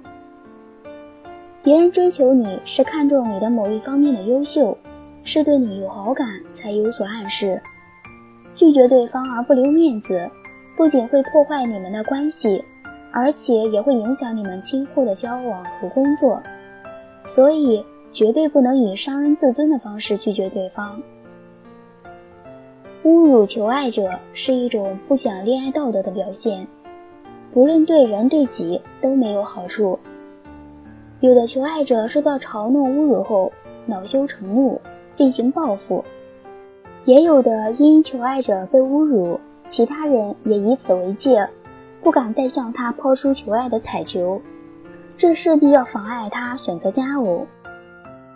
拒绝对方时应真诚、友善、婉转，使对方容易接受。任何挖苦、辱骂都是对求爱者的损害和侮辱，都是极不道德的。比较好的方法是，不论自己如何讨厌对方，一旦对方向你求爱，都要很有礼貌地先说一声谢谢，然后再婉转地拒绝对方。4. 打到敌人内部去。当你已经非常清楚对方有另一半的时候，面对暧昧的邀请，你可以选择打入敌人内部的策略，想方设法和对方的另一半成为好朋友。在他向你发出暧昧的邀请，而你又不得不去的时候，设法叫上对方的另一半。相信此时对方一定不会再和你胡来了，否则就只有吃不了兜着走的份儿了。杜拉拉升职记中有这样一个场景，趁着老板娘来公司之际，杜拉拉以性骚扰的方式威胁老板，她扯开衣领，吓得老板不得不妥协，并感叹道，为什么惊喜总是姗姗来迟？其实，在我们拒绝了暧昧的邀请以后，也该时常反思一下自己，是不是自己的某些行为让对方产生误解了？是不是自己的穿着太暴露了？是不是自己太口不择言了？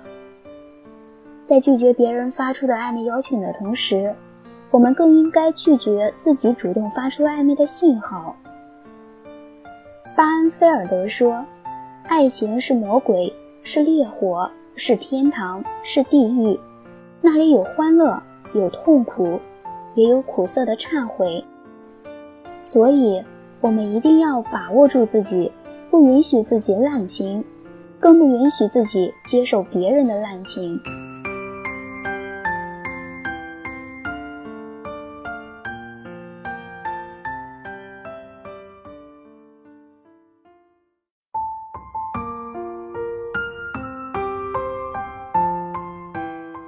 从此不做月光族，拒绝频繁聚会。月光族是喜欢听贝多芬月光曲的一族吗？不，是月月吃光用光一族。月光族很好辨认，他们的衬衫领子上没有纽扣洞，上班总是西装革履，拎一只公文包，并且行色匆匆。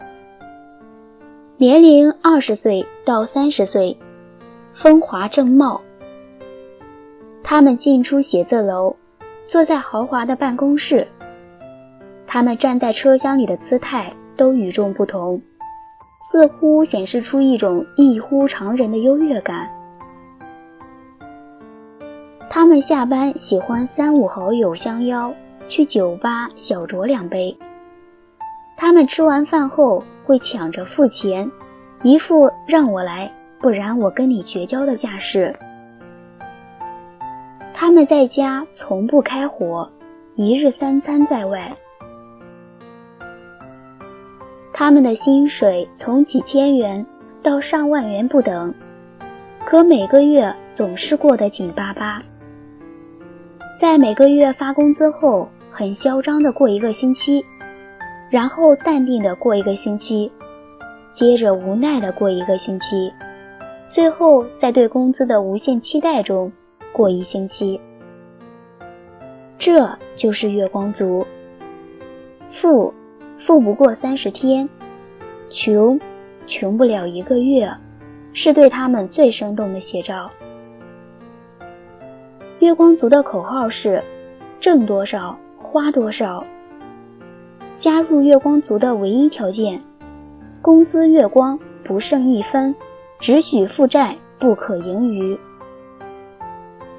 月光族的成因，缺少理财锻炼，不会管理开支。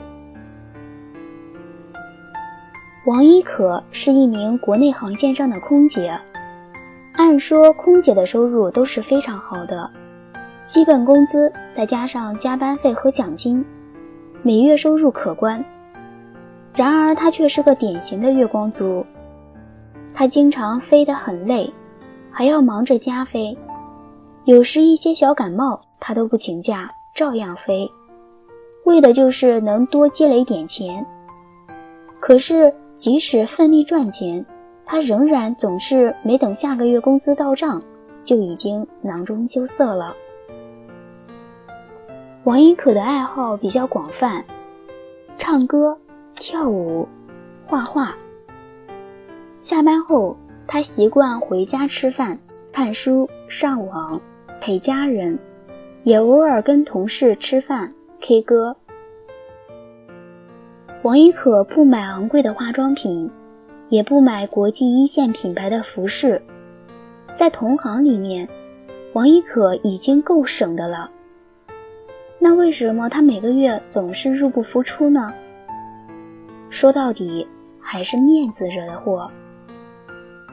王一可有3-5个铁姐妹儿，她们唯一的爱好就是下班后打麻将。有一次，牌友们3缺1，于是他们硬拉着王一可去凑数。没想到有了第一次，便有了第2次、第3次。每次牌桌上出现空缺，他们总是想到王一可。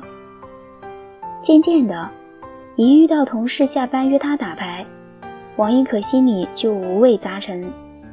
本来就不太会拒绝人的他，也曾说过不想去，但在同事的软磨硬泡下，每次到最后都被迫陪打。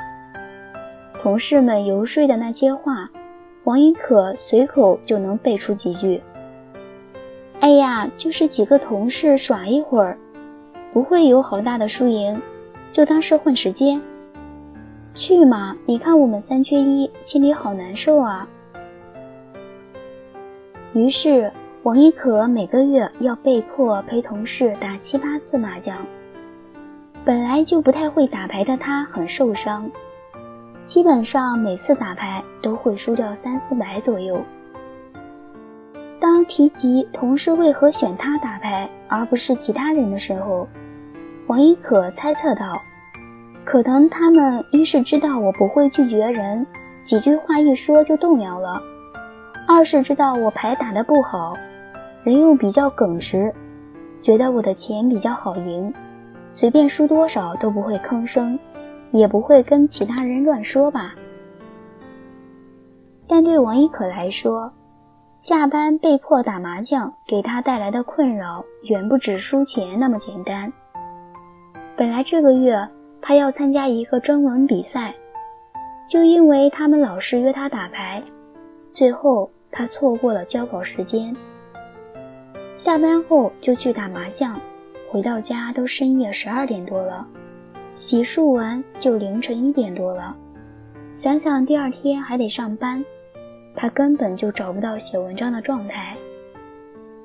虽然被迫打牌，王一可也怕自己上瘾，所以心理压力一直比较大。每次打完牌，他晚上睡觉都梦见打麻将，弄得自己精神状态相当不好。不懂得拒绝别人，反映的是现代职场的人际关系。对于都市白领，特别是对王一可这类人群而言，这是由职场人际关系心理障碍所造成的。因为现代职场人际关系比较淡漠，这类人群对这种关系充满了恐惧，很担心如果拒绝会被当作不随流、不合群的另类，因此即使不喜欢也会硬着头皮参加。不过这种违背自己意愿的行为往往会适得其反。人在社会上打拼，谁都不是款爷，所以要想摆脱月光族的身份，就要尽量少参加酒会、牌局等高消费活动。一方面是为了节约开支，另一方面防止自己深陷其中不能自拔。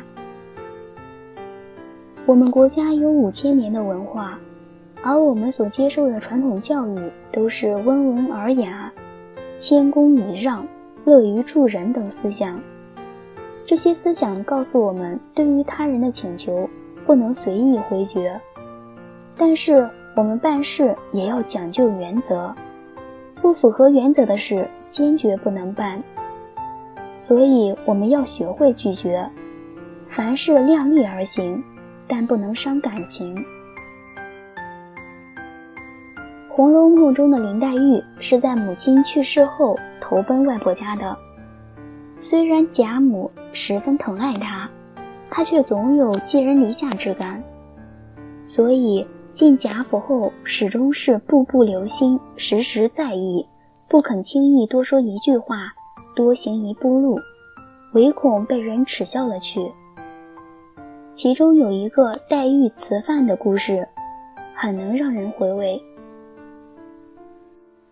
邢夫人苦留吃过晚饭去，黛玉笑回道：舅母爱惜赐饭，原不应辞，只是还要过去拜见二舅舅，恐领了赐去不恭，翌日再领，未为不可，望舅母容谅。邢夫人听说，笑道：这倒是了，遂令2-3个嬷嬷用方才的车好生送了姑娘过去。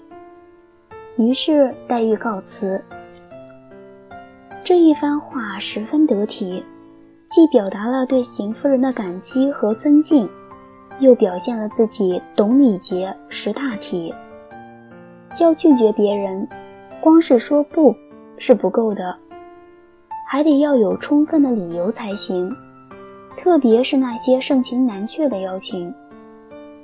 现实生活中，因为没有注意拒绝方法而导致人际关系紧张，友谊疏远破碎，甚至反目成仇的事例并不少见。所以当我们静下心来认真思考一下这个问题，就会发现拒绝还真不是一件容易的事情。1. 见招拆招法。海瑞有一次严厉地处罚仗势侵夺民田的董其昌，一些官员来替董其昌解围，对海瑞说：圣人不做过分的事。海瑞说：主公岂不知海瑞非圣人也？就把说客顶了回去。巧妙的一句话，既表达了海瑞秉公执法严办董其昌的决心，也使得说客碰上了软钉子，无言以对。2. 金蝉脱壳法。小王不善饮酒，但一次公司年会上，大家都吵嚷着让小王使劲喝。情急之中，小王悄悄给岳父发了条短信，让他给自己打个电话，叫自己回去。果然，就在大家要灌小王时，他的电话响了，里面传来岳父严厉的声音：小王，大半夜的在外面鬼混什么？家里有事，马上回来。小王马上装作很不情愿的样子，对大家说：对不起各位，我岳父发怒了，我得赶回去，你们吃好喝好。众人看小王一脸惊慌，也不好再说什么。3. 先扬后抑法，也可称作先成后转法。这是一种避免正面表述，采用间接出击的技巧。对于别人的一些想法和要求，先用肯定的语气表示赞赏，再来表达拒绝，这样不会直接伤害对方的感情和积极性，而且使对方容易接受，并为自己留下一条退路。俄国著名钢琴家鲁宾斯坦有一次在巴黎举行演奏会，获得巨大成功。有一位贵妇人对他说：伟大的钢琴家，我真仰慕你的天才，可是演奏会的票已经卖光了。鲁宾斯坦手中也没有票，又不愿给举办者增添麻烦，当然不想答应他的要求，但是他没有直接拒绝。他平静地答道：遗憾得很，我手上一张票也没有，不过在大厅里我有一个座位，如果您高兴。贵妇人非常兴奋地问道：那么这个位置在哪里？鲁宾斯坦答道：不难找，就在钢琴后面。4. 含糊其辞法。比如，今天我请客，请您务必光临。今天恐怕不行，下次一定去。下次是什么时候没有说定，这实际就给人一个含糊其辞的概念。对方若是聪明人，就一定能听出其中的道理，也不会再强人所难了。世界著名影星索菲亚·罗兰在她的《生活与爱情》一书中，曾记下卓别林与她最后一次见面时送给她的一句忠告：你必须学会说不。亲爱的索菲亚，你不会说不，这是个很严重的缺陷，我也很难说出口，但一旦学会说不，生活就变得好多了。所以学会拒绝吧，它会让你的生活变得无比轻松。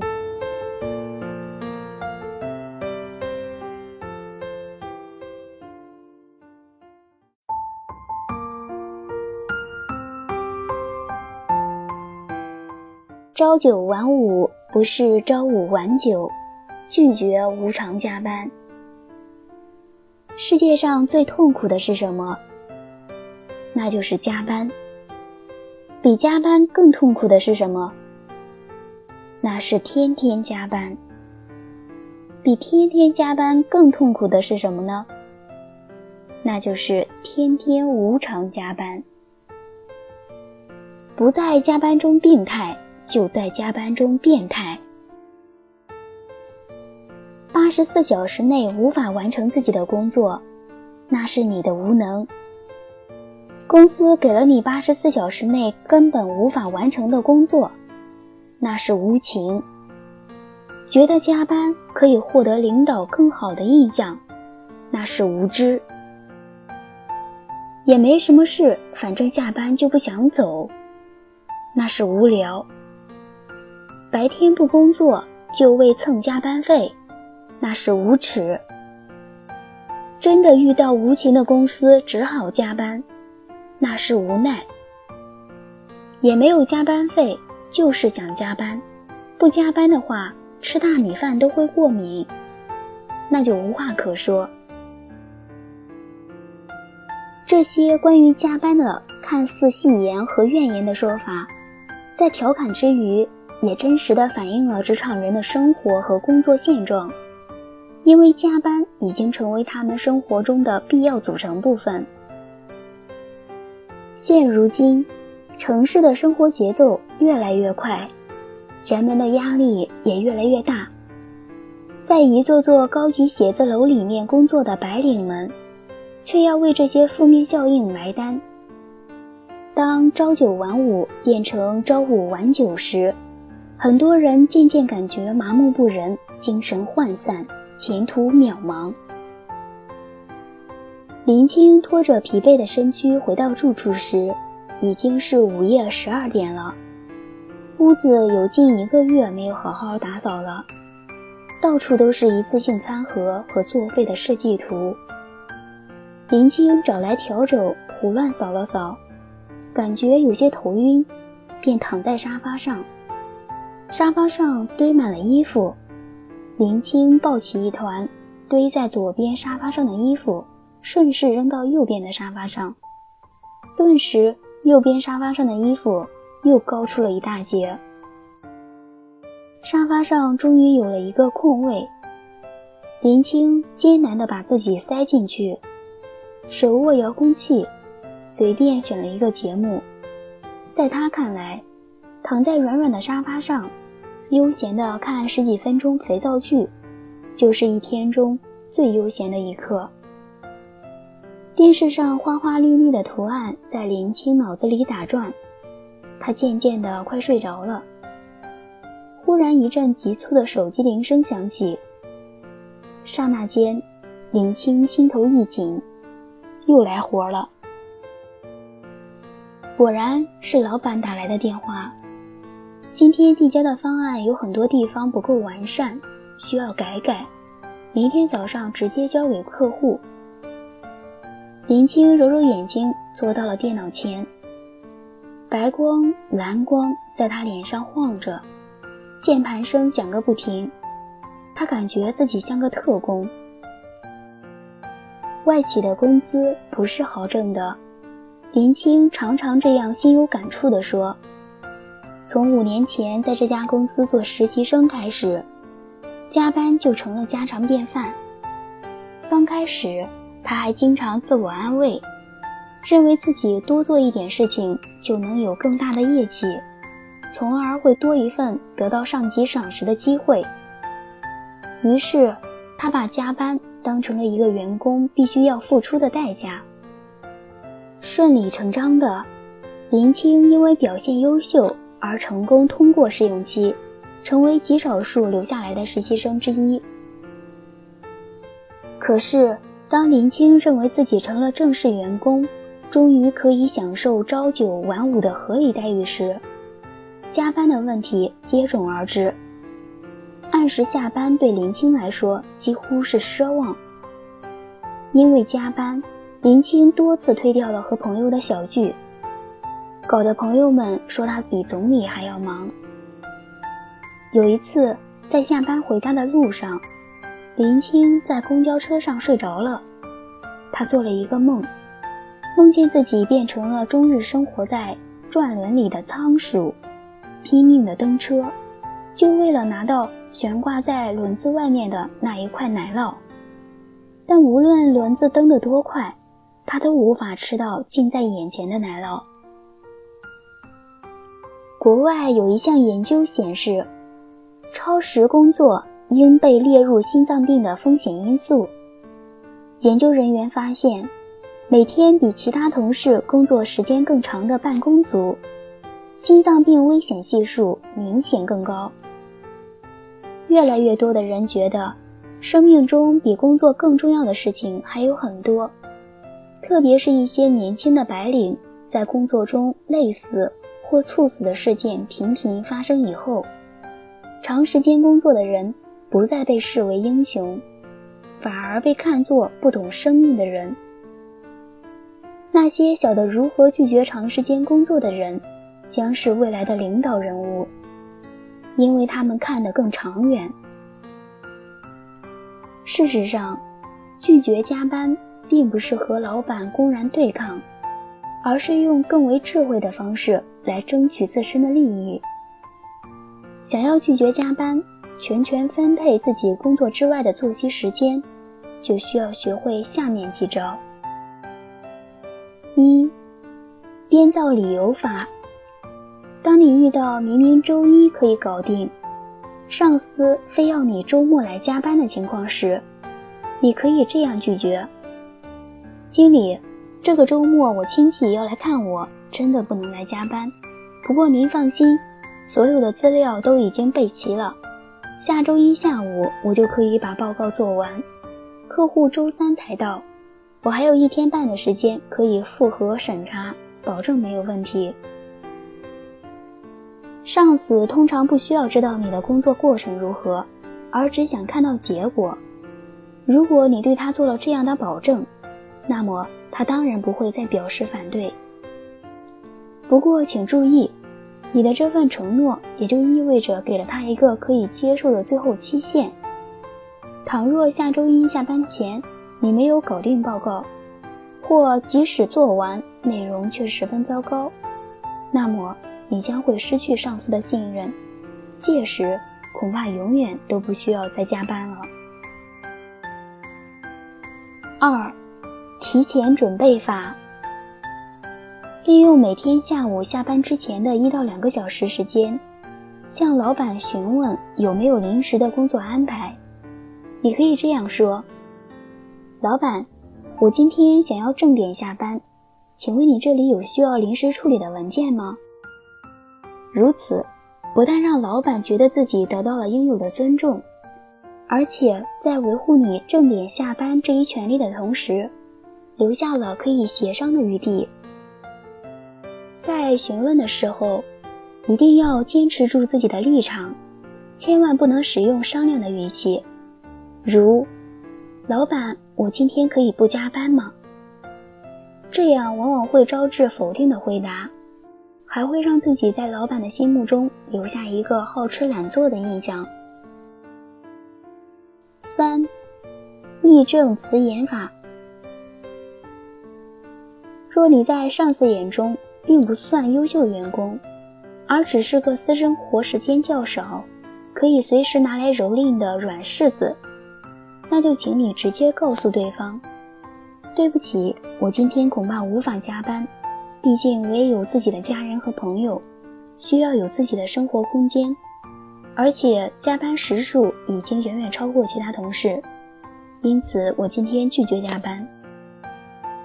当然，这一招所带来的风险就是你很有可能炒了老板的鱿鱼，所以若非身处严格照章办事的大公司，这一招还是少用为妙。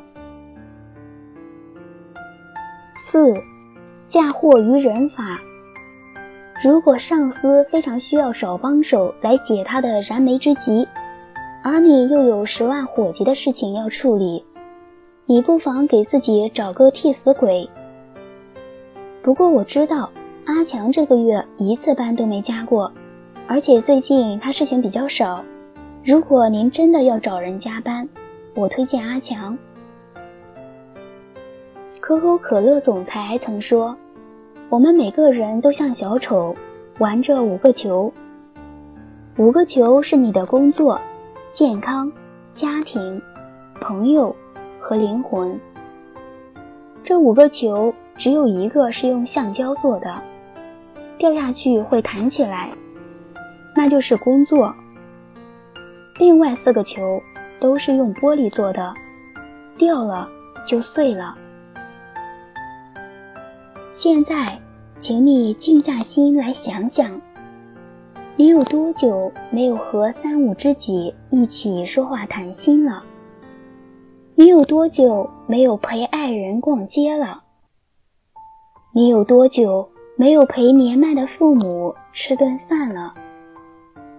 所以拒绝那些额外的加班吧，到点下班就放下工作，回去多接近和善待那些真正对你很重要的人，因为他们记得的不是你在工作上的成就，不是你的升职加薪，而是和你相处的欢乐时光。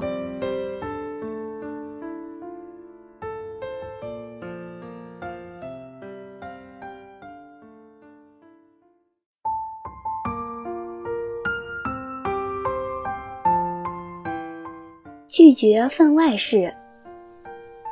老板的快递到了，但老板不在，签还是不签？同事休假，却正好有他不得不去完成的工作，帮不帮他顶一把？要给客户演示的 PPT 似乎不够好看，需不需要顺手美化一下？或者是在重要会议上，某个同事陷入尴尬，要不要帮他解围？在职场上，诸如此类的分外事随时都在发生，做还是不做？一些员工每天都忙忙碌碌，但他却并没有做出什么很有效的成绩，这是为什么呢？其中有一个很重要的原因，就是他们不懂得拒绝，大事小事通通全包，不分先后，不知道做好协调。只要别人一开口，他就会忙前忙后的忘了更重要的事情，捡了芝麻丢了西瓜。陈丽去年大学毕业之后，应聘到一家服装外贸公司上班。公司除了老板之外，还有10来个同事，有财务也有文员。所以陈丽想，作为一个外贸员，做好自己的业务开发工作就行了，工作职责应该是分明的。可惜办公室的职责并不是那么泾渭分明的。上班不到1个月，陈丽就发现问题接踵而至。先是有一天，他不小心把水杯打翻了，在擦桌子拿拖把拖地时被老板看到了。老板以为他在打扫卫生，先笑眯眯地表扬他，小陈就是勤快，接着吩咐，待会儿顺便也帮我整理一下办公桌吧。陈丽愣了一下，考虑到当着那么多同事的面不好驳老板的面子，就乖乖地应承了。结果隔3差5，这差事就落到了他的头上，幸好频率并不是太高。接着是有一天，陈丽看同事做报价表时 Excel 操作的不是太熟练，于是好心的去教一下。另一个同事收到的客户文件打不开，他又好心的帮忙下载了个软件。于是大家都开始认为他是个电脑高手，有了电脑方面的问题就叫陈丽。后来单位的电脑坏了，需要重装系统，老板把他叫去，快，给我修一下。陈丽想，这样下去还了得，装着一脸为难地说，这个我以前也没做过，不知道怎么弄。结果老板立刻说，没事的，我相信你一定能行的，你这么聪明，就算不会，看看说明书也就会了。以前单位里接到不明电话找老板，有的同事随口就报出老板的电话，结果老板被一些推销人员弄得烦不胜烦，有的同事则一概回绝说不知道，结果丢掉了一些潜在的客户或资源。陈丽接到此类电话后，会用技巧过滤一下，把有用的信息转告给老板。时间长了，老板索性吩咐其他同事，遇到这种情况就把陈丽的电话报给对方，就说陈丽也是他的秘书。于是陈丽发现自己的大部分时间花在了跟这些人周旋上，弄得自己的工作做得断断续续的。凯威是一家保险公司的业务员，有一天他和客户约好在一家茶楼里谈业务，他用尽浑身解数给这位客户介绍了业务内容，但是这位客户好像诚意不大，心不在焉地喝着可乐，似乎根本就没听进去。凯威知道他是搞电脑硬件销售的，而凯威在大学学的就是电脑，他就转移话题，大谈当今电脑硬件在市场上遇到的普遍问题，结果把对方的兴趣提了上来。最后两个人约定下个星期再见面，正式签单。凯威非常兴奋，到了那天早早的就准备好了相关的材料。然而这时手机响了，他的主管说有个多年没有联系上的大学同学要来，让凯威帮忙去机场接一下。凯威觉得这是主管交代的事，自己应该帮忙，于是就答应了。由于堵车，等他从机场回来，客户早就走了，他痛失了一单千辛万苦才谈下来的保单。当领导一块一块往你身上加砖时，他并不是不知道砖的分量，但又觉得把工作交给一个老实巴交又不懂得拒绝的人最省心。不过可别梦想他日后会关照你，恰恰相反，他要把好处留给那些会哭会闹的人。每个人的能力不同，所以能承受的工作强度也不尽相同。老板给你指派任务时，你一定要先弄清楚这是不是自己的分内事，不要盲目的接受随时分配下来的指令，否则你只会在一阵手忙脚乱之后才发现，其实你把这份工作做得一团糟。拒绝上司有多种方式，身在职场的你应该怎样拒绝才能既不伤和气，又能准确地让老板明白你的意思呢？一，永远不要当众拒绝。当众拒绝老板的重大弊端有三：一是暴露自己的狂妄自大，不把上司放在眼里；二是容易引起上司的反感；三是会被上司鸡蛋里挑骨头，自己脸上一无光。二，拒绝之前先给上司一顶高帽，可以先赞扬上司是如何通情达理、善解人意，然后才把拒绝说出来，这样上司心里舒服，又不会驳回你的拒绝。三，把你不这么做的原因说出来。首先表明自己对这项工作的重视，表明自己愿意接受的心情，然后再说明自己的遗憾，说明自己为什么不能接受。比如，我有件紧急工作，必须在这2天赶出来。充足的理由，诚恳的态度，一定能赢得上司的理解。注意，在陈述理由的时候，一定要以公司为主，表现出你的拒绝完全是出于工作考虑。4. 拖延时间，绝对不要在第一时间说 no。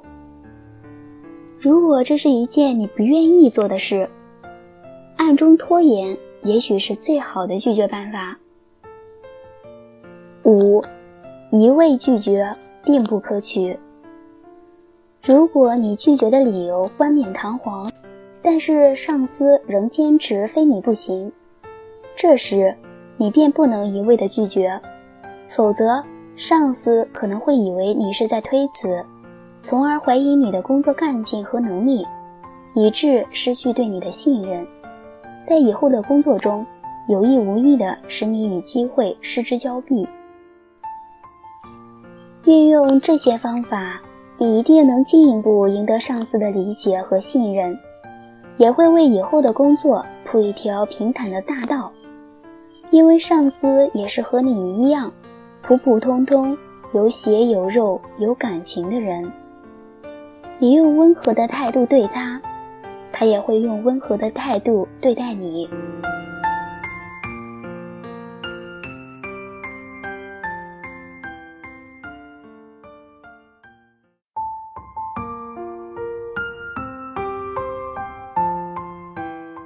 拒绝当老板的替死鬼。老板和员工之间，简单来说就是雇佣与被雇佣的关系。可是很多老板很容易犯主观主义的错误，容易把不该让下属做的事当作应该让下属做的事，容易把无理要求当成合理要求。在职场上，很多人都会遭遇老板提出的无理要求，有的人选择默默接受，而有的人选择断然拒绝。当然，对好老板来说，你的拒绝可能彰显了你的原则性。不过，若是遇上了一个不讲理的老板，他可能会因你的拒绝而迁怒于你。小英大学毕业没多久，就拿到了全国注册会计师的资格证。他踌躇满志地来到了北京，意欲大干一番，以证明自己的人生价值。很快，小英就在北京的一家公司找到一份工作。初上班，老板就对他格外器重。得知小英还没有找到地方住，就一再邀请小英去他家住。小英要求到公司宿舍去住，老板说公司宿舍已经满员了，等有空床位就会马上通知他。单纯的小英见盛情难却，只好答应先住2天。上班的时候，小英只要一和公司同事单独相处，老板就会把她叫进办公室，问她同事们都向她说了什么，并说那些员工都很坏，要小英不要和他们来往。工作了一段时间以后，小英了解到公司的宿舍都是2室1厅，其中一个宿舍现在只住着1个员工，公司的人都叫她理解。小英一再要求到公司宿舍住，但老板说理解心眼小，容不下人，要小英等他搬走后再去住。可小英发现理解人很随和，也知书达理，并不像老板描述的那样。半个月后，老板又叫他到办公室，问他生活和工作上的情况。小英回答说，老板对他这么好，他一定会好好做事的。老板又闲扯了些事，话锋一转，又问他去年注册考试成绩考得怎样。小英说不错啊。老板就叹息了一声，说他工作忙，连考试都没有时间，问小英今年可不可以带他参加考试。小英头皮一阵发麻，心想那不是作弊吗？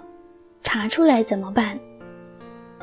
老板一再安慰他说不会被发现的，他以人格担保。小英无奈，只好说容他考虑一下。后来李姐搬出了宿舍，小英又提出到宿舍住，这次老板同意了，并让小英复习。小英考虑了很久，还是拒绝了老板的要求。在拒绝的时候，小英想起老板平时对她的不错，心里还是有些内疚。第二天一上班，小英就看到老板的脸色不好，对她的态度更是180度大转弯。下午，老板叫小英到他办公室，说了些公司庙小，容不下你这尊大佛之类的话。小英知道自己被炒鱿鱼了。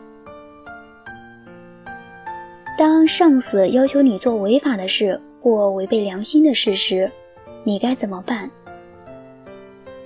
你可以平静地解释你对他的要求感到不安，也可以坚定地对上司说，你可以解雇我，但我不能这样做。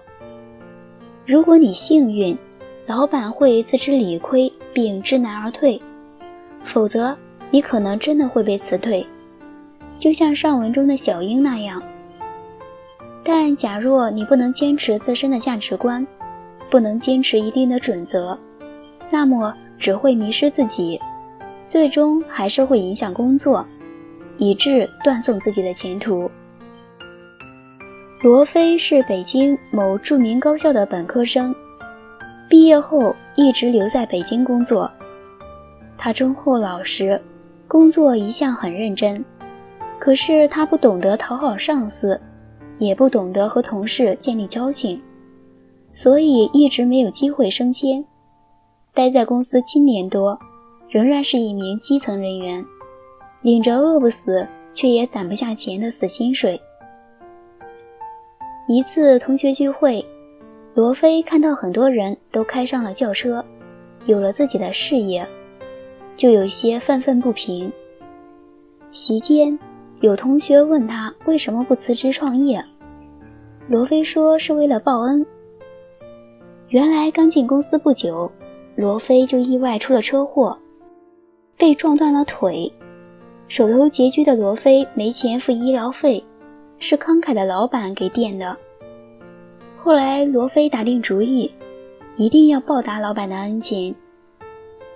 2003年春夏，北京遭遇非典，这使得人们谈非色变，只要一有疑似病例，就会隔离周围很多人。罗非所在公司的老板想趁此机会报复一下竞争对手，他找来了对自己忠心耿耿的罗非，让罗非给防治非典中心打电话，谎称竞争对手的那家公司里发现了多名非典疑似患者。罗非也没有多加考虑，认为老板既然说了，就要遵照执行，于是他打了这个电话。就因为这个电话，对方公司不得不放假很长时间，而且很多人都被隔离观察，最后才发现不是那么回事。当时的情况很严重，医务人员的工作也很严峻，出现了这种情况，给医务部门和很多相关人员造成很大的麻烦，严重影响了社会秩序。所以警方经过调查，查到了罗非那里。罗非在警方审讯人员的强大攻势下，交代自己是受老板指使。可是这时老板却说自己并不知道这件事，更没有指使罗非打电话。假如他要事先知道罗非干这样的蠢事，一定会严厉制止罗非的行为。就这样，罗非对老板盲目服从，最后只能是引火烧身，毁掉了前程。把老板的事当作自己的事来做，这是非常荒唐的。卸磨杀驴的故事我们听得太多了，可生活中还是没有多少人引以为戒。所有的老板都需要忠心耿耿的员工，可并不是所有忠心耿耿的员工都有好前程。如果把企业比作是一条船，老板就是船长，员工就是水手，甚至只是一名乘客。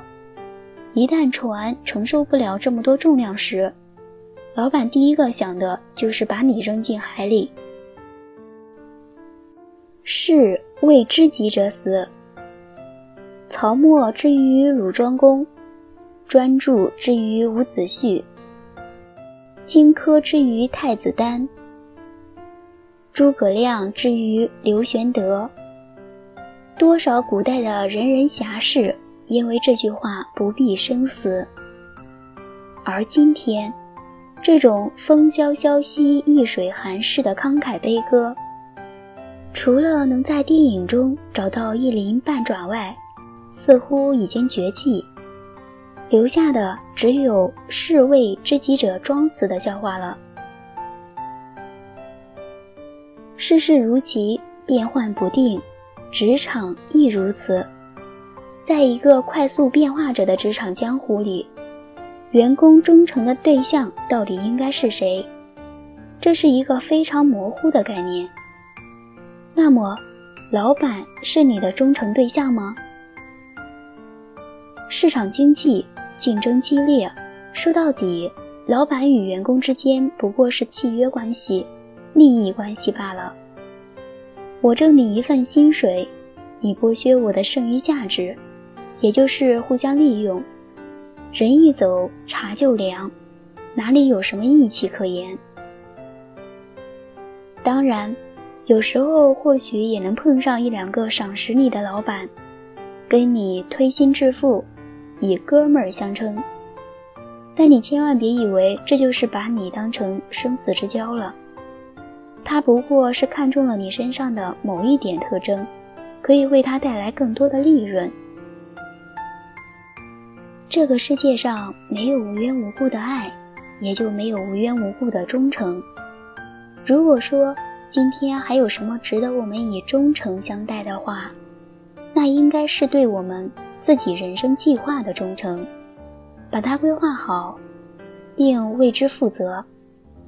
当你回首往事的时候，不会因虚度年华而悔恨，也不会因碌碌无为而羞耻，这样就够。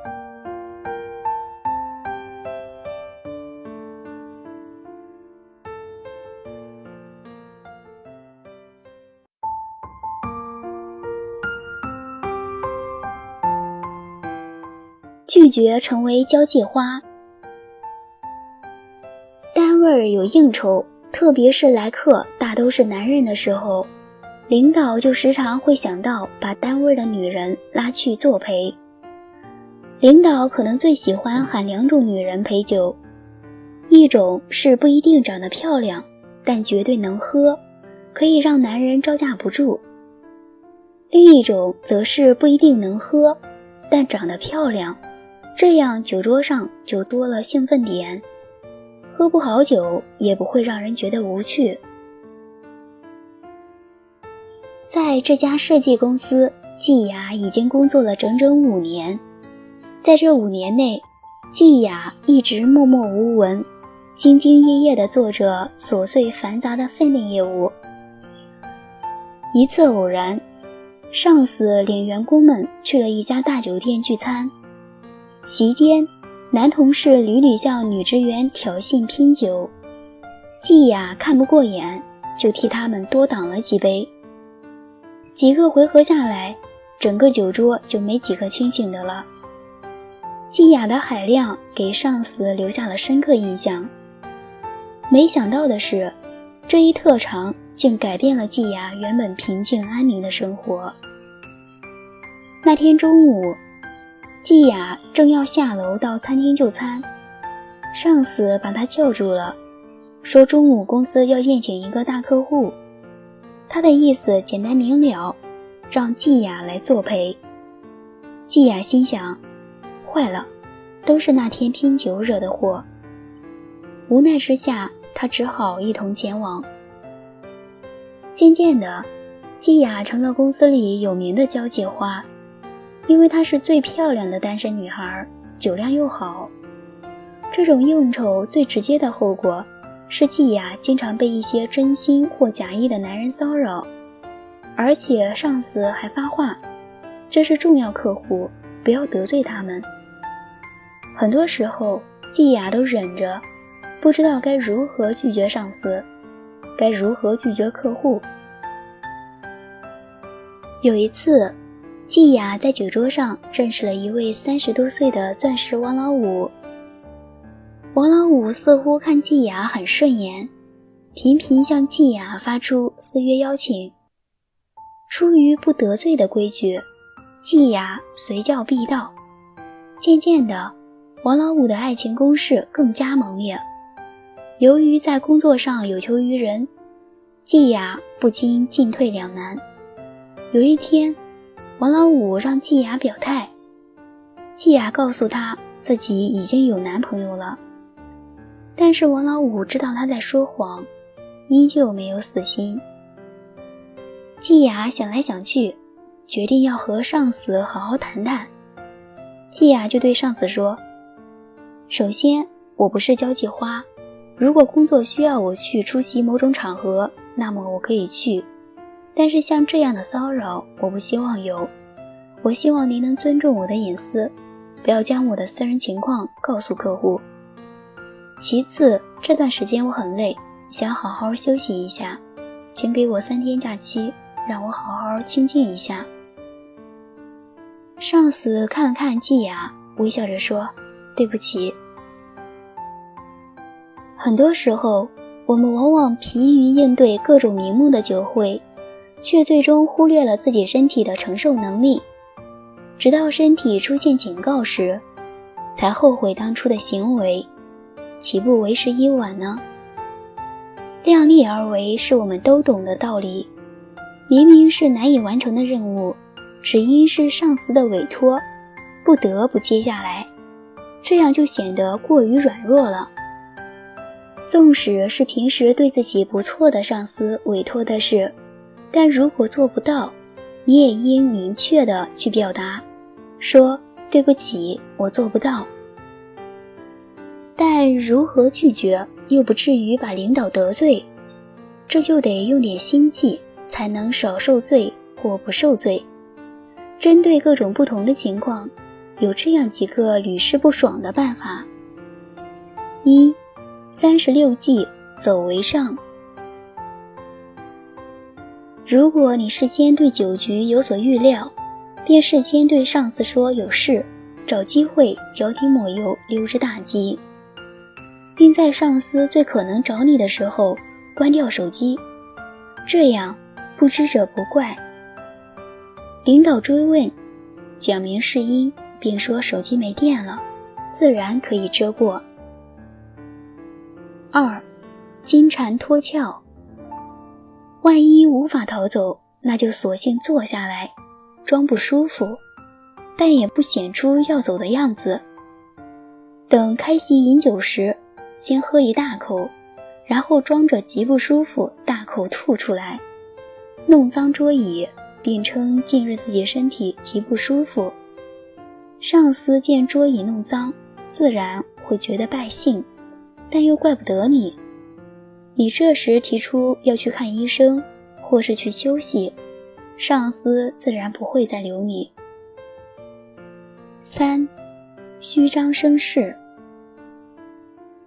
如果是上司事先就嘱咐过了的，你临时找事又要走，会让上司觉得你不顾大局，说不定会惹恼上司。这时可以先爽快答应，背后打电话给自己的家人或是玩伴，让他们在酒宴未开始时打一个电话过来，称家里有什么急事，这样当着上司和客人的面，让上司弄清是啥回事，然后10万火急地请求离开。4. 无中生有。平常准备一份体检证明，管他是谁的，把名字改成自己的即可。只要是关于这严那正的，这高那低的，郑重其事地在上司面前掏出来，说明自己不能沾酒的原因。没有人会让你拖着病殃殃的身体去参加酒会的。等你如此说过之后，有心的上司还会专门来家里看望你。5. 先发制人。平常的时候，有事没事就当着上司的面表示自己最讨厌吃吃喝喝那一套了，并对其他单位应酬之事表示不屑。这样上司一想到你的态度，道不同不相为谋，就不愿喊你去陪酒了。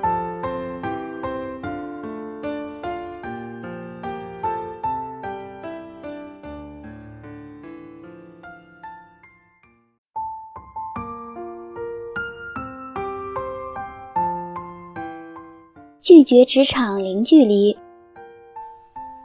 在外企中流行着一句名言，老板可以经常拍你的肩膀，但你永远别拍老板的肩膀。的确，不论什么时候，上司就是上司，即使你们的关系很不一般，也不意味着对他可以没有敬畏和恭维。然而我们却往往因为和上司走得很近，就忽视了这一点，从而影响了自己的职业发展。年前从某外企辞职之后，王强的心情陷入了极度郁闷中。说来也是，王强自从研究生毕业后进入那家外企以来，近10年的时间，他在这家公司一路走来，可谓春风得意马蹄疾。王强和他的上司张女士非常合得来，不光在工作上珠联璧合，就是爱好也惊人的相似。比如他们喜欢用同一牌子的化妆品，喜欢酒吧，喜欢看王家卫的电影。为此，两个人在一起的时间也就多一些。有一次，两人不约而同地穿了一件相同款式却绝对风情万种的春衫。他们在更衣室相遇，嬉笑着互骂彼此是妖精。于是王强私下里就称张女士老妖精，张女士也乐着回一句小妖精。办公室本是多事之地，他们的亲密自然招致了别人的非议。张女士从此留了心，她想慢慢疏远和王强的距离。可是王强却没有意识到这点。一天，张女士在自己的办公室里接待一位客户，王强敲门后进来，以为没有别人，就冲着她问：嗨，老妖精，今天晚上去看电影怎么样？我搞到了2张票。张女士的脸色立刻很不自然，只说了一句：你风风火火的像什么样子？这是在办公室。王强这才发现，在那张宽大的黑色沙发里，坐着一个穿黑风衣的瘦小老头。几天之后，年终奖公布，王强没有拿到1分钱。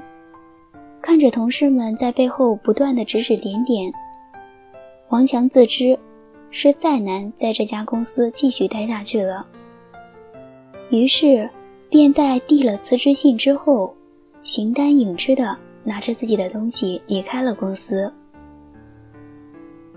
可见与老板的亲密关系不一定会成为自己的保护伞，相反，有时会给自己带来负面影响。想必这是王强在当初走进张女士时所没有料到的。在冷风瑟瑟的冬日里，有2只困倦的刺猬想要相拥取暖休息，但无奈的是双方的身上都有刺，它们无论怎样调整睡姿也都睡不安稳，但分开又冷得受不了。经过反复的折腾，2只刺猬终于通过自己的努力找到了一个合适的距离，既能互相取暖，又不至于刺到对方，于是舒服地睡着了。这就是有名的刺猬理论，距离太近就会刺伤对方，距离太远就会感到寒冷。一般来讲，人与人密切相处当然不是一件坏事，否则怎么会有亲密的战友、亲密的伙伴、如胶似漆的伴侣等说法呢？但任何事情都不能过分，过分就易走向极端。在现实生活中，这种亲则疏的现象是较为普遍的，这大概也算作一条交际规律。因此，朋友之间不可以过密，上下级之间不可以过亲，否则就会给彼此带来伤害。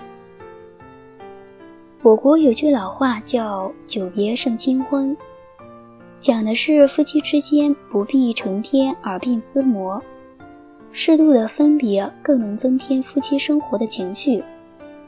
如果有一个时期过分的亲热，将来一定有一个时期会特别的疏远。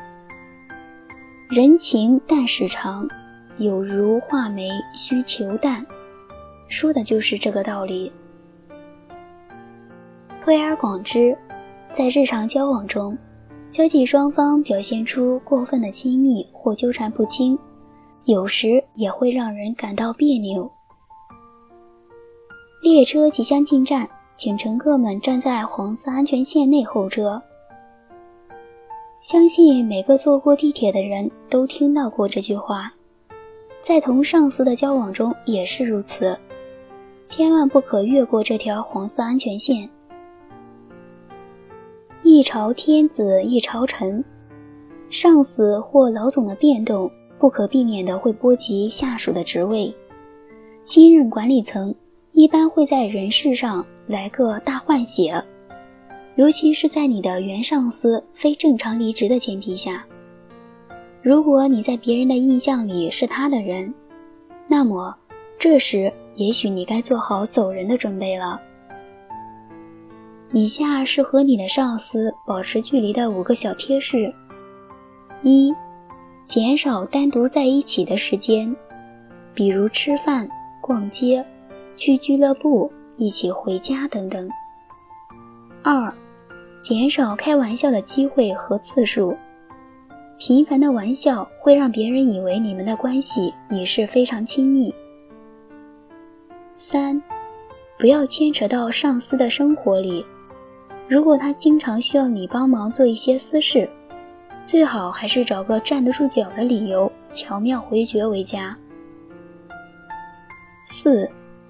不要在上司的办公室里一谈就是半天，哪怕是为了工作，以免给别人留下你是他的心腹的印象。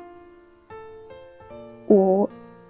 了解领导的主要意图和主张，但不要显得对他每一个行动和措施的意图了如指掌，不然会使他感到你的眼睛太亮了，什么事都瞒不过你，那么他工作起来就会觉得很不方便。世界上最难控制的距离，既不是与仇人的距离，也不是与恋人的距离，而是与老板的距离。既要有良好的正常沟通，又要保持互不侵犯私生活的原则，这样的安全距离，你能做到吗？